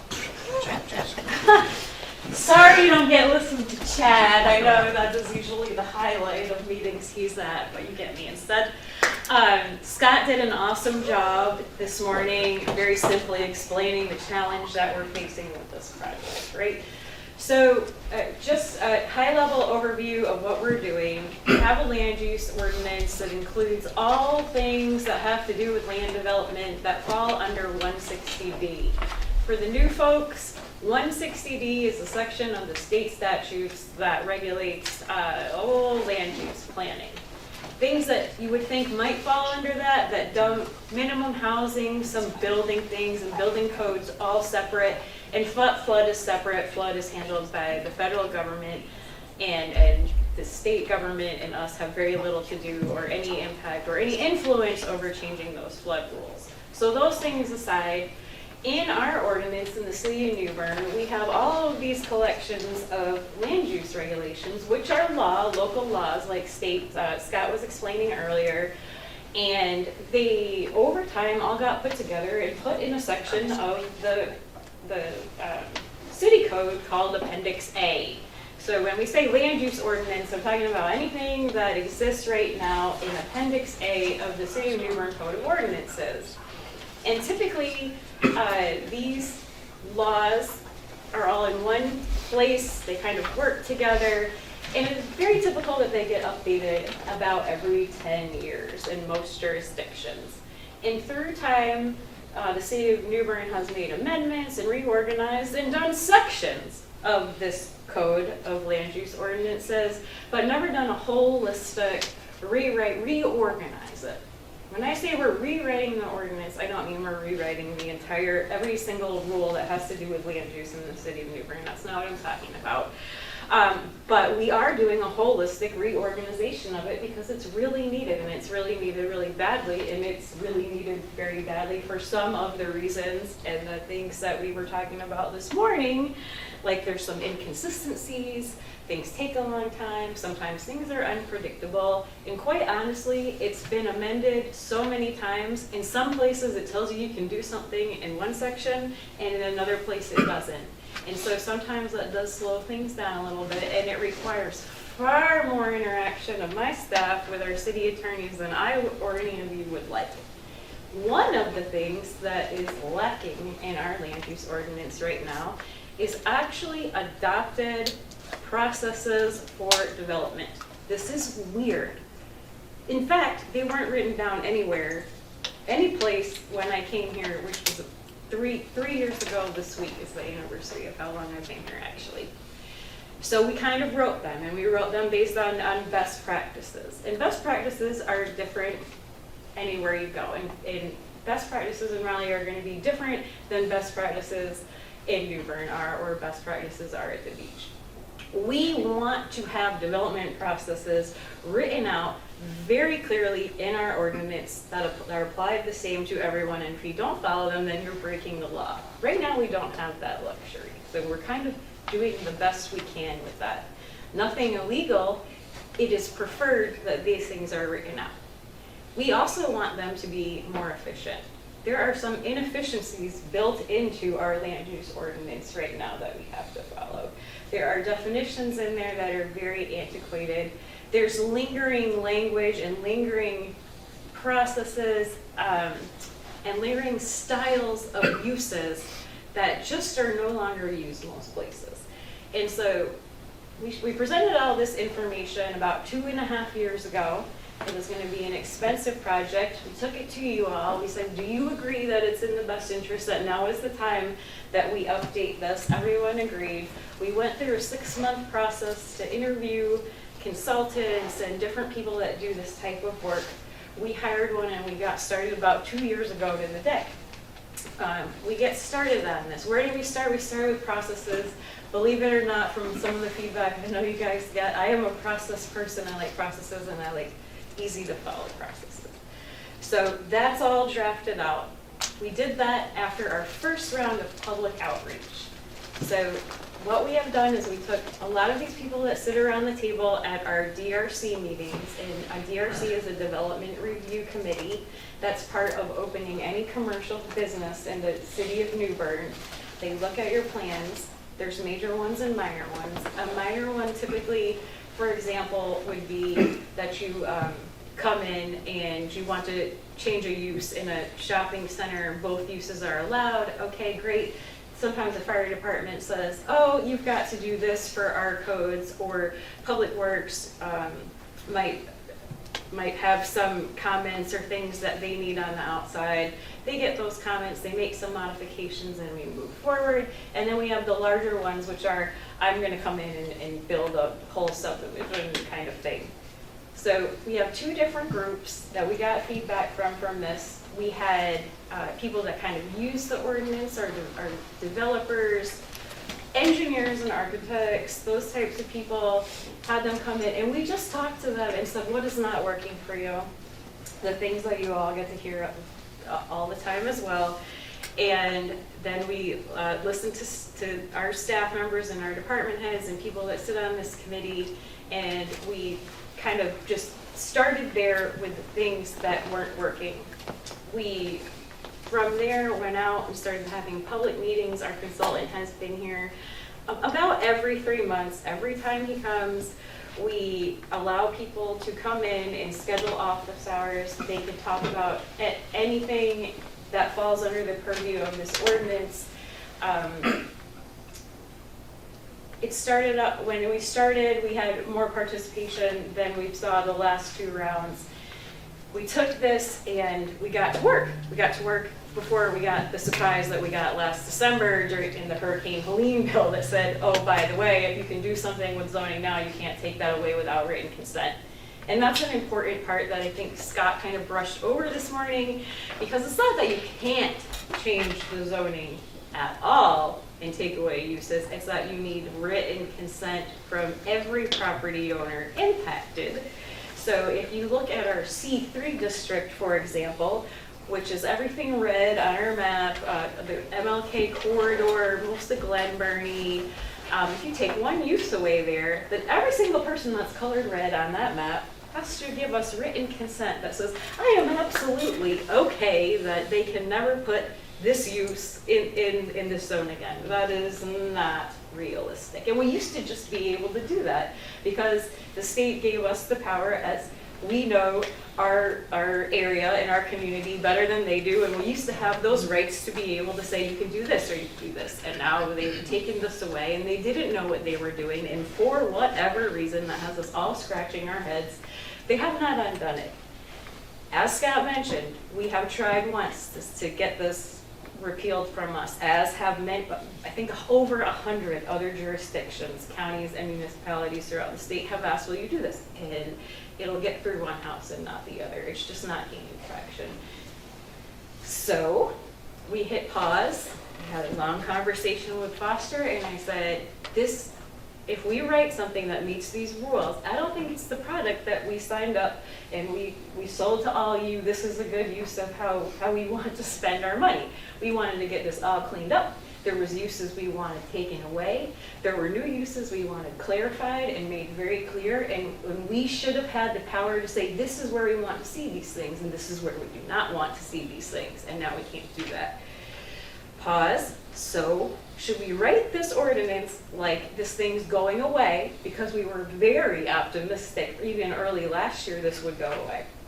Or should we write this as the product that is useful here, that's doing all these things, that takes uses away, that adds new uses, that changes where things can go, that removes some of these layers and layers and layers? Because for those of you that have been listening to me talk about this for 3 years, now, one of our big problems here is untangling all of these overlay districts, which were all done for very good reasons. The work that was put into them was done for good reasons.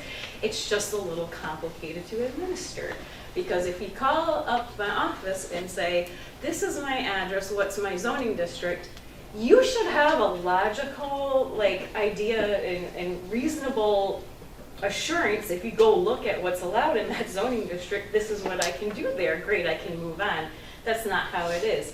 It's asterisk, asterisk, asterisk. I'm in a flood zone. I am in an highway overlay district. I am in this. So that might change your signs. That might change this. We started untangling all this stuff, taking the good stuff from all our work that was done and building it into base zoning districts, so a citizen or you or me or a staff member or future staff members for years to come don't have to untangle this. They don't have to have all of this institutional knowledge. We started going, we went back and forth. I said, you know what, nope, I was pretty confident last year. Let's keep going with absolutely what we need. This is gonna go away. And I think you're nodding because you deal with this regularly as well. Well, over a year went by, there's no traction on this. So we have done the parts of this land use ordinance at this point that were unimpacted by this. Most of the processes, most of the definitions, those types of things. Well, now we're at a point where we need to decide kind of again, should we be writing a legal in the state's eyes ordinance, or should we keep going? And that's why Scott kind of alluded to today. We're kind of paused on this somewhat because we're writing a product that is not something that we'd like, and we're spending a lot of money and time on it. So that said, we're still optimistic this is going to go away. We have shifted a couple meetings. Chad will be in town in February, I believe. Chad is really itching to have FaceTime with all of you, meet the new folks, and kind of explain some of these things on his own. He's been doing this a long time. I've worked with Chad in another jurisdiction on one other project, but he's got 11 of these ordinances with his business in progress right now that are all, Morehead City being one of them, as he referenced earlier, and we're all in this boat right now. So that's where we were. This is where we are now. We're kind of waiting to see if they will start looking at some of these requests to be exempted from this, if there's not going to be across the board repeal of this kind of crazy law, which all happened over a gas station in Durham, North Carolina, when the city of Durham, I believe, proactively as a city flexed their muscle and said, we're rezoning you because we never want another gas station there, which was their right to do. But the right person got to another right person, and this got tagged on a bill right before Christmas last year that was intended to help hurricane victims. I could talk about this all day and get way further down into this. I will mention there were things that we talked about including in this ordinance or not including in this ordinance, and we did talk significantly at the beginning about stormwater and adding extra stormwater controls. There's various ways to do that. It was decided that for us at this time, doing that was probably not in our best interest, and that is because of the extreme cost some of these things, almost all of them, add onto a project. There are certain places where in a land use ordinance, you can add on a retention requirement. If you build new square footage in an addition or you build a new house, you can say, you are also, in addition to the state requirements, you have to, in a city law or county law, wherever you're at, retain extra water on site. You can change the size and the retention and everything else that the state requires, which is what we're defaulting to right now. And you can do that all different kinds of ways. A stormwater engineer management plan, which is what's required if you're going to retain water on one single property. I worked at the beach for a long time in Atlantic Beach about 10 years ago. The design on that without being installed was about $5,000 for that engineering. And it was typically like a fancy French drain. And the hope, they adopted that. They also adopted a coverage requirement. You cannot, even on a residential lot, and many of coastal communities cover more than 40% of it.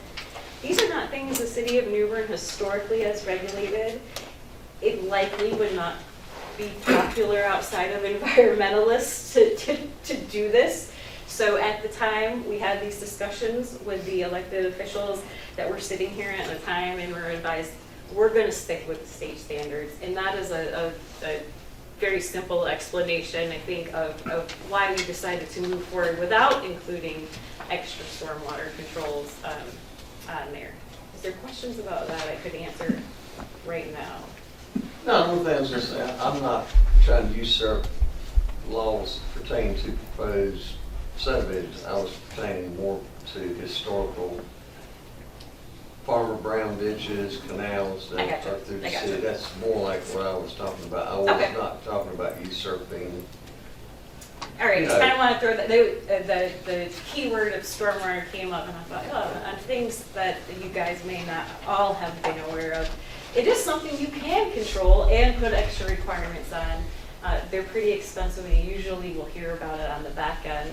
The other thing on the front end, though, is that we have had several properties within the city of New Bern with, 16, 17-foot elevated heights that have flooded because Farmer Brown's canal from 100 years ago has been neglected. That's what I was talking about. I got you, I'm talking okay. about- I'm All talking right. about what you do every day of the week with 10-year, 40-year storm events. I want to talk about that. Okay, awesome. Now, there's a whole myriad of things that are covered under a land use ordinance, and I think as we all work together, and the next time Chad comes back, you all will have an opportunity as we kind of pivot around the state law, because right now, I'm optimistic, we can have a new land use ordinance by the end of the year. It's not what I'm gonna love working with, because we can't fix a lot of the problems we were trying to fix, and that is out of our control at this point. Anything else you'd like me to add? Let's see what questions you've got. Question? I think that I was in on one of the prior land use updates, and I think that a lot of the emphasis was on the downtown area. I don't know if you found that in getting ready for this. So I know that's what we talked about quite a bit at the time. So I think you're looking at more areas like Trent Village that traditionally has C3 zoning, it's residential and that type of stuff you're trying to clean up. And the great thing about our downtown area is, even though all these things are in different layers and it's really hard to navigate, the actual rules, laws regulating development downtown are not gonna really change. They're gonna be easier to understand. Because the feedback we got on the front end of this was people were pretty happy with how all those things were. But if you come in here as an outsider and you don't know about all of these overlay districts, it's a little bit complicated. And if you haven't been around here forever, and Scott's like a really good resource for us. He's like, oh no, I remember back in 1991, and I'm like, yeah, I was in middle school in 1991. I don't remember this, but we are cleaning it all up. It is going to be better. I think it will be easier to use.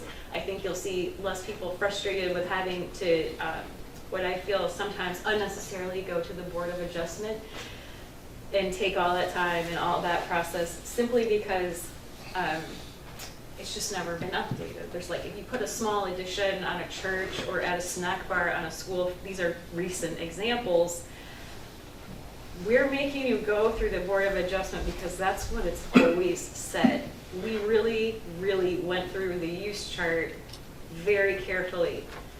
The last thing I'll say about the use chart, there's some areas in there, federal law changed a few years ago, our ordinance has not. It says civic buildings, churches and schools all need to kind of be treated the same as far as permitting goes, and right now, that is not the case in our ordinance, and so we're going to clean that up too. So that means either all of those things are going to require a special use permit, or none of those things are going to require a special use permit. And I have said, well, how about none? How about we write really good standards to make sure we're looking at the things at a staff level that normally the Board of Adjustment used to look at to save these people 2 months and $500. So small things like that. But it's going very slowly, and Scott did a great job explaining why. So adopting the new land use ordinance is not an all or nothing. We can go through, you currently have definitions, you have processes, that's something we could go ahead and change if that's ready for review. It's just not gonna be part of the full package of what you wanted to change because of the downside prohibition, right? That use chart is a really huge part, because in my opinion, as you kind of can understand, I think everything that goes around the use chart, everything in that use chart has something somewhere else. It has to have a definition, it has to have a process. So you're building that all together. And some of these things need to be treated the same, and if it's on the ground right now, or allowed right now, it has to still be allowed. And so dealing with non-conformities has been a challenge, and we are still working with Scott on, well, if you make something a special use permit that used to be allowed by right in an attempt to get some control or discourage the use, what does that mean? The School of Government has said verbally, we feel like that's okay because of the nature of a special use permit, most local attorneys around here are like, until you put that in a written statement that we can go on, we are not comfortable taking that approach.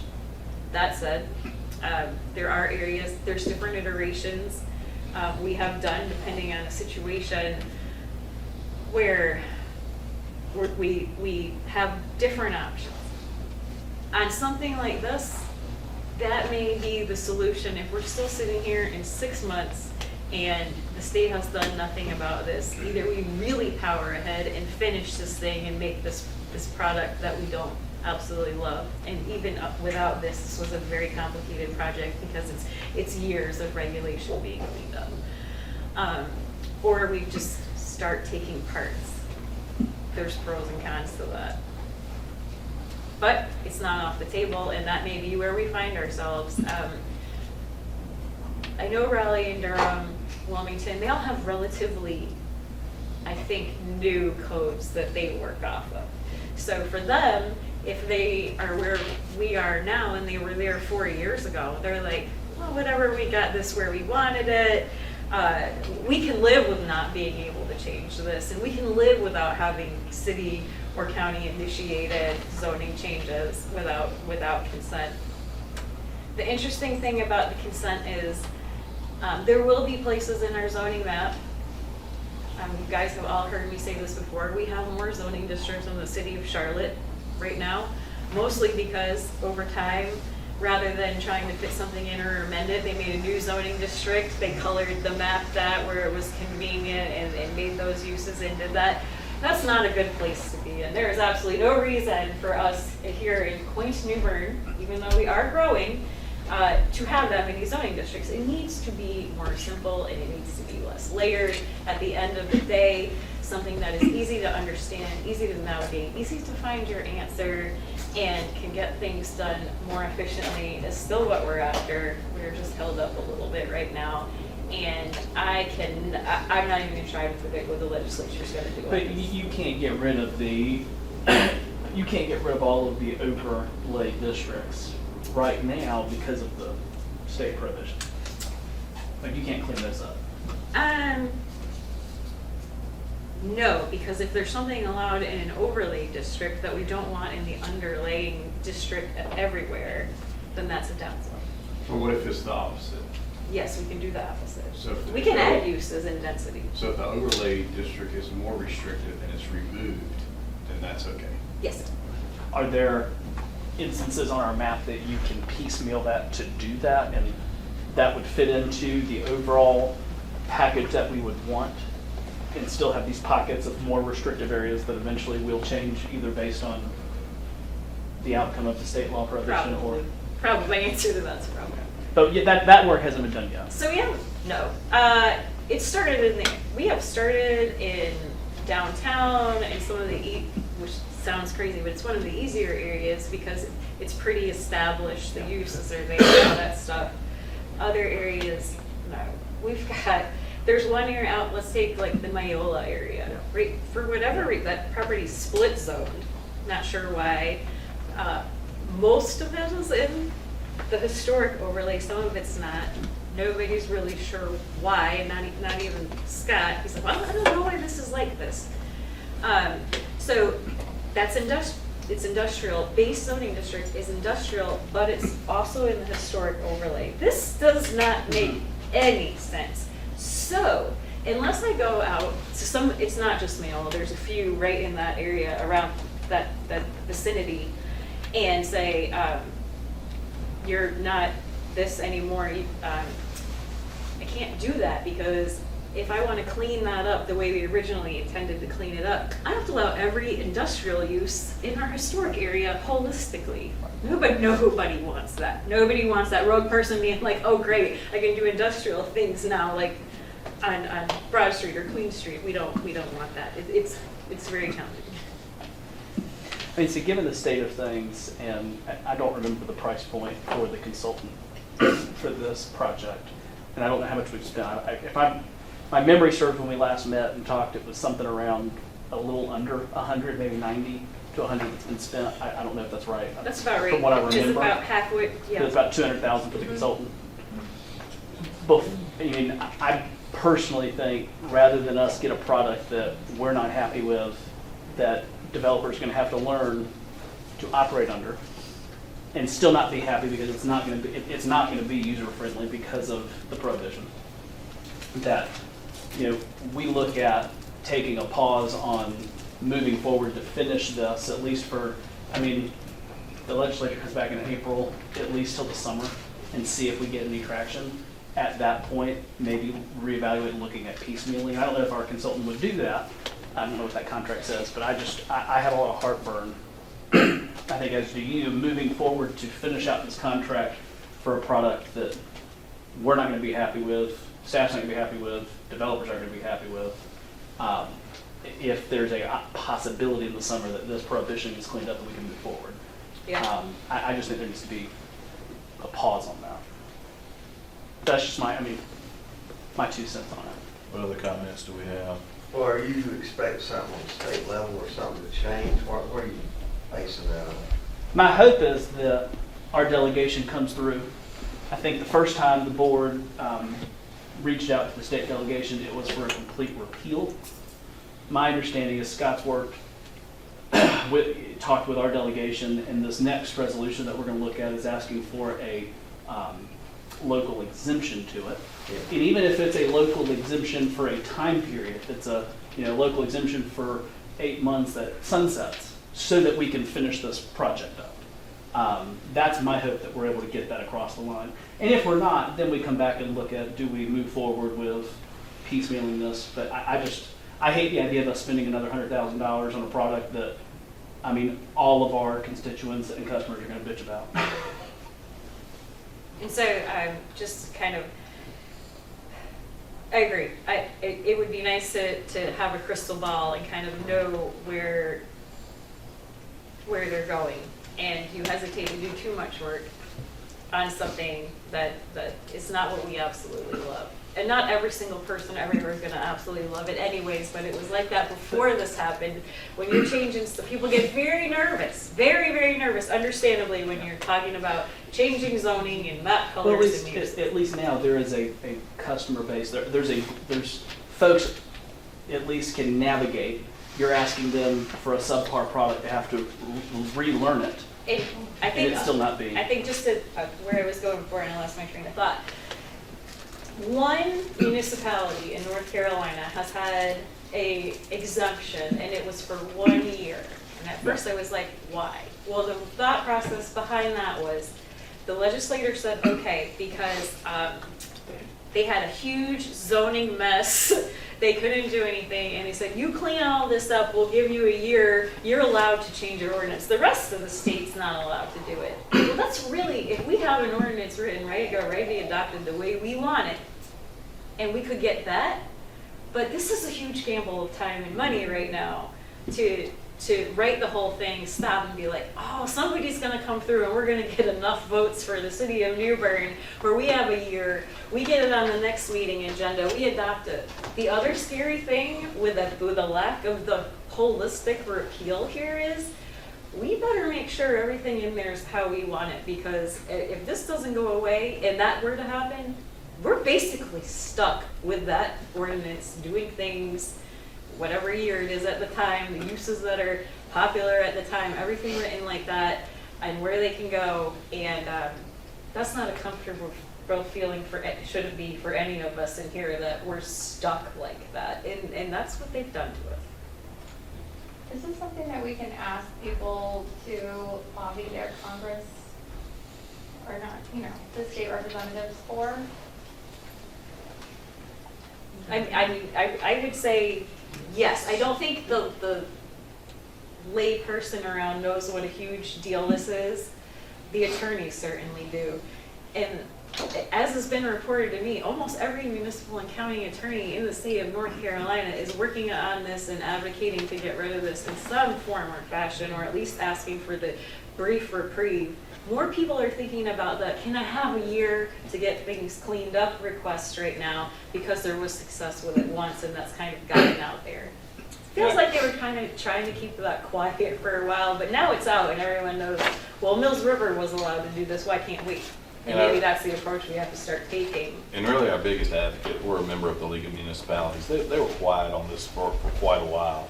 They've just now started really looking at this, and hopefully, they're gonna be able to push the buttons with on the state level to convince the folks that, yeah, we need to make some adjustments. What's our dues every year to the league?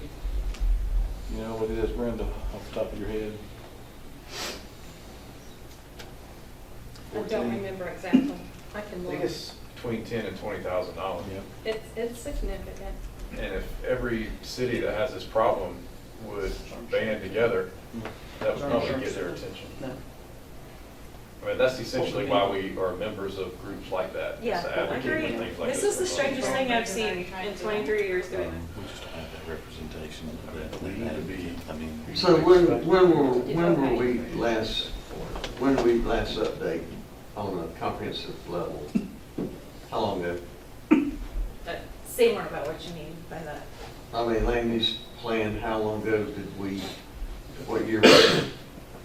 Last time the ordinance had a significant update. Well, yeah, what I'm saying is that, Raleigh's having all this downzoning, and it's basically where adjacent property owners are all agreeing to petition the city of Raleigh to downzone. I mean, you take a 5,000 square foot mansion on 8 acres of land, and now someone throws condos up there, and there's a lot of debate about that. R20 zoning, there's quite a bit of talk about the zoning itself and what R20 is or isn't. So with those type of more, I wouldn't say that they're codified zoning laws, are more like cultural change. Are we gonna do this, spend all this money, and then 4 or 5 years from now, this down zoning becomes a big to-do in General Assembly, or the termination of certain zonings like R20, which has actually been talked about in some cities. How is that going to impact that $100,000 we spent, or should we? What is the timetable to wait to where we got a safe harbor of when to incorporate and adopt a new land use? You might have more on that. I don't think, I mean, we're not under, to my knowledge, we're not under an obligation to update the land use ordinance right now. I mean, we certainly want to because of all of the reasons Jessica just outlined. And again, this goes back to the making it easier. And I will to give you an update. So the contract with the firm to do the land use ordinance update was for $193,725. To date, we've paid just under $46,000 for their service over almost 2 years worth of work. That's because it's going slower Right, than, right. and he's been here less. We did take a little bit of a Right. break when this happened, all scratching our heads, and That's what one. I don't have a good answer for some of these things. And this is a hard decision, and it Yeah. may be Yeah. something you all, I'm sorry, you have to put your minds So, to and yeah, I decide mean, we're there's- gonna walk away, or we're gonna pause, or, I mean, there's not an obligation to change it, obviously, because of its user friendliness, the lack thereof. There was a desire by the last board to move forward on this. And at the time, I mean, it would have been great, but I just think we are hamstrung by the legislature in getting a product that's going to be what we want. And if we move forward and spend $150,000 for a product that's subpar, that developers are still going to be frustrated with because they have to relearn it, and it's going to have this. I mean, we might be able to cut down some of the overlays, but I think we're going to have the same amount. I think we need to pause on this, see if there is a change in the next 8 to 10 months from the legislature. And if not, then look at, do we piecemeal it? I mean, how do we piecemeal it, or how do we work within the confines? Are we really stuck with this? I would hate to move forward with 150 to get a product that's either put on a shelf or one we don't want. And then in the meantime, I mean, we talked to our delegation, we talked to the league, and I mean, I'm interested in looking at, would it be worth withdrawing our membership from the league if they're not going to advocate for us, if they're not going to lobby? I mean, this is the whole reason they exist. And if they're not going to lobby for us, then I'd rather take that money and find a lobbyist. And there's two other things with the ordinance that went into this. There have been a number of law changes through the years. Our ordinance does not reflect, obviously. So some of those changes, we can still make We those. can still make them. They were folded into this neat, clean project cleanup Has that we that, started in. has that been done today? Yeah, everything that's gone in there was 160D compliant and federally compliant under, until December last Right. year, December 9th, whatever day it was. But has the current changes that you and the consultant have worked on, has it updated the ordinance to comply with We existing? have 3 chapters that are drafted. All of this other work has been outreach, collecting, having these meetings, talking to the people, bringing the groups in, those types of things. Three chapters are drafted. They are all legal, but they all tie in, as you understand it, 15 other chapters. Right. What other comments do we have from the board? And do you need direction from us? Not today. Okay. I hate to think this. I'll probably be back here if things don't change, saying, what directs me what to do. Do it this way, do it this Turn way. the lead timer off for 6 months till we figure this thing out. Yeah. Didn't Scott say that he'd have that resolution, was it February? Yes. Yeah. So, Yeah. I'm just not super optimistic on no. the legislature doing that because, I mean, to me, this is such a no-brainer mistake that they made. And I don't know whether it's ego. agree. I don't know what the issue is, but I mean, this could be an easy fix. And they're not interested in doing it. So, and of course, we all know how it works in Raleigh. It's whoever the leadership, whatever they say do is pretty much what happens. So we can talk to our local folks all we want to, but they're not going to do what their leadership, go against their leadership. But don't we have someone, local delegations in leadership? Okay. I kind of got a feeling there's a bit of a divide between the big cities Oh, yeah. and the cities our size, within the Metro Mayors group even, as to how they feel about this stuff. They're passing legislation that proves that very point, because they're saying cities over a certain population, you should see what they're doing to their flexibility and power that they have. They're saying, no, you've got to allow this density, you've got to allow apartment buildings, you've got to allow this and that. We don't fall under that because we're our population. I think it's 100,000. Is it 100,000? Where they're like, Right. you have to. That's a little bit scary because it's very different than how we normally operate in this state. I wouldn't say that there's a tier need of sorts, but I do think that within certain, well, I'll just stop right there. So that's my good news today. Thanks, guys. Thanks. Thanks. Some of these projects were in the survey. We asked you some questions on this, but before, Colin, go ahead and pass that out if you would. The first thing that we're going to have up here, because a couple of you had mentioned this, for about a year, we've been working on the concept for a, basically a specialty shop, small footprint, that we looked at putting in the downtown area using MSD funds. And so let's go ahead and do next. Sorry. So you'll be able to see the lot that we looked at was South Front Street and Hancock lot. And so we looked at putting about 7 buildings on here, about 600 square feet, no restroom. We would, if this concept comes to fruition, we would look at adding on to the farmer's market on the exterior of the farmer's market with restrooms to service this area. And the whole goal of this would be to, since there is not a lot of available retail space downtown, focus on like an incubator with some businesses that are starting up unique niche type businesses. Let's see the next slide. Now you can see this is just a general idea of what that could look like.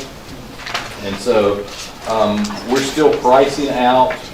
We've had some discussions with development services on elevations, and we've had some talk with staff with HPC. And so we've got processes that we would need to go through with this. But I think that we're going to bring this to the MSD committee at the next meeting in February, see what kind of support we get from them. Ultimately, this would come to the Board of Aldermen for approval, and if this is a project that goes, we'd like to get started on this at some point over the summer and roll on. But any comments on this one? I'd be interested in hearing what Alderman from First Ward's got to say. So I've been talking with folks about this idea, folks on the MSD advisory board, as well as some other downtown. The biggest complaint, one of the biggest complaints that I hear when it comes to starting a business downtown, if you want to start a business, trying to find a retail spot for it, especially when you're starting out in these more specialty. I have the prime example, La Petite, children's boutique store who wanted to be downtown, couldn't find any space for it, found a space that's on the outside down, it's over towards Lawson's Creek, doing really well, but has now established a brand and customer base over in that location, can't move into downtown. This idea was, how do we allow this kind of incubator space for entrepreneurs in the area to have these shops? What I've talked with Swiss Bear and talking with them more about the idea of them playing a larger role in recruiting and retaining businesses downtown. And I think this is an element of that, where you get someone to come in to start a shop here. After a certain threshold in sales, they get put out into an available retail space, and Swiss Bear has programs for that. And so I think that there's a really good opportunity here. And this, to me, is almost an extension of the farmer's market. You have farmer's market, and then you have these retail shops that I think would really create a better, retail environment to recruit. I like the idea. The folks I've talked to really like the idea. Like Foster said, we're bringing this up to the MSD advisory board in February to get there. But I get the feeling that I think they're going to like this idea. And this is obviously just concept. It's my understanding that a lot of this can be done in-house. Yes, and as Alderman First said, we have had some conversations with a few folks with Swiss Bear. They have not endorsed this. We're really at a low-level planning stage, just having discussions. But the goal would not be for the city to operate these things. So Swiss Bear is the downtown economic development engine, and it'd be great for them to basically handle something like that if everything could be aligned and work out. So, any other comments on this? This, on a kind of a different basis, is very successful in Swansboro and several other areas. That's really good. You're going to lose about 30 to 40 spaces. I'm sure you got to figure out a replacement for that. The overflow or the little green area there at Farmers Market. There's a map over there in that next room I can show you on all the parking. My bridge over to Lawson. That's right. Pedestrian bridge, overflow. Are you suggesting there's a parking problem in downtown? No, you're the alderman. You forget. All right, let's go to the next slide. And so, in the survey, this is what several of you put. So, our first one we have on here is complete the Riverwalk. So I'm going to take it that we were talking about completing the section of the Riverwalk at Union Point Park, heading over toward Persimmons. Is that an accurate statement? Okay, so it's that section that goes around the hotel and connects in. And so for the last few years, we've kind of talked about this and have come up with some preliminary plans, and I think we've got some cost estimates for it as well. But well, way back it was really seriously like the Cunningham Bridge. We got figures when they were fixing to throw that bridge off, and we just weren't in a position financially to even consider a pedestrian bridge at that time, like Greenville has done. But I think some of them in the past and presently, New Bern needs to continue to try to be a healthy city, a wellness city, and part of that is somebody walking from Trentwoods all the way downtown with sidewalks, or even Riverbend all the way to Persimmons, all the way down to Riverside and wind up at Martin Marietta, with a sidewalk down Oaks Road. I don't think that's unrealistic to consider that. Here again, when we took Oaks Road over from DOT with getting out of the bridge business, we looked at it at the time and we just absolutely taken over and what was needed to repurpose Oaks Road and widen it. The numbers were not there to even consider putting a sidewalk in at the time, along with some environmental issues. That's something I think the city should look into. It'll continue to help Martin Marietta grow. So, I mean, what you're talking about is interconnected greenways, Yeah, essentially. right. To be able to, I mean, I almost think of that way, you're talking about a multi-use path for walking, pedestrian, jogging, bicycle. And then 8-foot one, inlet, ADA compliant.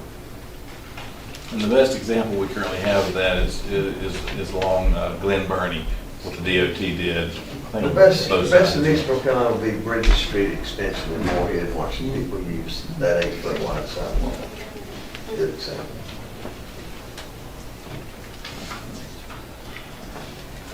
Then we talked about the incubators, then development of a standalone long-term strategic plan that incorporates all existing plans under one umbrella or document that accounts for anticipated growth, residential and commercial with community input. So Can we get bonus points if we can pick who said each one of these? absolutely. So what I can tell you is, no, not every department has a strategic plan, but I'll name the ones that do have one. Parks and Recreation, Police and Fire, because they're nationally accredited, they have strategic plans. Public Utilities has a strategic plan, but it really needs to be updated because it's out of date, but they do have a strategic plan. Our GIS Division and Development Services has a strategic plan. So 5 strategic plans. So there's not one for Public Works and some of the other departments. So that kind of gives you an idea. But does Public Works have a capital improvement plan? Oh, yes. Oh, yes. Every department has a capital improvement plan. Yes. Our next one is West New Bern Fire Station, which we have talked about that coming Well, we in. see how Foster likes that one. which we talked about that, and really it all hinges on when is the 43 connector actually going to be completed, because we have had conversations with Weyerhaeuser. I think we're back on board with potential some property over there that we can build on. So yes, that's definitely on the radar for us. Activities for young people. So let's give a better example of what activities for young people you're looking at, because I think Carrie can talk all day about especially activities that they're doing now for young people, or if you're talking about bowling center, tag and things like that. I think a lot of that has been answered today with Carrie's report, on the bond. I mean, the skate park and the bike park and the ropes and stuff like that. I think that's a big step forward into providing activities for young people. What wasn't mentioned though was Cable Park and continuing, I mean, that was a very vital recreational part of New Bern at one time, and its relationship with the neighborhood, the condition of that, the fence around Cable Park. I'd like to see continued improvement and use of Cable Park, maybe for young people use. I mean, it maybe could be something besides just baseball, I don't know. And I think that's on the next page of this, so we'll come up to that in a few minutes. Then we had, let's see here, less bars downtown. We'll put that, Scott actually alluded to that earlier on the discussion. Then we've got Evergreen Cemetery, continue upgrading and removal of trees to provide more burial plots. One thing I'll tell you about that is in the documentation that we had, every area supposedly has plots. But what we're going to do, we've looked at several areas. We're going to contract with a firm to come in and actually scan to see if there is anything in certain areas. Especially where we did the shelter earlier this year, I have my suspicions that there's nothing in a certain general area. So it could be we tear some trees out there and actually be able to open that area back up for sales. Aren't we, isn't that somewhat regulated or permitted on how many you can have? But I didn't think that just because you had land that you could add plots, but I may be wrong. Not for, Then we've got closure of all COVID-19 funding, continued projects at Martin Marietta, future enterprise department with area cities similar to New Bern, and purchase milling and drainage equipment too expensive for just one city to own, and then written back to the same at hourly rate. So something like that, if we could get interest with other municipalities our size, maybe an interlocal agreement on equipment, joint usage or something like that. Is that what that's talking about? I don't know who did it, but Alderman Outlaw. Is that about kind of what you're talking about? So, Care to elaborate? I don't know so much to elaborate. I mean, that's all I need to say. Y'all, if you have any interest in it, add to it, or if you don't, move on. Yeah, I think It's it's a an great enterprise. idea. It's like a water, sewer, electric. It's a for-profit. It pays its way. The city kind of located in the center of, if it's Goldsboro, Kinston, Washington, Moorhead, Jacksonville. You park it over there in a chain link fence at Kinston, you pay somebody to maintain it, and everybody pays for an hourly rate to use it. They all got the same problems, drainage and milling streets. I mean, it's the common, I mean, everybody wants their street repaved. The cheaper you can site prep that street and work out with some means of economies of scale and use, the more streets you're going to pay in the community. Well, how much of that equipment do we already own? well, you know, it all depends on what we're talking about. It's something that we'd have to have some discussions with staff on, talk with some other cities and just see what kind of interest there is before we could. George is vehemently shaking his head. So. Yeah, he's The probably milling shaking his head machine, now. the milling machine, we do not. We do have drainage. A good milling machine, Yeah. not just a milling machine. Let's go to our next page. Then we've got funding sources, if anyone wants to elaborate on that.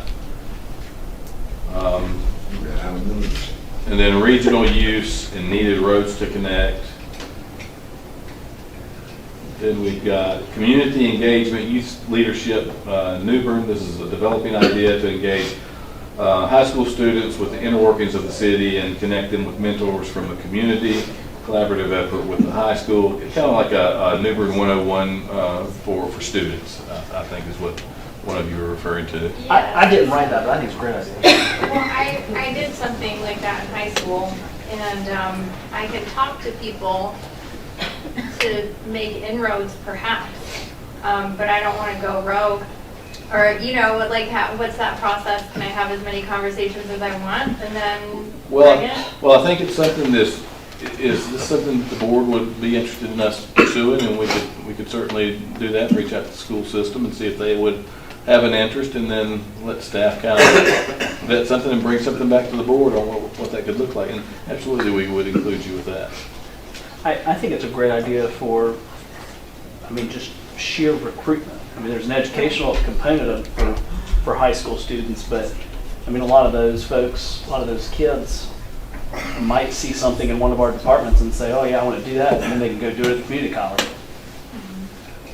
Well, back in the, gosh, it must have been in the 75, 76, 77, somewhere in that range. I know.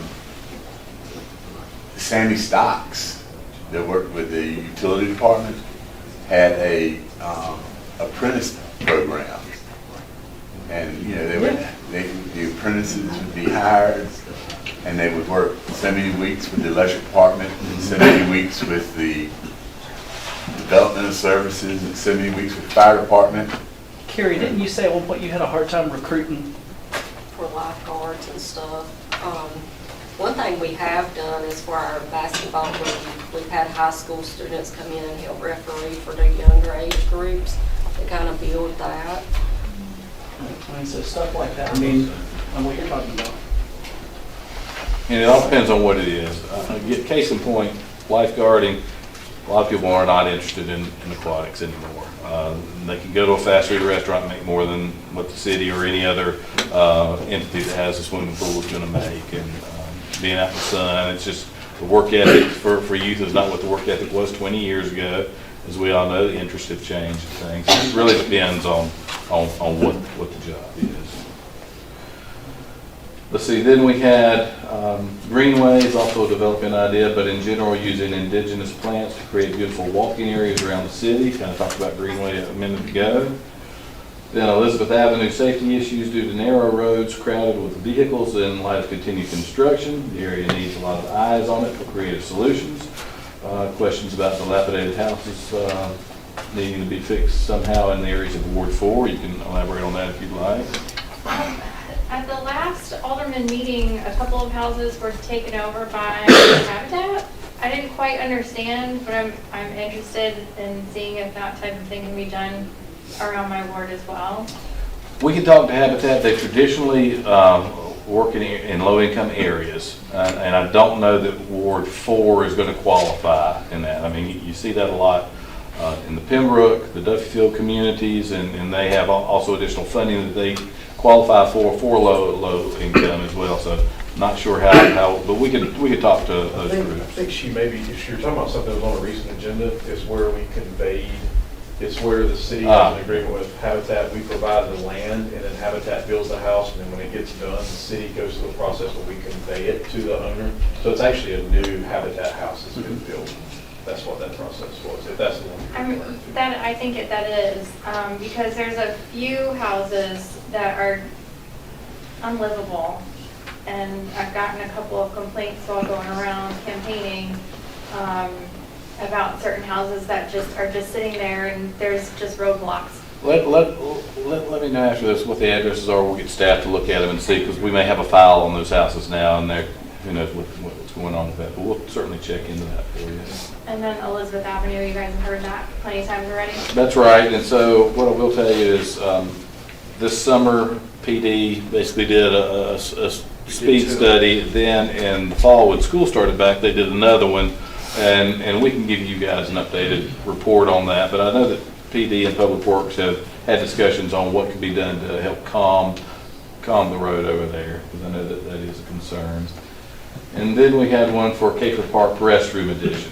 So you see all these things. What sticks out that you'd like for us to kind of focus on out of this list for this potential budget, or any other way to address some of these? Greenways for sure. I mean, you're not talking about a lot of money with that either. It's going to have to be worked out. Could I make a suggestion that you send this out to us and let us rank these? Sure. Because everybody that puts something on here is going to be passionate to them.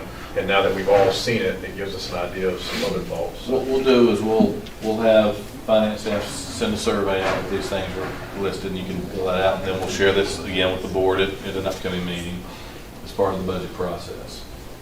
Any other questions or comments? I know Dana mentioned Caper Park a minute ago. If that's the Caper Park he's referring to, obviously for the new folks on the board, understanding that we're in a legal contracting agreement where we had leased out Caper Park completely 365 days a week or a year to the Southpaws. And they are now responsible for all the maintenance, the upkeep, the lights, utilities, all that. But one thing that part of that agreement is they have to spend how much, Foster? So annually, we have two leases with them. One is on the field itself, the other is on the concession stand. And they wanted to break that concession stand out. I don't know if they started selling beer yet, but it was to get the ALE license. So $22,222 a year is what the lease amount is. That's always due July 1st of each year. So they either pay that in cash or it's an in-kind in terms of an upgrade to the facility. And so what they did, the very first thing is they tore down all of the fencing, they put new fencing up, then they tore out the dugouts, put new dugouts up. So currently they have a credit going into this next period where I think they owe about $13,000 on this lease for the upcoming year. But they have changed hands, so new ownership is in place. The team sold this past fall. Had another conversation with the new owner last week, and actually he wasn't aware of how everything came to be. So I actually sent him clips from the board minutes where the previous owners made presentations to the board, and we're kind of sold on certain expectations for what the Cape Park would look like, because they talked about doing stadium seating, doing a lot of upgrades to the facility, and so he wasn't aware of some of those things. But one of the biggest needs that we've talked about is they need to have some seating, because we have allowed them to use some of our bleachers, but I think that's been one of the big turnoffs they had. But another issue that they are having over there are restrooms. They have been fortunate enough that, on average game, they're drawing over 1,000 people, and the restrooms are not suitable for that. Now, at the end of the day, it is our facility. I don't know that they're going to be spending $40,000 to $50,000 for restroom upgrades. Just like there are some issues with the ball field lights. While they'd like to see new ball field lights, I don't know that anyone's going to want to put in $200,000 to $250,000 to upgrade those ball field lights at this time.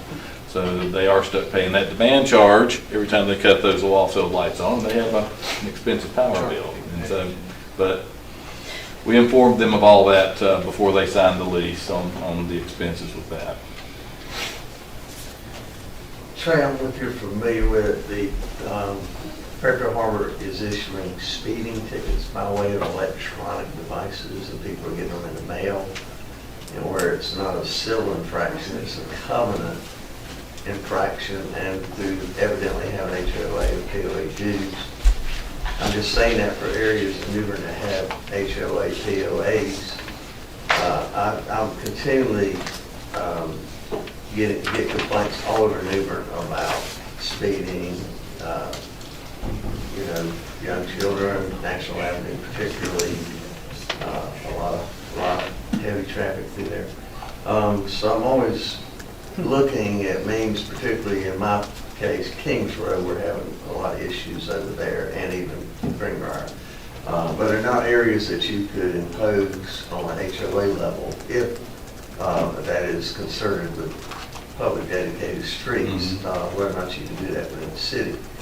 But I'm looking at, I know that Alderman Astor and I've had many conversations about speed bumps, and Bobby, you can kind of give us your position on that, but I'm not for speed bumps like we had at Lawson Creek, but I am for some means. New Bern's one of the few cities that I work in a 90-mile radius that do not have some means, in some instances, with problematic areas, having calming devices to slow the traffic down. But Bobby, you had a concern about that, didn't you? Yeah, I'm not sure. Did we ever finish the conversation about the ballpark? Because I was going to ask a question about the ballpark. Go ahead and ask. But I forgot what it was now. I don't have a clue what I was going to ask. But I don't know, speed bumps, I don't think anybody in this room is in favor of them. I know that speed bumps have a tendency to tear up fire trucks. Right. That's all I got to say about that. Well, we've got several of the speed signs, and I mean, they're nice, but I don't know if they really are a deterrent. But So, did I hear you say that there are methods of extracting fines electronically in from the areas speeders with POAs, but in residential areas? Yeah, but that's, you're not on public streets. yeah, I'm saying our streets are dedicated to public, so I'm just grasping at straws to figure out. Particularly, I'll give you an example, and I don't know why they do it, but Jimmy Street Drive, instead of going up that stoplight at CBS, they'll, all day long, they go through Jimmy's Creek, through Kings Road to avoid the stoplight.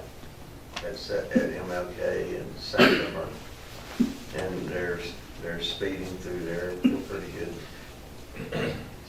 I know some municipalities have deployed, what they call them, they're speed bumps, but they're not Rumble permanent speed pads, bumps. Say like the again? rumble pads? Yeah, like rumble pads, or it's almost portable speed bumps that police departments shift when they start getting complaints. They start here. The problem with that is the second you pull those up, people start speeding again. So I mean, we're trying to regulate people's behavior that are naturally breaking the law. I don't know how to I think the best way of doing it is when the new roads are under construction is to do some type of configuration where the road narrows or something like that, or you have to slight turn to the right and then back to the left or something, but, Just keep giving them tickets, eventually they'll stop. yeah, well, I get complaints from one neighborhood about speeding more than anywhere else. And the chief would get one of his guys to go down there and set up, and the very first car that goes through there sees the police officer there and gets on their Facebook page and says, hey guys, be careful, there's a policeman sitting at the end of the road. And it's, and they're the ones complaining all the time about speeding, but I don't know. I don't know how we got on this subject. Popular subject. All right, back to the Cape Park, maybe you'll remember what we're talking about. So the request, they've asked Public Works, I think, several times throughout the season to go unclog or go work on it because it is our infrastructure that we own. What I would like to see is a conversation or some sort of updated partnership with the new owners to say, we're willing to upgrade the restrooms, but you've got to get your stadium seats built or something. You do that, then we'll do something on it. We're both in compliance with the agreement that we have in place, but if they want something more out of us, then I think they need to do something and show some faith effort. But it has been very successful. A lot of the issues and concerns that were expressed at the beginning were moot.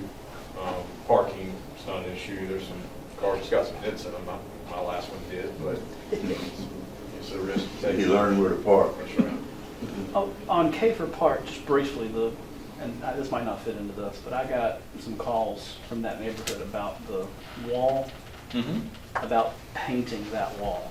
Ideally, both sides of it. I know the side facing, and I don't know if that's something the new owners would be willing to do if they. The new owners are willing to do that. We've held them from doing anything, but right now, that block wall near where the batting cage is, it's basically a section that basically turns to the right. Maybe it's about a 150-foot section. It's a hollow block wall, so we're going to go in there, put cement in there to strengthen that thing up. Then they're going to come in and paint. I think they're wanting to do a mural as well. So yes, that's coming. And then I guess they'll do the mural and we'll paint the backside that faces the neighborhood. Actually, I think they've got the backside of that as well. Okay. So that whole league is sold, is that what?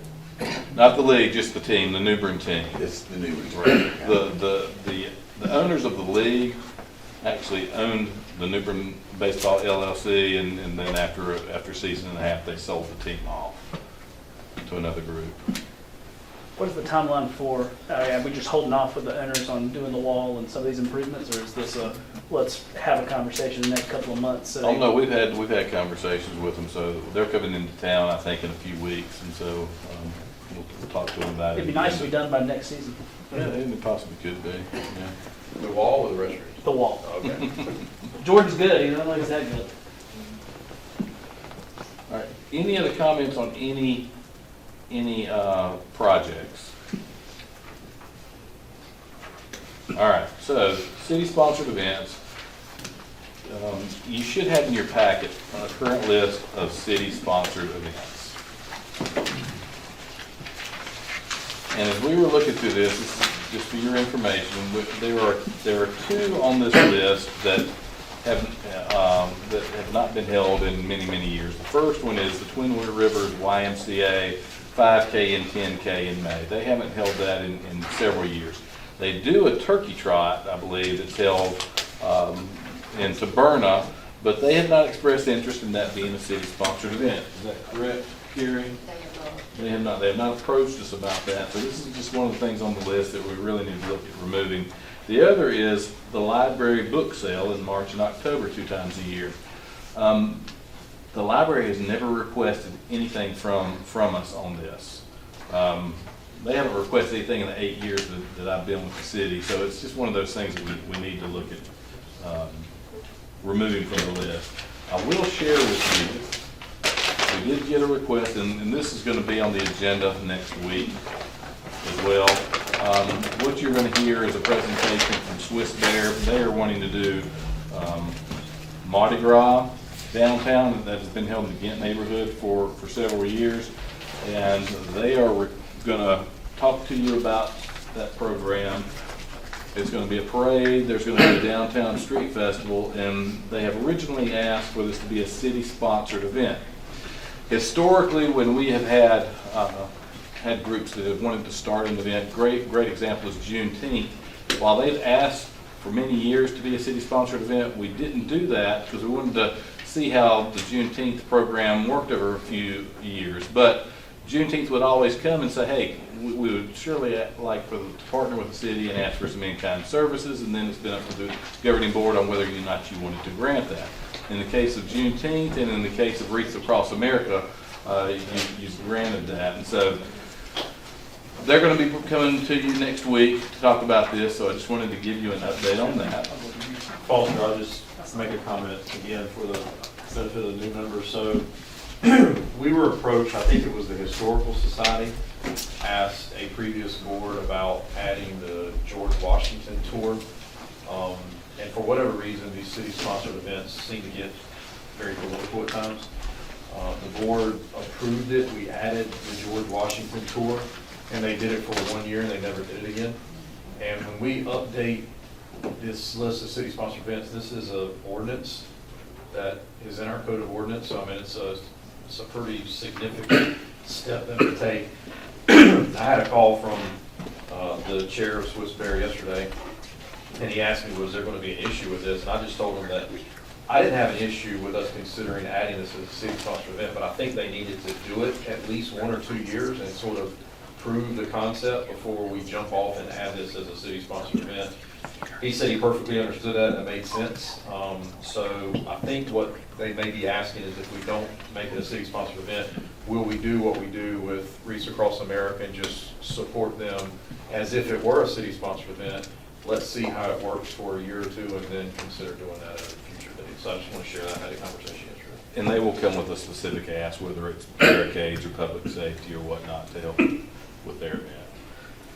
The only thing I would add to this, and you know, I would personally like to see it as a city-sponsored event, but certainly understand the rationale of, well, this is a change from what it has been in the past. It's been in the Ghent neighborhood. Just for some background, Mardi Gras was held in the Ghent neighborhood as a neighborhood event. It got so big with vendors, parades, that and it's not a formal association, but that association could not handle it. They did not have the volunteers, and they would come and ask the city for assistance. This last year after they did it, a group of those folks organizing the event asked Swiss Bear to essentially take it over. And if Swiss Bear was going to do that, it has to be within Swiss Bear's downtown footprint, because they're, as part of the Main Street affiliate for the city, they have a downtown footprint that they, you know, spend their resources in.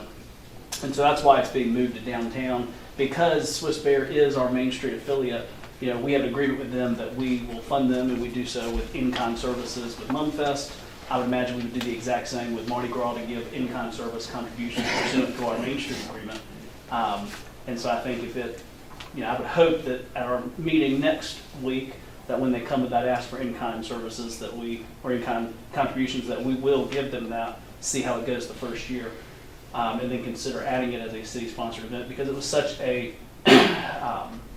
it was such an important event in the Ghent neighborhood, and they, from my understanding, those folks are still behind it. Right now, I think they're at 20 vendors for the downtown kind of block party, and then right now, I think it was 10 parade floats, which registration just opened, I think, earlier this week for that. They're expecting 40. So I think it is going to be comparable to what it was in Ghent, but obviously I'm understanding to see proof of concept. So that's just my 2 cents on it. And I think it's also safe to say we saved some in-kind labor with Mumfest this year since it didn't happen. So You're correct. That's right. Yes. All right. Any other questions or comments on city-sponsored events? So is there any of these that we need to remove? There are 2 that I mentioned that we need to look at. The library book sale? The library, because they haven't asked us for anything in over 8 years. And then the Twin Rivers 5K, 10K in May, and they no longer do that event at that time of year. So what do you need, a motion for that now? Just give direction. We've got to update the ordinance, so we'll come back at probably the February meeting with this. anybody opposed to removing those 2? All right. So on to our next one, advisory committee. So just so you know, we have 9 advisory or decision-making boards. And so we're gonna kind of go down that list and talk a little bit about each one of them. So the Bike and Ped Advisory Committee was established a few years ago. The purpose was to support and assist in implementing the New Bern Bike and Pedestrian Plan. They had 5 members on that plan. Each person served a term of 3 years, and the goal was to meet quarterly. That plan was completed a few years ago.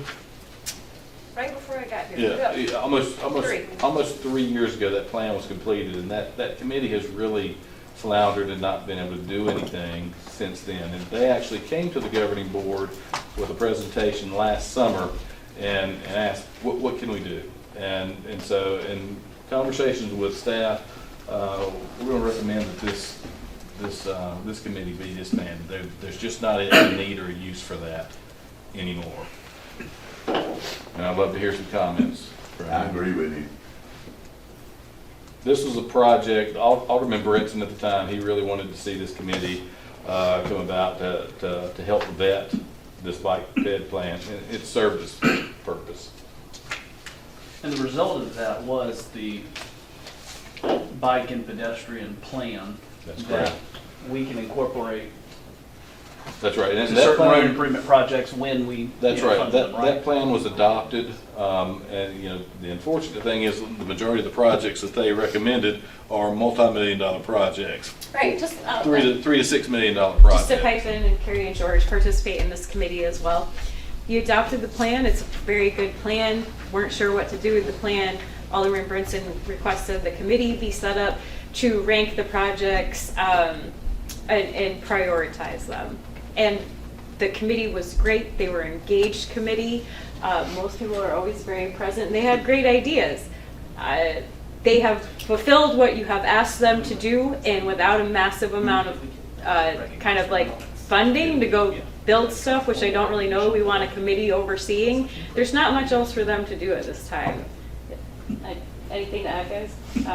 The last couple of meetings, they kind of focused on some things that didn't have to do with the bike and ped plan to kind of help out the police department with a bike rodeo and stuff. So they're kind of out of things to do right now, minus a lot of money.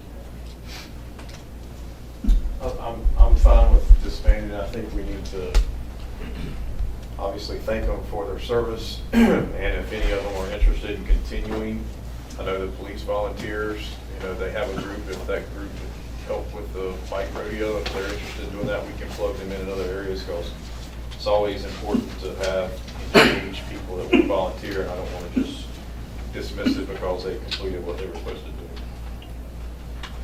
Would they have any use to the ideas of building greenways, or did they already do the work that we can use for that project? Connectivity and the sidewalks, multi-use paths, all that's in the plan that's being adopted. So we can use it? Mhm. Okay. Yeah, and it's ranked and prioritized, just not funded. It could be with our bond? Like it could be with our bond money, kind of, or is it separate? So with the bond projects, we talked about specific projects on that. If the board wants to change what those projects are, that's within the board's purview. But if you're wanting to change some of those, we need to know like pretty quick, because we're biting the bullet on a lot of projects right now. Can we look at them side by side? Can I bring up one or two of those? So with the bike and ped plan, we incorporated some of what was, shown in there as a need into some of the work. Even the stormwater along Oaks Road, which is one of the projects, if we pipe certain sections, that now gives us right of way for a sidewalk.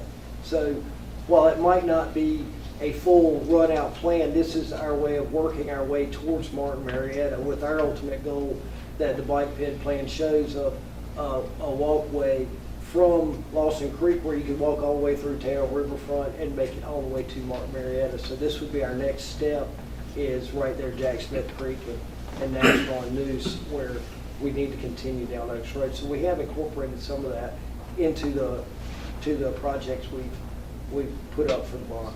I mean, that should probably be publicized, that we've used their work and that that we're rolling it into our plan And it will somehow. be, when we get to the pedestrian side of it, I've got to get pipes in the ground, make a wide enough dry spot, put the sidewalk first. So can we, I mean, I think we're all in agreement, we can disband this, but with some, at maybe the February meeting, a formal recognition thanking them, or maybe a letter from the mayor thanking them for their service on it. I don't think the termination of board in any way takes emphasis off of the need in the city. Mark Marietta portions of it and behind Crown Palace are part of the Mountains to the Sea Trail. That's correct. And, you know, my thought on the Oaks Road would be the most likely means of egress, ingress to, or traversing that area to connect the dots between the two areas that are on the Mountains to the Sea map. And then, you know, to me, Newbern's done its part of that. Carrie, have you talked to those Mountains to the Sea folks lately? Not since they designated trail. I think that's when Foster was still there. And even parts of, there are several areas in Newbern that have been designated as the East Coast Greenway as well. So we've got both of those that have designations here in Newbern. Does staff have any city-owned properties that could be part of not spend a lot of money, a greenway area? Oh, yes, I think we've got some options for some I mean, things. I've always wondered why some of the Simmons Street extension, you know, that area, that pumping station or things like that could Sure. not be part of a greenway. So I think back what Lane's asking, or are there some things the city could, you know, short-term work on that don't take a lot of mitigation with the state or anything to identify walking trails, et cetera, that are in I the think city? there are, yes, sir, I think there are, and also, there are opportunities, state and federal, for trails grants as well. And so, we'll get with staff and we'll work on some things and bring that to the board at a future date as well, aside from what's already in the bike ped plan, because I think there are several opportunities, yes. I would just like to say, I didn't mean to butt in on the earlier cable park discussion, but I think my previous experience on the board is that everything you've done and said today is great. These are really cool ideas. It's just that when the city gets bogged down with COVID-19 or Hurricane Florence or a bunch of other things that, you know, are on the timetable, have got a sunset on them, they get prioritized, and then, you know, we forget a year or two later, so to speak, that they were on our radar. And so I think it's been really great that all this stuff's been brought back up today. Absolutely. All right, we're going to move down the list. We've got several more to go over. Community Development Advisory Committee. This committee is in place because of the CDBG funds we received, and we were recently notified that we received in this recent allocation over $260,000.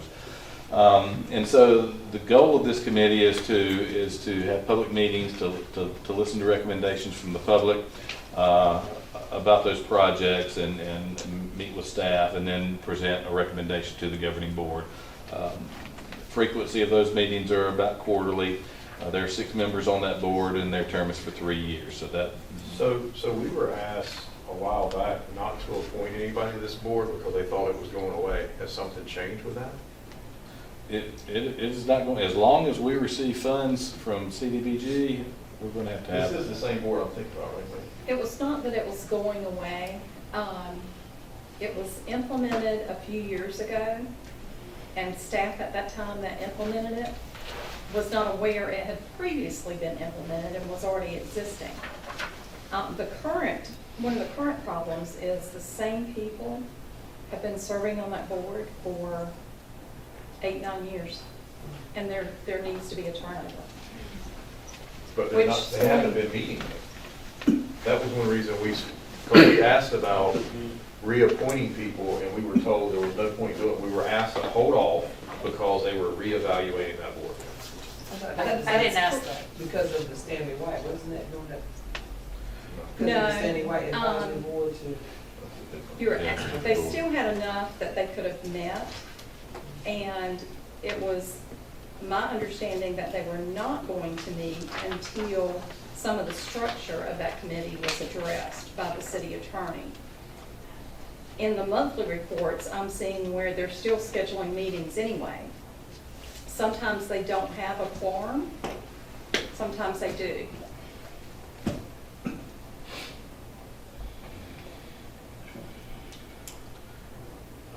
Our next one is Dangerous Dog Board. This is established as an appeal process for dogs determined to be dangerous. We have 3 members on that board. They serve a 1-year term, and they meet as needed. I think the board's only met one time to address the dangerous dog situation, but that's something that we always need to have in place just in case. We then have the Historic Preservation Commission, and there are 9 members on that board. Their terms are 3 years. Their meeting frequency is monthly, and the purpose is to define the rules of procedure in the historic district, conduct and rule on certificates of appropriateness, and negotiate with property owners who propose to demolish, relocate, contributing properties. I'm going to let Jessica give an update on what that group has been doing quickly. And which one? HPC. HPC. Okay. Over the last probably 6 months, we started working on this. As you know, we put out a survey that was running for about 2 months, and it ended in November. We have all that data. We did 2 outreach meetings. They were run like charrettes. We did one in the evening, we did one in the daytime. We had 2 very different groups of participants. The one that we had in the evening over at Stanley Waite was attended by over 40 people. We had 12 or 13 participants at the one that we did at West New Bern. The way we operated those meetings was we had 6 or 5 different topics. They had sub-questions related to all of the things that kind of keep coming up, the questions that keep being answered. We had a really different mix of participants. We had some people that were new to town. We had some people that owned property within the district. We had some people at both meetings that were just curious, and then we had a couple of architects and things like that that showed up. So we got all that information. It is all cataloged in notes and things like that. Just yesterday, we took all of this. Robert and I, the assistant director, met with the chairman and vice chairman of the HPC. We all are comfortable making a recommendation at the meeting 2 weeks from today, at the regular HPC meeting. We don't think we need to hire somebody to do the work on this. So very mixed responses. I don't think that surprises anyone. There are people very passionate on extreme ends and not a lot in the middle. So what we've taken the hot topics, discussed a list, and I'm going to put together a presentation I'll be delivering in 2 weeks, get feedback from the board, and we'll advise you kind of how we're moving forward. Overall feedback, the actual outline, the shell of the ordinance or the standards are not too bad, but we need to look at the materials that we are allowing, and the public definitely wants to be able to meet the goals of the HPC, but they want to do it at a lower cost with less red tape. So we're going to try to, nothing that we didn't know, I don't think, but now it's been confirmed, and so we're going to move forward from there. Again, you will be hearing from me. I will not be recommending a consultant to do that work. Can I ask a question to the other board members? Has anybody else ever received complaints about some of the decisions and some of the things that HPC engages in? Never. I mean, I don't get a tremendous amount of complaints in my ward, but I get a lot of complaints about HPC and some of the ridiculous stuff that's taking place there. Do you get them? Oh, yeah. Barbara, do you get them? We get emails sometimes. Make a motion to eliminate HPC, see how it goes. Yes. Daniel, what about you? Yes. Do we have to have that committee? Yes. So, yes, I mean, we do have to have it in order to have the historic overlay that we have under the preservation guidelines, or the preservation statute, is my understanding. I think that what Our attorney says it's not required. I think it is extremely necessary when it comes to looking at the footprint of HPC, the downtown and Riverside, in preserving the aesthetic. And I think in these rewrites that we hopefully will get to see in the next 6 months, maybe? Sometime this year. This is not a rewrite, just, this is a cleanup. The cleanup of these standards. I think we will have the opportunity to pick off some low-hanging fruit and also clarify whether or not we as a board want strict preservation or the aesthetic for a historic downtown. We want, I think what we would want, what I've heard a lot from, is that the design, construction, renovations of downtown historic residents maintain an aesthetic of their historic look, not necessarily a strict preservation, which I think is where we get a lot of the crazy, what you would say the crazy complaints. I think that's the bulk of it is the type of wood and I'm confident at a break that Ms. Bliss over here would be happy to talk to you about some of that. But those are the kind of complaints that I get. But I also have quite a few folks on the other end who are proponents of maintaining a historic charm of downtown and Riverside. Well, without this committee, how would we do that? How would you maintain the historic character of? Well, I think the point of it's the historic, like our historic guidelines and standards, which are part of our zoning ordinance. That's how we enforce that. In order to have that, we have to have the Preservation Commission. We're not allowed to regulate aesthetics, anything aesthetic on a residential structure without that historic boundary in the HPC. That's my understanding of it, and we can clarify that with Scott, but that's how it's been explained. Well, I mean, I don't know if I would have an issue with the committee, but some of the decisions that they make is just, I mean, if So you got a 3-story wood house and you got to hand scrape it, the paint off of it, instead of using what modern day technology and machinery, or you got a old dilapidated wood fence that's hidden behind the building and nobody can see. Or if you have a little bit of damage on siding, you have to replace the whole siding. I mean, things like that, and I think that speaks exactly to what this cleanup is intended to address. But to your point, the idea of some of these decisions, my question is, if you look at the makeup of the board, there's quite a few of them that don't actually live in the district. They supposedly have expertise in an area for preservation, that's why they're on it. But I mean, would y'all be opposed to a change that to be on the HPC, you have to live in the district? Everyone would still get their own appointment power, but we have a residential requirement. Would y'all be opposed to that? Most occupation boards on the state level, as an example, have what they call a public member, and that is somebody that's not in the heat of the battle, so to speak, that can give an objective opinion other than just being in the middle of it. HPC's done a lot of great things. I don't think City Newbern would be what it is today without it. I think 90% of the administrative applications are approved. You know, that's what I've always heard.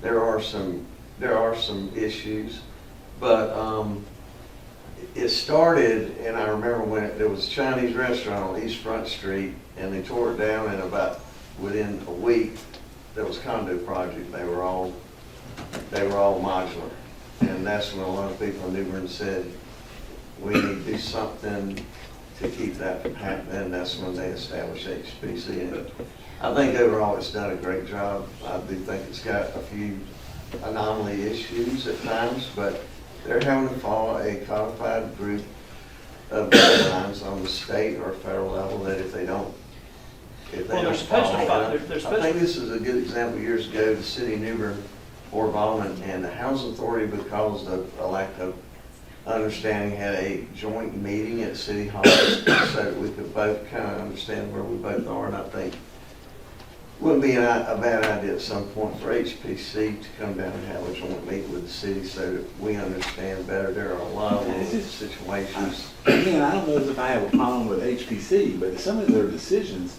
and it may not be their decision. I'll give you an example. You take a window in the old fire station in the Veterans Museum, and to take that window out and rebuild it was $4,500. Right.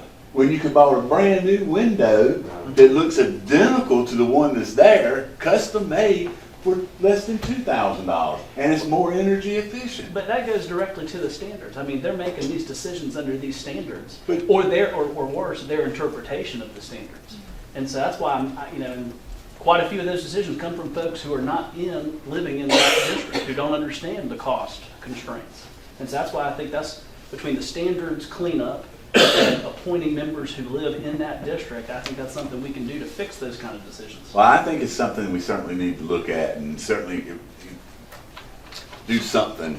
I don't think we can get rid of it. I don't think we should get rid of it, because I agree with Alderman Outlaw that, they have done a really good job at preserving the historic charm, keeping downtown and Riverside looking the way that it does. Without these types of historic preservation standards, you could have Walmart in downtown, which I don't think we necessarily want when it comes from a tourism aspect for our historic downtown charm. You're right, and we also don't need a flooded building that was in Trent Court kept for historical purposes when there's other buildings on that same campus that look the same that's not in the flood zone. However, the HPC is requiring them to keep a building in order to let the rest of them know. But do they have the authority to do that? Can't we overrule that? Apparently they do. Well, the SHPO says they do. We probably need a we probably need to meet with them and have a work session just on HPC. I do think that's. Because We can do that. But my question,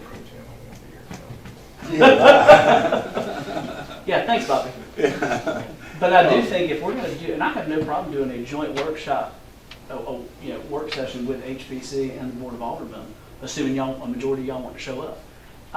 But I think the question becomes, do we do it with the current board, or do we have appetite to change the requirements for who's on that board and do it with a new board? Well, are you sure whether or not on the guidelines on the state level that you don't have to have public members? Say it again. I don't know that the guidelines don't call for you to have a public member, somebody outside of. I'd have to look, I don't know that. And I don't know either, but I think that's a pretty good reason why they probably are on there. Well, I think we need to get some of these questions answered and then have a meeting with them or something. Or either have a meeting among ourselves as this being the topic to discuss. And we can get some answers for you. Thank you, sir. Move on. New Bern Board of Adjustment. This group meets monthly. Did you do MSD? Oh, I'm sorry. Thank you for that. Just remember this when we talk about the fire station. Just remember this conversation. So the Municipal Service District Advisory Committee, their purpose is to make recommendations on how MSD property tax funds should be used within the district. They make those recommendations to the governing board for final approval. There are currently 10 members on that board. They serve 3-year terms and they meet quarterly. They started out a little slow, but they finished up strong at the end of last year and have made recommendations on just about $1.5 million worth of projects. Foster, and Alderman Ferguson, I'm sure he's been at these meetings in the past, but I've heard that they kind of get deep into the weeds, like the design of the inner core versus they're supposed to be saying, yes, we like this project, you guys go do it. Is that still the case? So it is still the case, and we tell them that every single time. But yeah, their only goal is if projects are presented, it's yay or nay, we'd like to recommend this to the governing board. It's up to staff to go through the process of designing and figuring out the problems. They're not a problem-solving group. They say, yes, we like this project, no, we don't, and we want to recommend it. They also can come up with project ideas themselves. And they're all made up of taxpayers within the district. And so some of that's a good example of this. Last time they came up with ideas for projects and then had unanimous support and approval that came before us. So. Then we have the New Bern Board of Adjustment. There are 7 members that serve 3-year terms and they meet monthly. They are a decision-making group and they decide on appeals from any order, decision, requirement, or interpretation from the planning and zoning. And I'll just add too, since we've had a kind of robust conversation about HPC, all of their decisions can be appealed to the Board of Adjustment. And so those property owners have the ability to appeal to the Board of Adjustment to have a different group hear those decisions and render different opinions if they so choose. Well, since he brought HPC back up, I'd like to know the members of HPC and when their terms expire. We can provide that for you. We'll include that in the weekly report for you. Thank you. Yes, sir. Then we have the New Bern Planning and Zoning Board. Their purpose is to make recommendations concerning zoning modifications, amendments, subdivision, general plans, and on the growth development of the city to the governing board. There are 10 members on this board, and they serve 3-year terms, and they meet monthly. Then we've got the Police Civil Service Board. Their purpose is to establish and recommend requirements for applicants who seek employment with the police department. That's required under statute. The number of members are 5, and they have served 2-year terms, and their meeting frequently is as needed. They also handle a little bit of an appeal process, don't they, for certain disciplinary? So they do- Only for termination. Not anymore, okay, only termination. Chief, have they had a hearing since you've been the chief here? And so New Bern and Charlotte, I believe, are the only cities in North Carolina that have a civil service board. Do we need to continue with them? Yes, you do. Yes. Well, it's a board decision, but my vote would be yes if you ask me. The officers I've talked to, when I've asked about this board, I mean, they all say yes. They like having this group. Then we have the Redevelopment Commission. Their purpose is to rejuvenate, revitalize the greater Duffield community. They have 9 members. They serve 5-year terms, and their meeting frequently is monthly. I've asked Marvin to give an update on what the Redevelopment Commission has done, and I know they've got a retreat coming up at the end of this month. So Marvin, give us all an update on that. Yeah, basically, I mean, most of y'all know that this was established back in 2018. I think some of their forward movement arguably made that was slowed down a little bit during COVID, but they had 5 goals when they started out, one being improve overall appearance.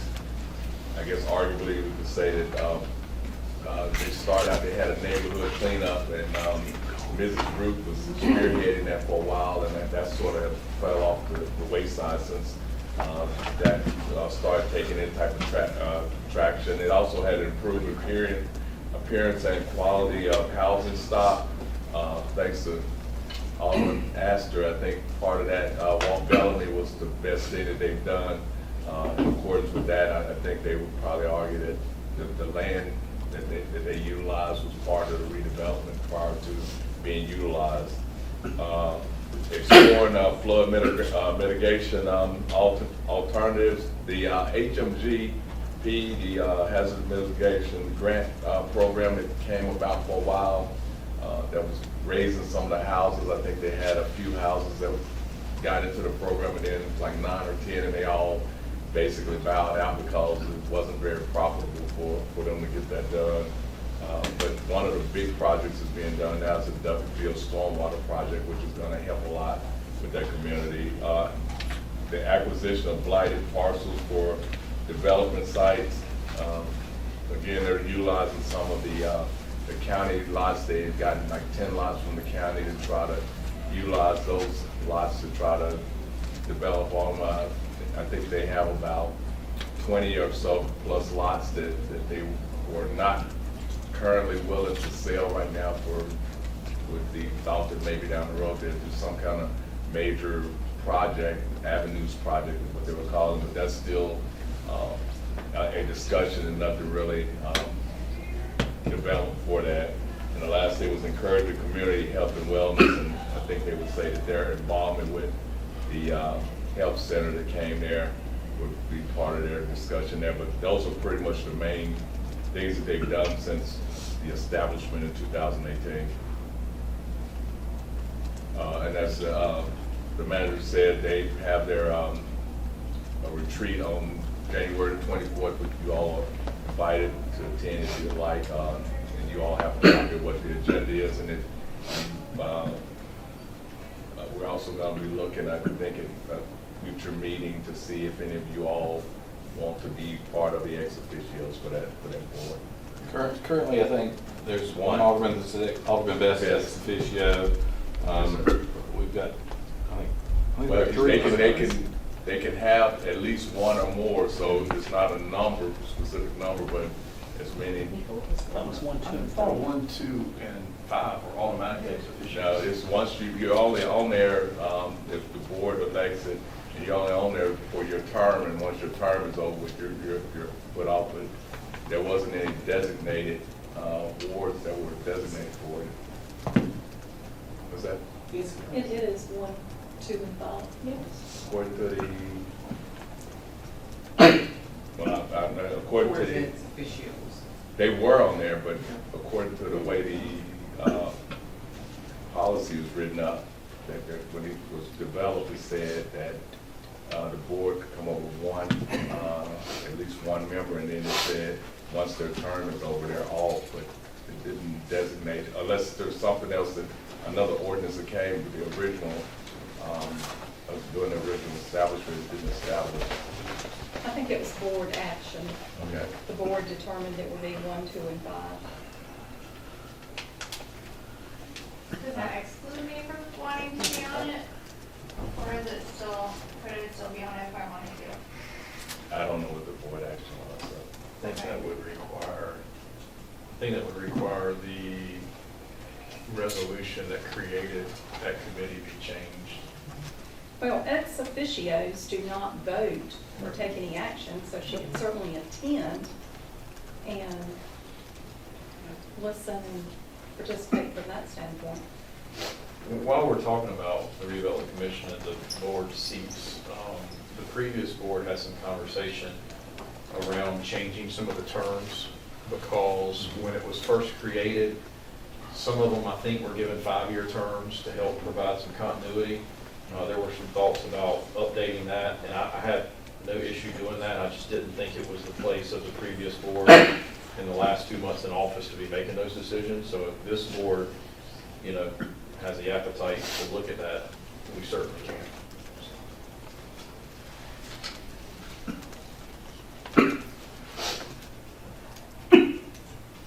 All right. Is there anything that the redevelopment commission does that we as a board can't do? Sell real estate. That's the reason we created a lot of things we're not allowed to do. Or rent property. But As a city. can't we exercise redevelopment commission powers sitting as redevelopment commission? You need to get with Scott on that. There's 100 reasons we formulated the redevelopment commission, things that the city is prohibited from doing that they could do. Because my understanding is that their role is, kind of setting the table for development, finding areas, especially in this community, to help build and bring affordable housing, and to do that by buying land, site prep, being able to package, lots together, or do public-private partnerships. I know they can get income by renting out, and I just don't know. How much of that? The community health clinic is a fantastic resource. How much of the site prep for affordable housing have they done since 2018? Well, you got to remember, they didn't have any funding. It was very, and then the first year or so, they had to set up their kind of rules and regulations and stuff like that. And then, until they sold these little 3 houses, they really didn't have a lot of money to work with. I think they've taken giant leaps forward since the sale of those little houses, and I'm hoping that they will move forward and do big and better things in the community. I think it's better for them to do it. They spend a tremendous amount of time. I was talking to Kit Paragoy, and he was spending a good afternoon a week working on some of that stuff over there for them. I'd like to give them a little more time now that they're established and they have some money. And is there a way to, and I don't know, this is just a genuine question, is there a way to partner them with the Community Development Advisory Committee for funding? Because isn't the Community Development Advisory Committee, isn't that how we administer CDBG funding? To create a funding source? I asked that question back during a while back, and we didn't go very far. So currently, they have about over $900,000 in their fund balance that they can do projects with. And I think they may be talking about that at their upcoming retreat and what their plans are. And they can certainly partner with any of the other boards or commissions if they so choose. Be their decision-making board. I mean, I asked about putting the CDBG money under their authority, you know, but. Yeah, that won't meet federal requirements on that. It has to be under the city. Now, they can certainly apply for those funds. But in CDBG funding, that's a whole another long conversation about that as well, because it's a whole nice conversation. Mhm. Oh, Lord. All right, anything else on the redevelopment commission? Marvin is right. The resolution that we passed says, Section 5 is redevelopment commission liaison. The Board of Aldermen in the city of New Bern may appoint one or more redevelopment commission liaisons from among themselves who shall attend and participate in meetings of the redevelopment commission. Any liaison appointed here under shall not be considered a member of the redevelopment commission, shall have no rights of a member of the redevelopment commission, specifically including the right to vote on any matter, and shall comply with the requirements of North Carolina General Statute 168-511. The liaison shall serve in such a capacity only during their term of office as the Board of Aldermen. So he's right. If we did appoint 1, 2, and 5, then technically only 5 is the only one sitting at this point. Does that make sense? So you've got 2 appointments you can make at the next meeting then. It says 1 or more, so I don't remember that. All right, and the final 2 boards we have down there, those are really not official city boards. However, with the Friends of the Fire and New Bern Firemen's Museum, the governing board does appoint those members. And with the Housing Authority, the mayor appoints at least 10 of those members. So that's all we have on boards and commissions. We have 2 other items. On the Fireman Museum Board of Directors, since the city doesn't technically fund that, I mean, we pay for the utilities. It's our facility, that's right, and we Could that be something where they could manage their own appointments? if the board wanted to do that, I mean, I think it's in their bylaws, they would have to change their bylaws, but they could certainly go through that process. You're on there, right, Bob? Yes, I'm on there. I mean, we go out, we help by going out and finding someone that's interested in the fire service, that's interested in the history of the fire department. We kind of vet them, and then we make recommendations to Brenda, and that's how. I mean, they're basically self-appointing now anyway. It's just a process that goes through us. If it was a step that could be saved. I'd love for them to be able to appoint their own. We'll have a conversation with them if that's, board is fine with that. Everyone all right with that? All right. Okay, I think that was it on boards and commissions. Now, we've got Charles going to give an update on electric utility.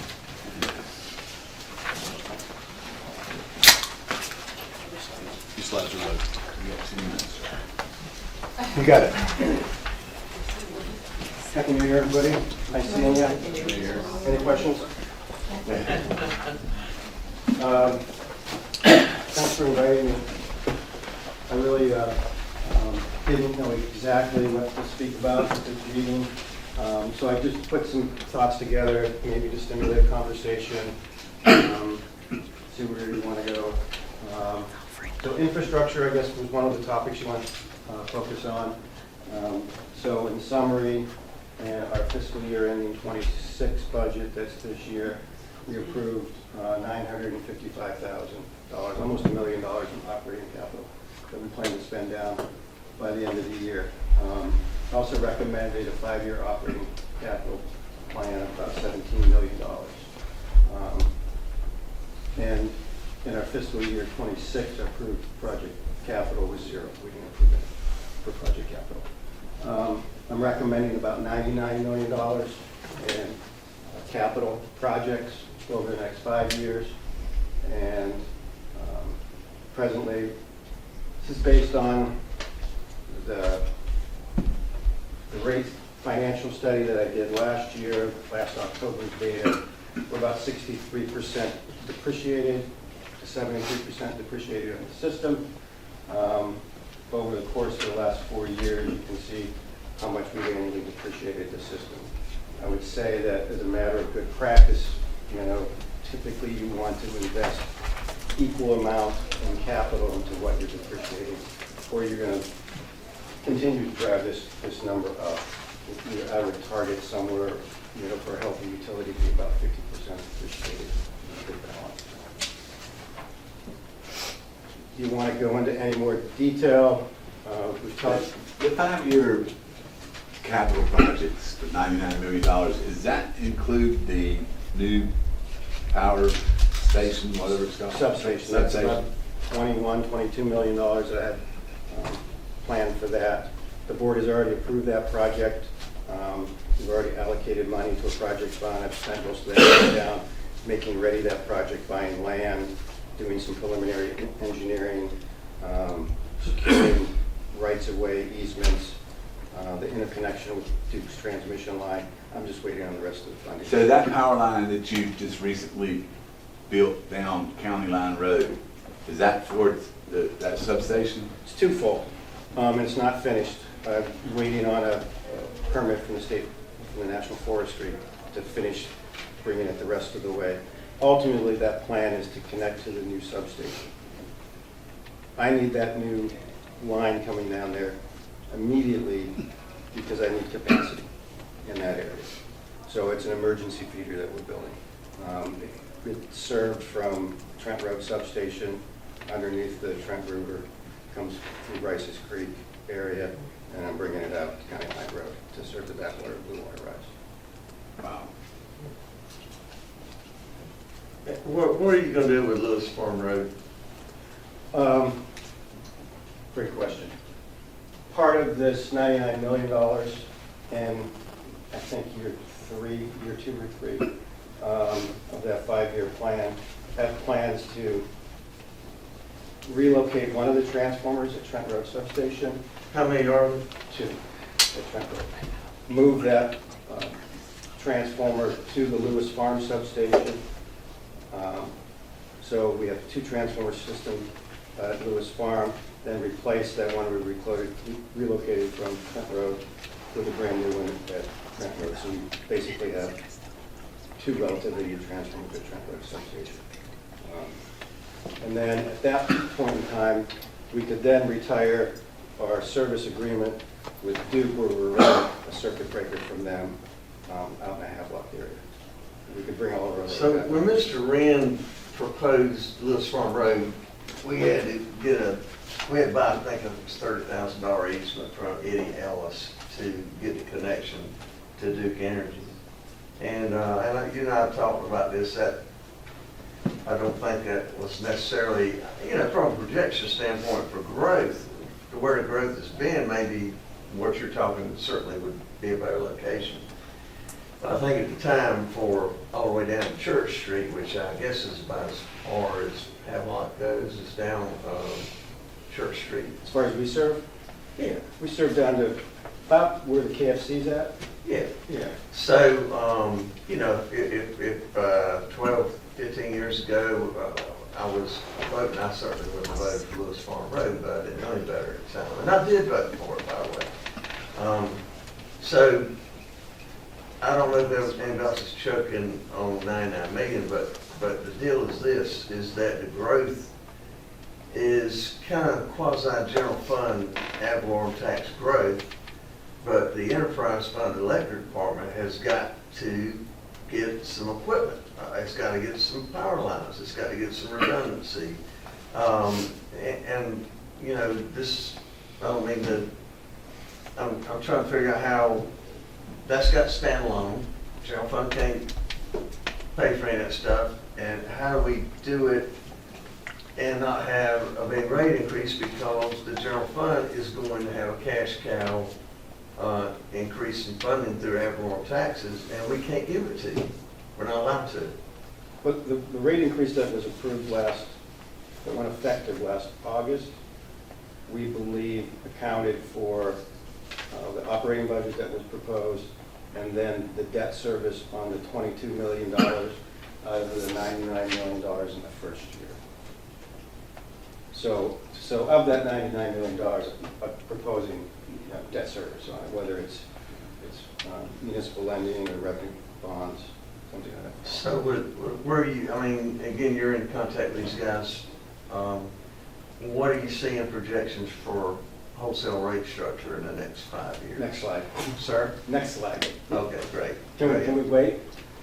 No, just, I just, again, like, when we make a mistake over, and I'm part of that mistake, and it's painting the wall at Cable Park, and it's $10,000, so what? I don't even remember, but I believe it was about 15 million on Lewis Farm Road at the time. Sounds reasonable. And now we're, so we got to very fiduciarily figure this thing out. But we don't all have a crystal ball. We do the best we can to kind of forecast and plan. The rest of the 99 million in the second year of that is about 8 million for replacing 3 transformers at Glen Burnie substation. They're 50 years old, each of them. They're end of life. A good year and a half lead time on those. You don't want those to fail. Then the rest of that is system improvements to 2 lines that are already in the system. They're either overhead or underground that are undersized because we've had growth over the years, and now those lines can't carry enough capacity to move load around once we get all the rest of this stuff connected. Charlie, you said 8 million in year 2 for 3 transformers? Yes. What is what's the shipping time? If you were in year 2 to order them, what's the timeline to get them online? I would say, let's say delivery is within a year after receipt of order. I would say I need another month and a half to 2 months to place them online. So they're already at end of life, and year 2 we're buying them to be implemented, to be installed online at the beginning of year 4. Correct. Well, make sure we're saying the same thing. When I order those, when I have enough money to order those, I start the make-ready work, so that when I receive them, I can place them and I can immediately assemble them and put them in service. I don't need another year to get it up and going. Charlie, there was a period of time that I think the city would not purchase or allow developers to purchase reconditioned transformers. Has that changed? We provide all of our transformers ourselves. What I'm saying though is that, when the shortage came 3 or 4 years ago, I think that some of the developers were looking for alternative sources. Yes, sir. For transformers, and they were looking at reconditioning, and I think they were told that the city would not accept anything but new. No, sir. Okay. No, sir. We would take anything we could get. The problem was we couldn't get reconditioned because you had to turn one in. Their inventory was down on in-stock reconditioned supply that was sitting there off the shelf. So I had to give them one that failed, to get it rewound, and then get it back to us. So that procurement process got really slowed down. But I believe we're past that. Just out of curiosity, what's the delivery time now on the transformer? Like a 50 kWs? Boy, don't hold me to this. Quicker than a fire truck. I'd say probably 22 weeks. Oh, wow. Has the price come down any? Oh, no. No. Absolutely not. But I'm getting happy with that. Go back a couple of slides. Lower button, one more. Thank you. Rates. Mr. Outlaws question. This top chart is our wholesale power supply rate forecast as of September 2025. This morning I attended a NECEMPA rate committee meeting, so some of this changes. I'll try to communicate to you that change. What happens next with that recommendation from the NECEMPA rate committee, that'll be presented to the NECEMPA Board of Commissioners. The last week of January, I think the meeting's scheduled for, they'll vote on that, and then if that's approved, Electricity's Board of Directors will vote on it about 2 days later, and if that's approved, then it would go into effect April 1st. And what we're looking at right now is April 1st, 2026, 4.5% rate increase. Rider number 1, it's those true-ups that have been coming every single year. That's going to wash out. And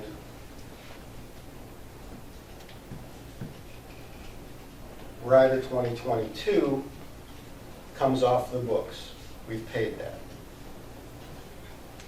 This debt refund is a complicated matter, but it's basically the amount that New Bern is going to get refunded from paying off our debt back in July will wash this out. Okay? Overall, the debt reserve refund for the loan that we had was about $28 million of reserves left for the entire agency. New Bern's portion was $1.2 million. Not all of the communities netted out to zero, but New Bern nets out to basically what will happen April 1st. We'll get a credit of about $120,000. That'll settle the debt reserve, and that'll basically pay our obligation for Rider 1 2024. That'll go away. I would expect another rider to come off, Rider 2023 in October, and then Rider 1 2025 to reappear in October of this year. Then going to 27, that is forecasted to go to 5.5% on the rate increase, and then the remaining years is 4.5%. You're saying 27, 5.5%? Correct. What is, now that the debt service is off, I know you're getting that credit, but what was the annual fee on the debt service? About $3.1 million. So we don't have that anymore, right? Correct. So how does that work into the formula? It gets absorbed by these other riders and by operating expenses. Okay. But we have to, in other words, like for those 27 through 30, they're not paying out $3 million a year on the Correct. on the debt structure, debt service. So, in other words, our NOI should be $3 million to the good, less those riders that are coming on. So, looks to me like 2027 should be a wash of it, and we maybe have capital improvement needs that will. No, I think what he's saying is the wholesale cost is increased and it's eat up that $3 million we were paying in debt service already. So in addition to that, wholesale rate's going up another 2.8. By factoring in, we've already 3.1 million to the good in 2027 that we're not paying out. Is that right, Charlie? Close, yeah. Well, I know you formulated all it in there with your recommended retail rate. You know, I mean, in other words, like or your bottom line, are you seeing 3%? This is the rate path, this is the retail rates down here, and this is Right. what I recommended Right. in July of 2025. I'd like to have an opportunity to quickly review this. We're in the middle, the front end of a cost of service and a financial study for the utility. I'd like to double check this, look at our revenues, factor in these changes up here, and see what the recommendation is. But you think that bottom line is going to be worse than 3%? You don't think it's going to be better? Depends what you do here Right. on the PCA. The PCA sunsets in July of 2026. See if I can explain this. If you don't absorb this the rate increase with your retail rates, and you leave the PCA is going to go up. It's going to try to collect that money. We back up even a step further. Right now, the PCA is going down, like we expected it to. It's recovering our funds. We never hit the cap of 1.5 cents per kilowatt hour. We got cents per kilowatt hour. We got to 1.3 cents per kilowatt hour. We're down to about 1.11 cents in November, and our forecast it's trending down. So as long as we keep up with these rates, this PCA is going to work its way down to zero. But again, we have to, like I was always concerned about 8% fund balance, but now we have to look at this thing was down to 12, it needed to be at least 16%, it's up to 19 right now, is that right? And we have to figure out a way of holding it above 16% for LGC purposes, right? Last I saw in October, fund balance was up to 67. Days cash on hand. Yes, and so when we're talking about infrastructure upgrades for the electric utility, the reason that we did not recommend any of those projects were, we didn't meet our policy of 90 days of cash on hand. When you look statewide, what LGC recommends, that's actually 120 or even more of days of cash on hand. So there's no way we would have gone to LGC and said, hey, we need a $100 million revenue bond because we don't even meet our own policy.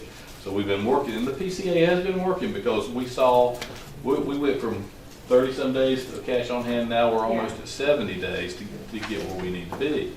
But I can tell you, when we go for that revenue bond, when that time comes, it's not going to be a cheap thing. Every customer is going to feel that. I think it's going to be close. To answer your question, I'm hopeful that it's going to be around the 3% range when I come back. The trick also is, ideally, if I had a magic wand, I would wave it, I would have this number for you today and you make a decision on it, so I can line up any rate adjustments with April 1st. Because when this rate goes into effect April 1st, if we delay until July, August to make the rate effective, we have to go back and absorb all those other costs, and that's what the PCA will then try to do. Well, is that kind of like in the old days, Vetco up in Virginia, they had a PCA according to how much they were using nuclear power. I mean, they were actually, if they were using fossil fuels and they couldn't use nuclear, they were adjusting that PCA. I mean, I think everybody needs to know a little bit more about what the cost adjustment is. The PCA is designed to collect the difference between what our actual power supply or wholesale power costs are and what our retail rates are collecting. It's supposed to collect that difference. And ideally, we try to keep them as close together as possible, knowing that there's some variables in there. And the closer you can keep those together, the more flat this line is going to be for our customers. The more we get these out of whack, that PCA is going to go up and down for our customers, and I don't like it. Nobody likes it. Well, how much right now are the 23,000 customers? How many are? I'm a little surprised at what I think I was told a while back. I thought with AMI that about 100% of the residential customers will be on lead management, and it's not that. Is that correct? That's correct. And what is lead management figures? In other words, I'm trying to look at whatever we can do to reduce the variable costs down. And I thought AMI, when we did it, and was going to produce a lot of cost savings because we would not be on peak demand. We would be. Do you remember that? Yeah. But I don't understand why there's not any higher number on lead management, which would help improve our bottom line.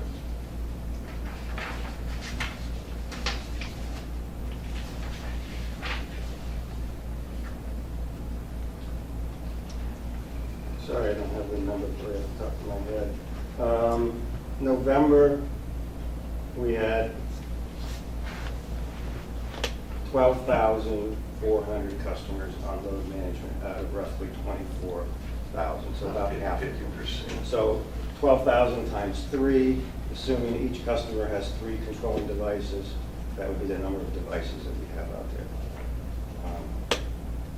don't think it's gonna, collectively, you know, we're all playing this game of cost avoidance with our peak. This is too off track, let me know, because I can talk for hours about it, but we're trying to shave that peak for the month. That's what our demand charge is on. So our load management devices do that, our generation does that, the weather does that. But it's not the end all answer to balancing the rates. Are we, I know we used to have a gentleman was doing audits for folks. How many energy audit folks do we have with the city that are going out helping residents when they're concerned with their light bill? We have one person that coordinates it and manages it, and electricity staff comes out and actually executes it. Well, is, on the average, the customers we have, are we using the power agency to bring in their folks to help us? We do for that, yes.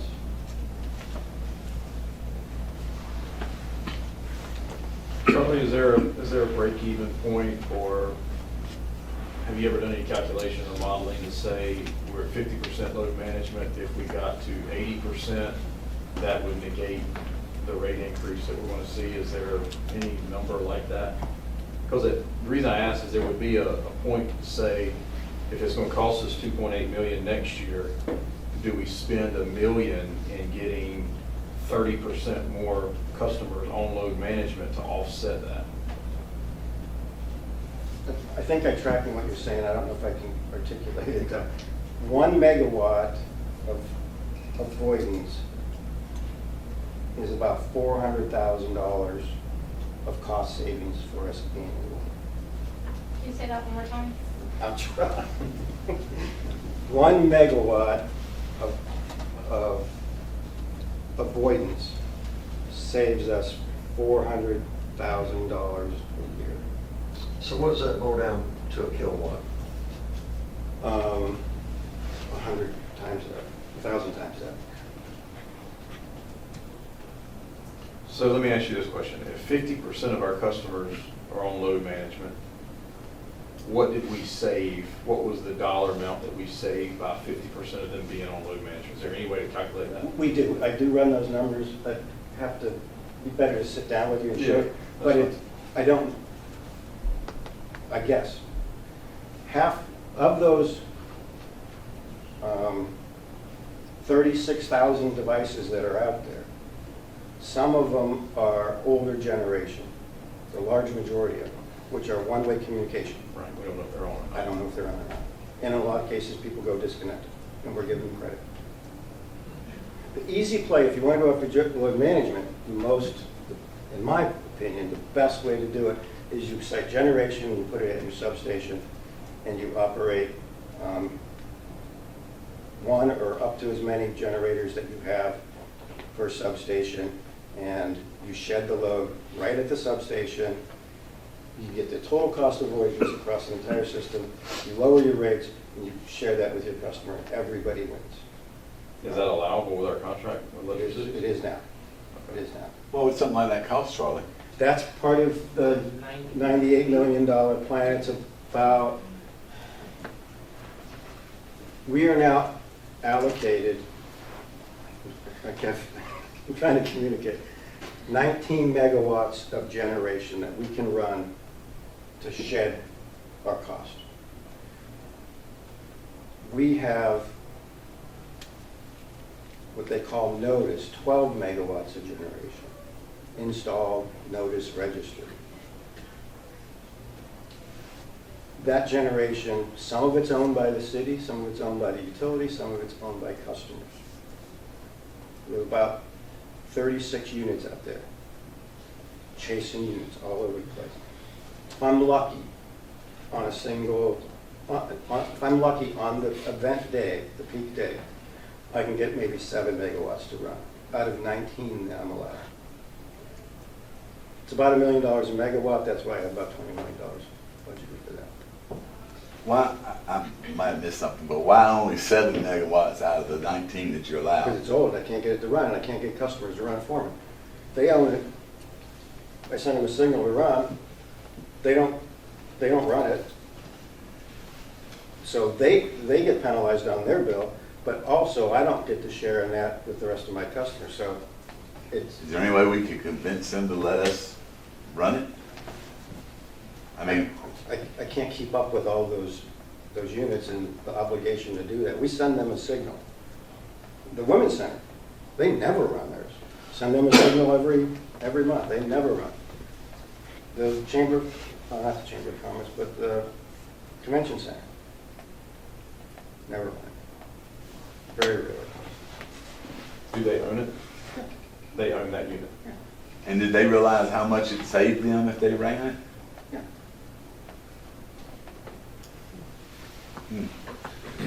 So case in point, if you're ever at City Hall, seems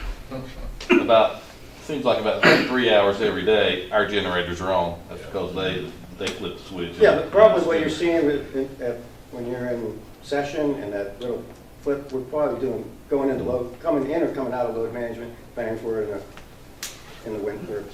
Normally in the summer, we're coming out about that time. So if you use the convention center as an example, whatever it's registered, that's part of our allocation that we get. So if they're not utilizing it, how can we take them off of that? I could deregister them, and then I would still have that allocation I could put somewhere else. Right. Yes. So have we had conversations with the property owners of those places to say, if you don't start utilizing this? In some cases, we haven't really drawn a real hard line in the sand.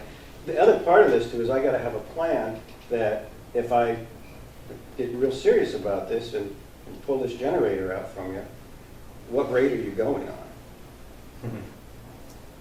Well, So here we go. So it's. well, that's more of a reason why they should agree to allow us to control it. Because not only are we gonna pull it, we're gonna raise your rate. Well, I haven't seen a rate schedule lately, but you have about 8 different rates, don't you? How many different I have rates? more than that. Okay, well, I would think you would just arbitrarily put them back to what that commercial rate would be. And let me preposition this a little bit too. That peak that I'm trying to shave, I'm chasing that 1 hour during the month, every single day of the month. So the first day of the month at midnight, at 1 o'clock in the morning, we set a new peak for the month. So at hour 200, I'm betting, are we going to peak? Or is it going to be higher or lower? Should I run generation at 2 o'clock in the morning? Probably not. I'm probably going to set a different peak. And so it's all a game of weather, it's all a game of hedging, and it's not our peak. I know when we peak. It's all based on the Duke system peak, and we're not coincident on each other's peak. So I don't even find out what the peak day is until about 10 days after the month is closed. But with implementation of the rate modernization study that you had, isn't there a system in which your differentiated rates can change based on customer choice of chasing that peak as well? And so those that want to lower their bill can? Yes. I mean, Yes. what is the timeline for implementing that portion? That, I would say, we're probably a year plus out. I need the MDM to do that.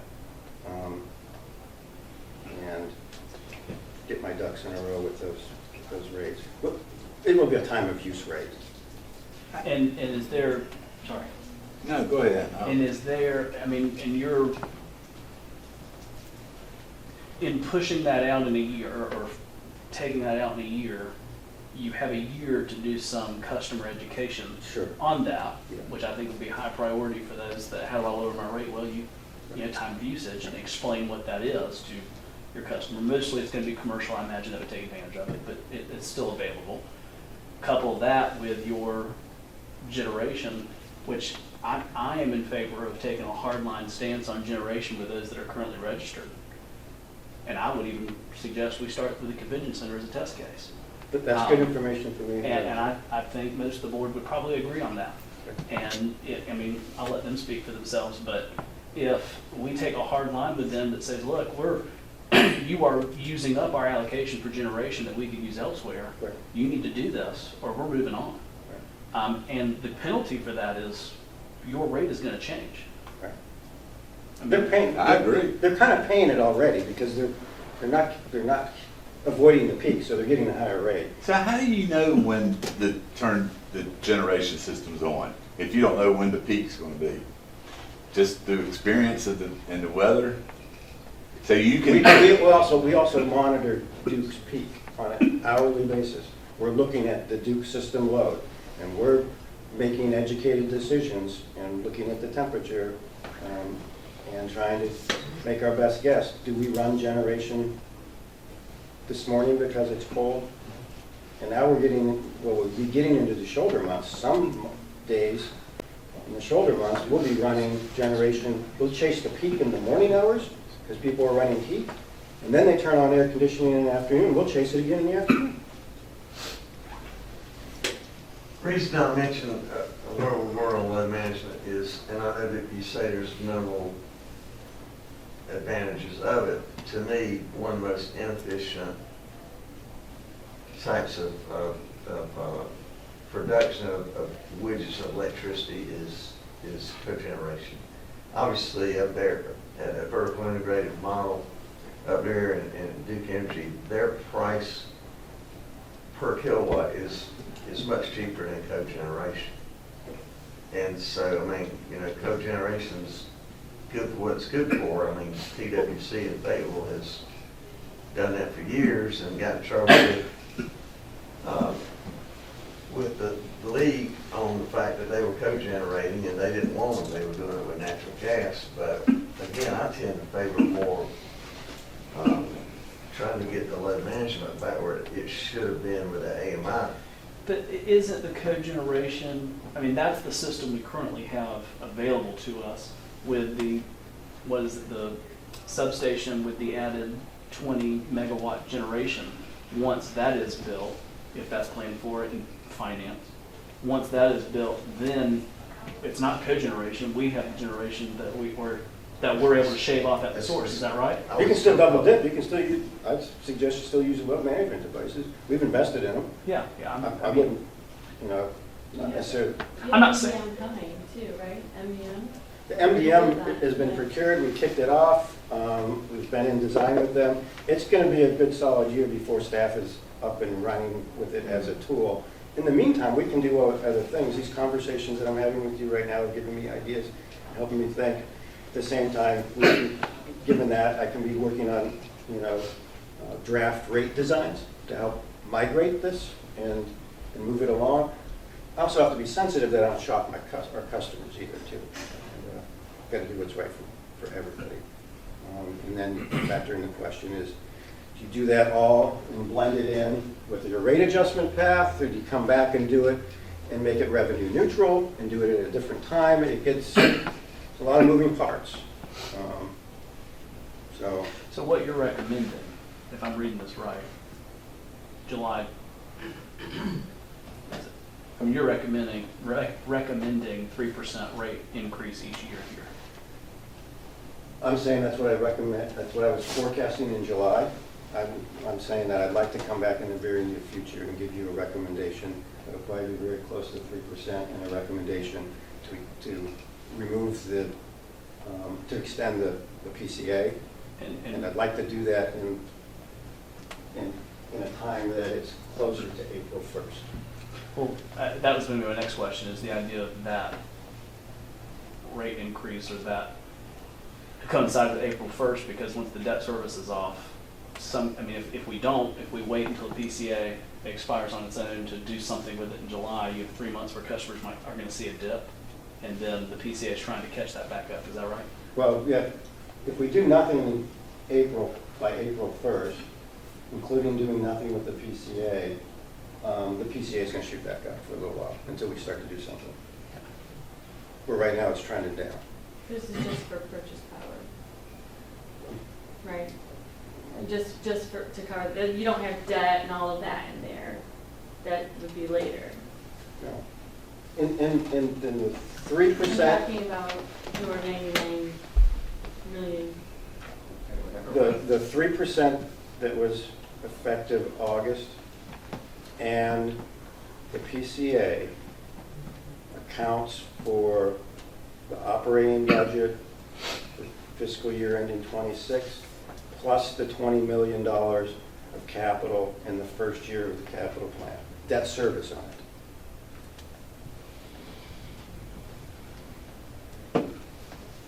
John, would it be to our advantage, maybe when school lets out, to hire a college kid for the summer to go around and check all these load management switches and making sure that they're on, working, and not disconnected? I mean, I've thought about it many times, including bringing in contractors, and if you're gonna do that, you might as well just put a new device in. If you're gonna go knock on a door, crawl under somebody's house, might as well have a new device in your hand and just replace it. and that way you would know then if Correct. it was on or not. Correct. And I looked at this maybe 6 years ago, and at that time it was $500,000. And how much does the device cost? They're about $140 a piece now. And the battery's good for about 10 years, then you gotta replace the batteries on it. Yeah, and I can determine that on the two ways, on the new ones, but the old ones, Sounds like to me it might be a good investment. I mean, well, I'm crediting back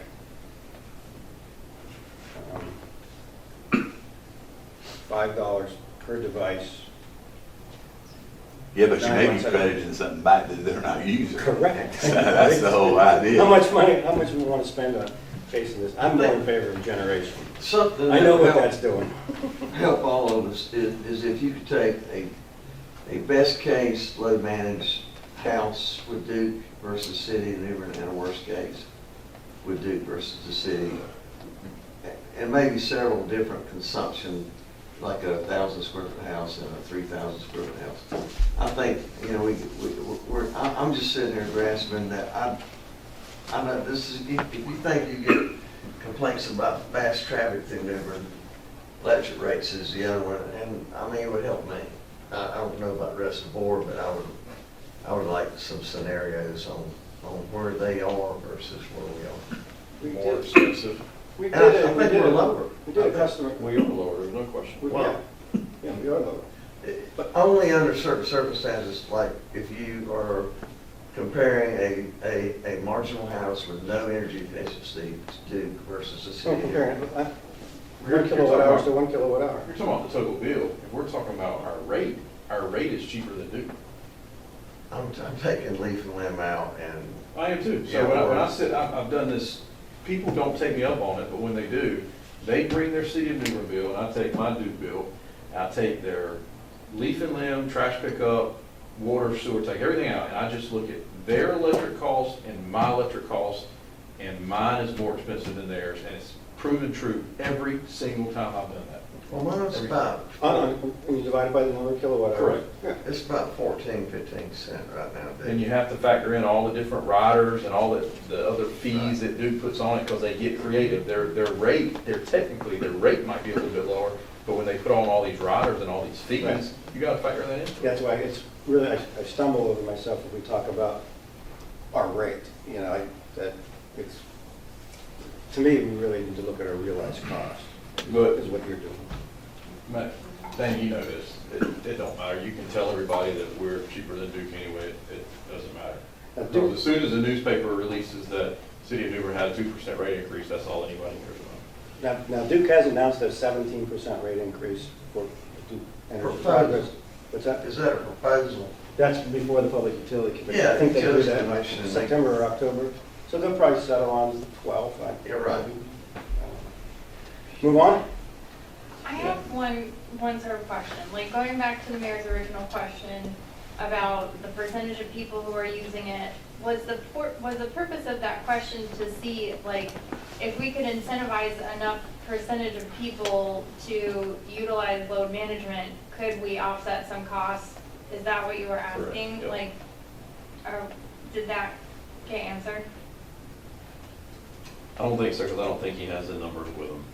It's a guess. Yeah. I have those numbers, not with me, but it's a guess of How many of the old devices do you think are in service, Charlie?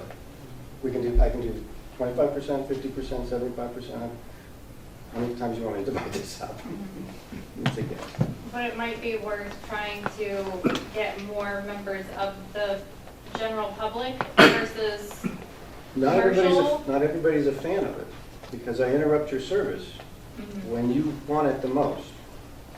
And then there becomes the argument that if I change the temperature in your house for a certain period of time, and then I allow you to adjust your temperature, are you spending more to reheat that volume of your home than if you were to just maintain it? And I saw that during Enzo. And we pay, what is it, $5 per unit per month? And Duke is $25 per unit per year? I can't speak to that. It's something like that. I'm not on it because it's not working. Have you looked at Duke time of use rate? I'd like to do that with you. That's a different subject. Sure. Move on. My last question, this is an easy one. Of the $99 million in capital, how much of that is to maintain the integrity of our current system versus expanding for future capacity? That don't sound easy. Well,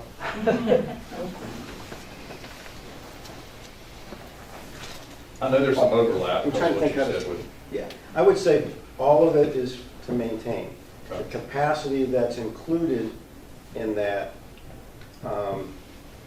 is largely in the substations for future growth. It's not extending lines. In the later years of that 5-year plan, there are some capacity improvements to existing wires, so that now that we have more capacity, we can reroute that capacity through those wires again and use them more efficiently. Did I answer your question? Yeah. This is not to extend to Morehead City.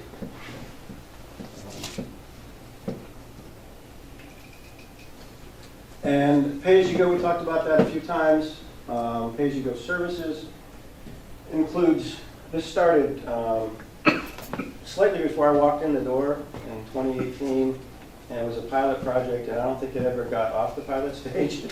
It includes both a prepay service for customers, where those that find it beneficial to, rather than pay a lump sum when they get their monthly bill, they can make payments throughout the month. And in addition to that, there's an ancillary service called My Usage. You don't have to be a prepay customer for, and you can still use, you can look at your energy consumption. You can't look at your billing amount, but you can look at your energy consumption.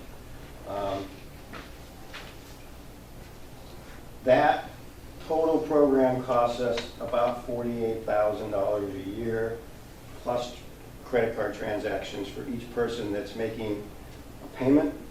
And I'll get to that in a little bit, but they're not making one payment a month, they're making several payments a month.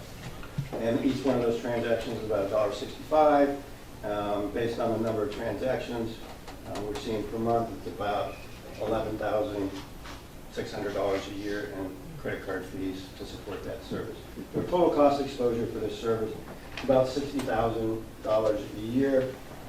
And we do this for 70 prepaid customers as of November 25, and we do this for 31 non-prepaid customers that are just using the My Usage service, for a total number of customers that are benefiting for this is 101 customers. Of those 70 prepaid customers, they're averaging 590 credit card payments per month at $1.65 per month. Charlie, do you have any information about how many people go online with our current system to pay their power bill? They're charged $4.50 or $5 per transaction for a credit card. How many transactions that there are in a year? Depends which transaction you're talking. We have so many different methods of payment. Credit card transaction on the website.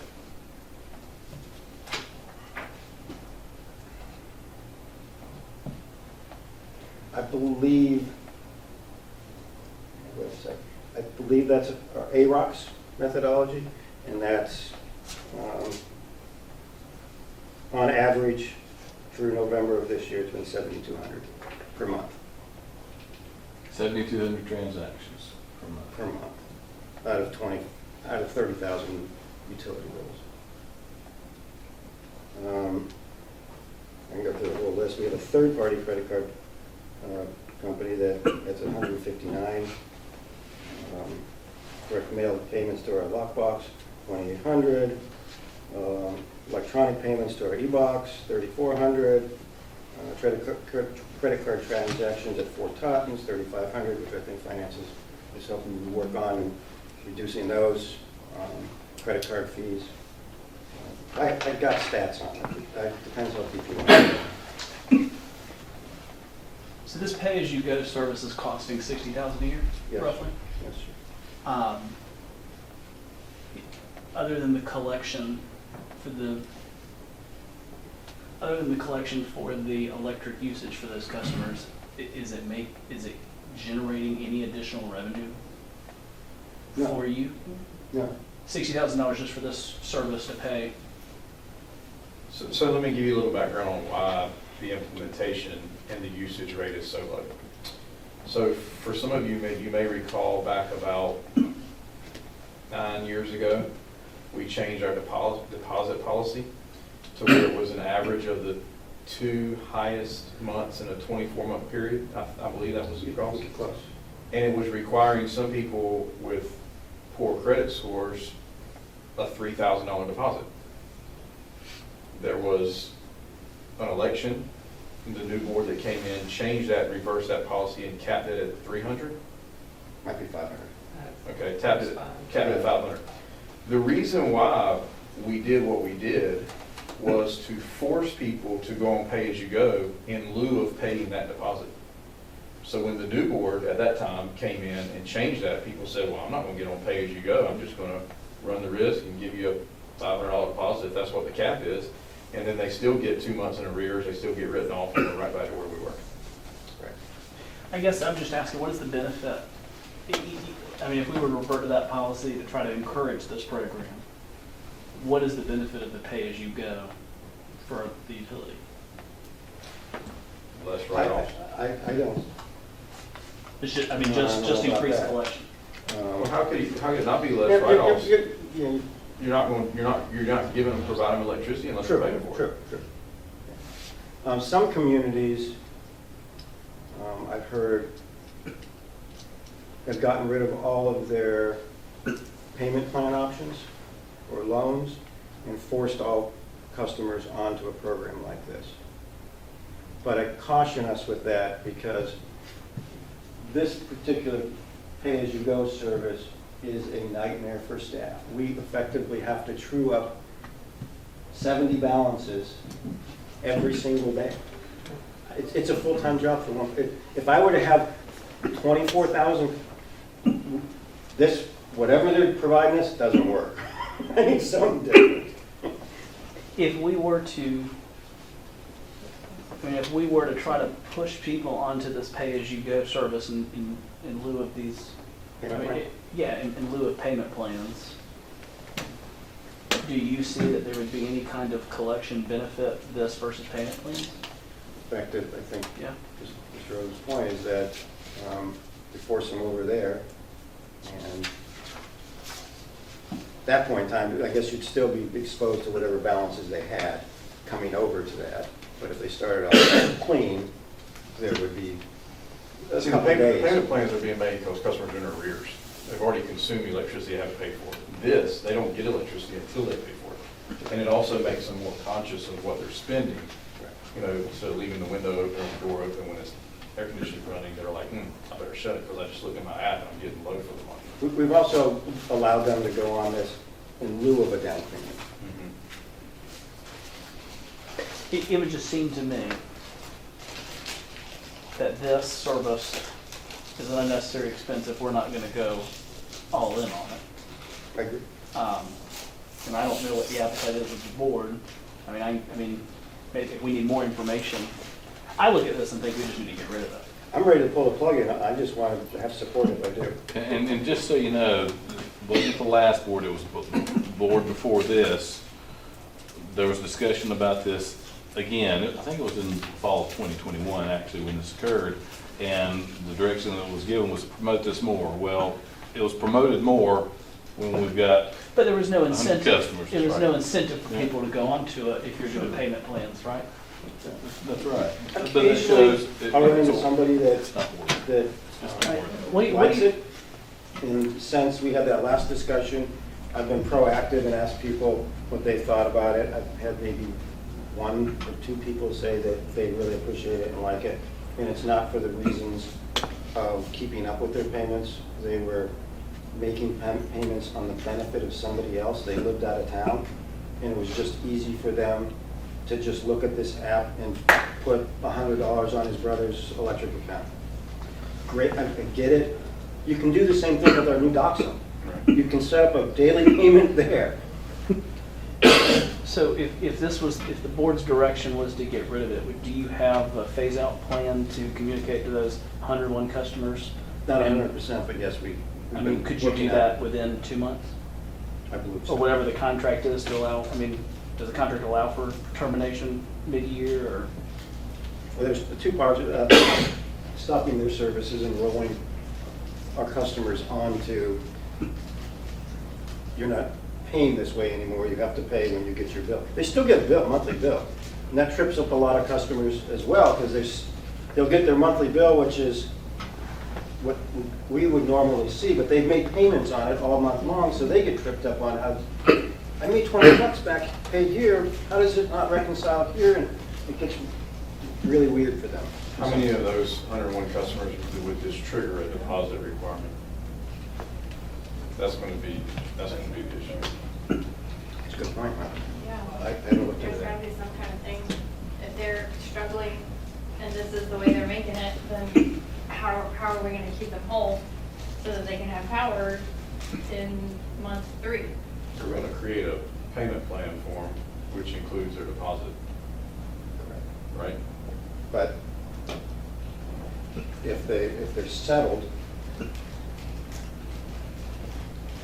put them on a payment, make some sort of, in lieu of the down payment, they're starting with a zero balance, zero exposure, put them on some sort of payment plan for 3 or 6 months, and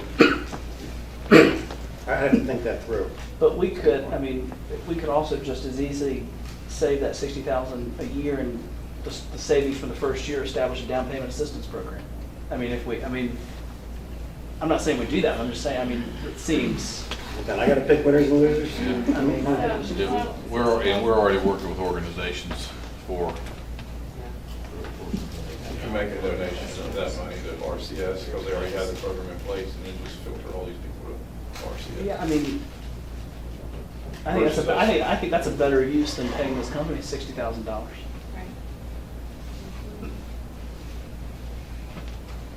Yeah, I'd have to present you a solution on that. You might want to send this board a list of those customers and redact their name and just put what ward they're in, so everybody can get the phone calls they're getting rid of. I mean, I agree, I do think you need to get rid of it, but it's not going to go away quietly.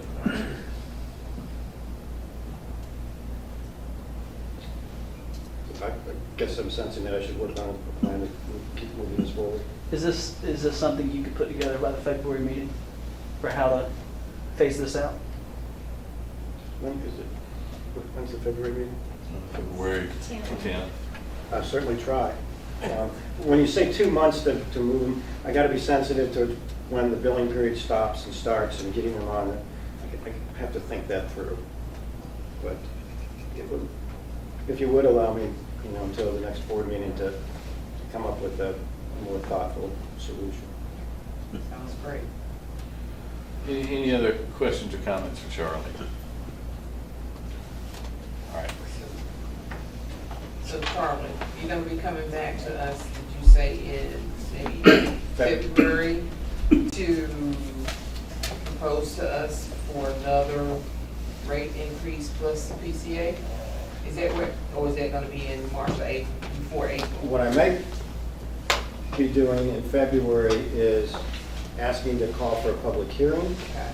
so that we could post that for 30 days, be in a position to have a public hearing maybe in March, and then make a decision at that public hearing and kind of keep pace with it's aggressive. With the April date as you proposed? Correct. Okay. And then as I go forward, I would be speculating and putting this into our budgetary numbers as well.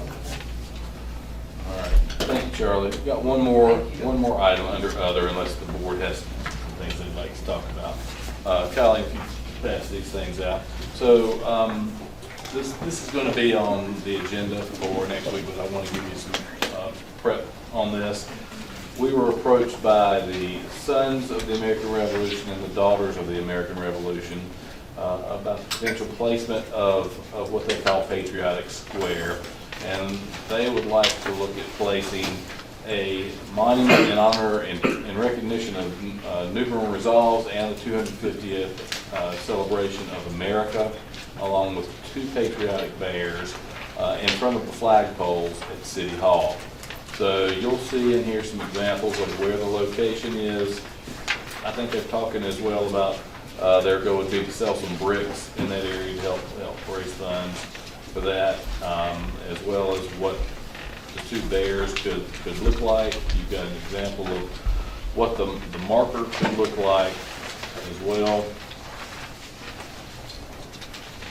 And so if you've got any questions about this, happy to talk to it, but they're really coming to make a presentation to you.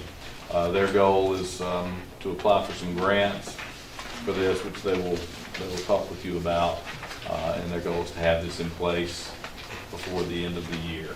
So they want the bears to look like at City Hall? Yes.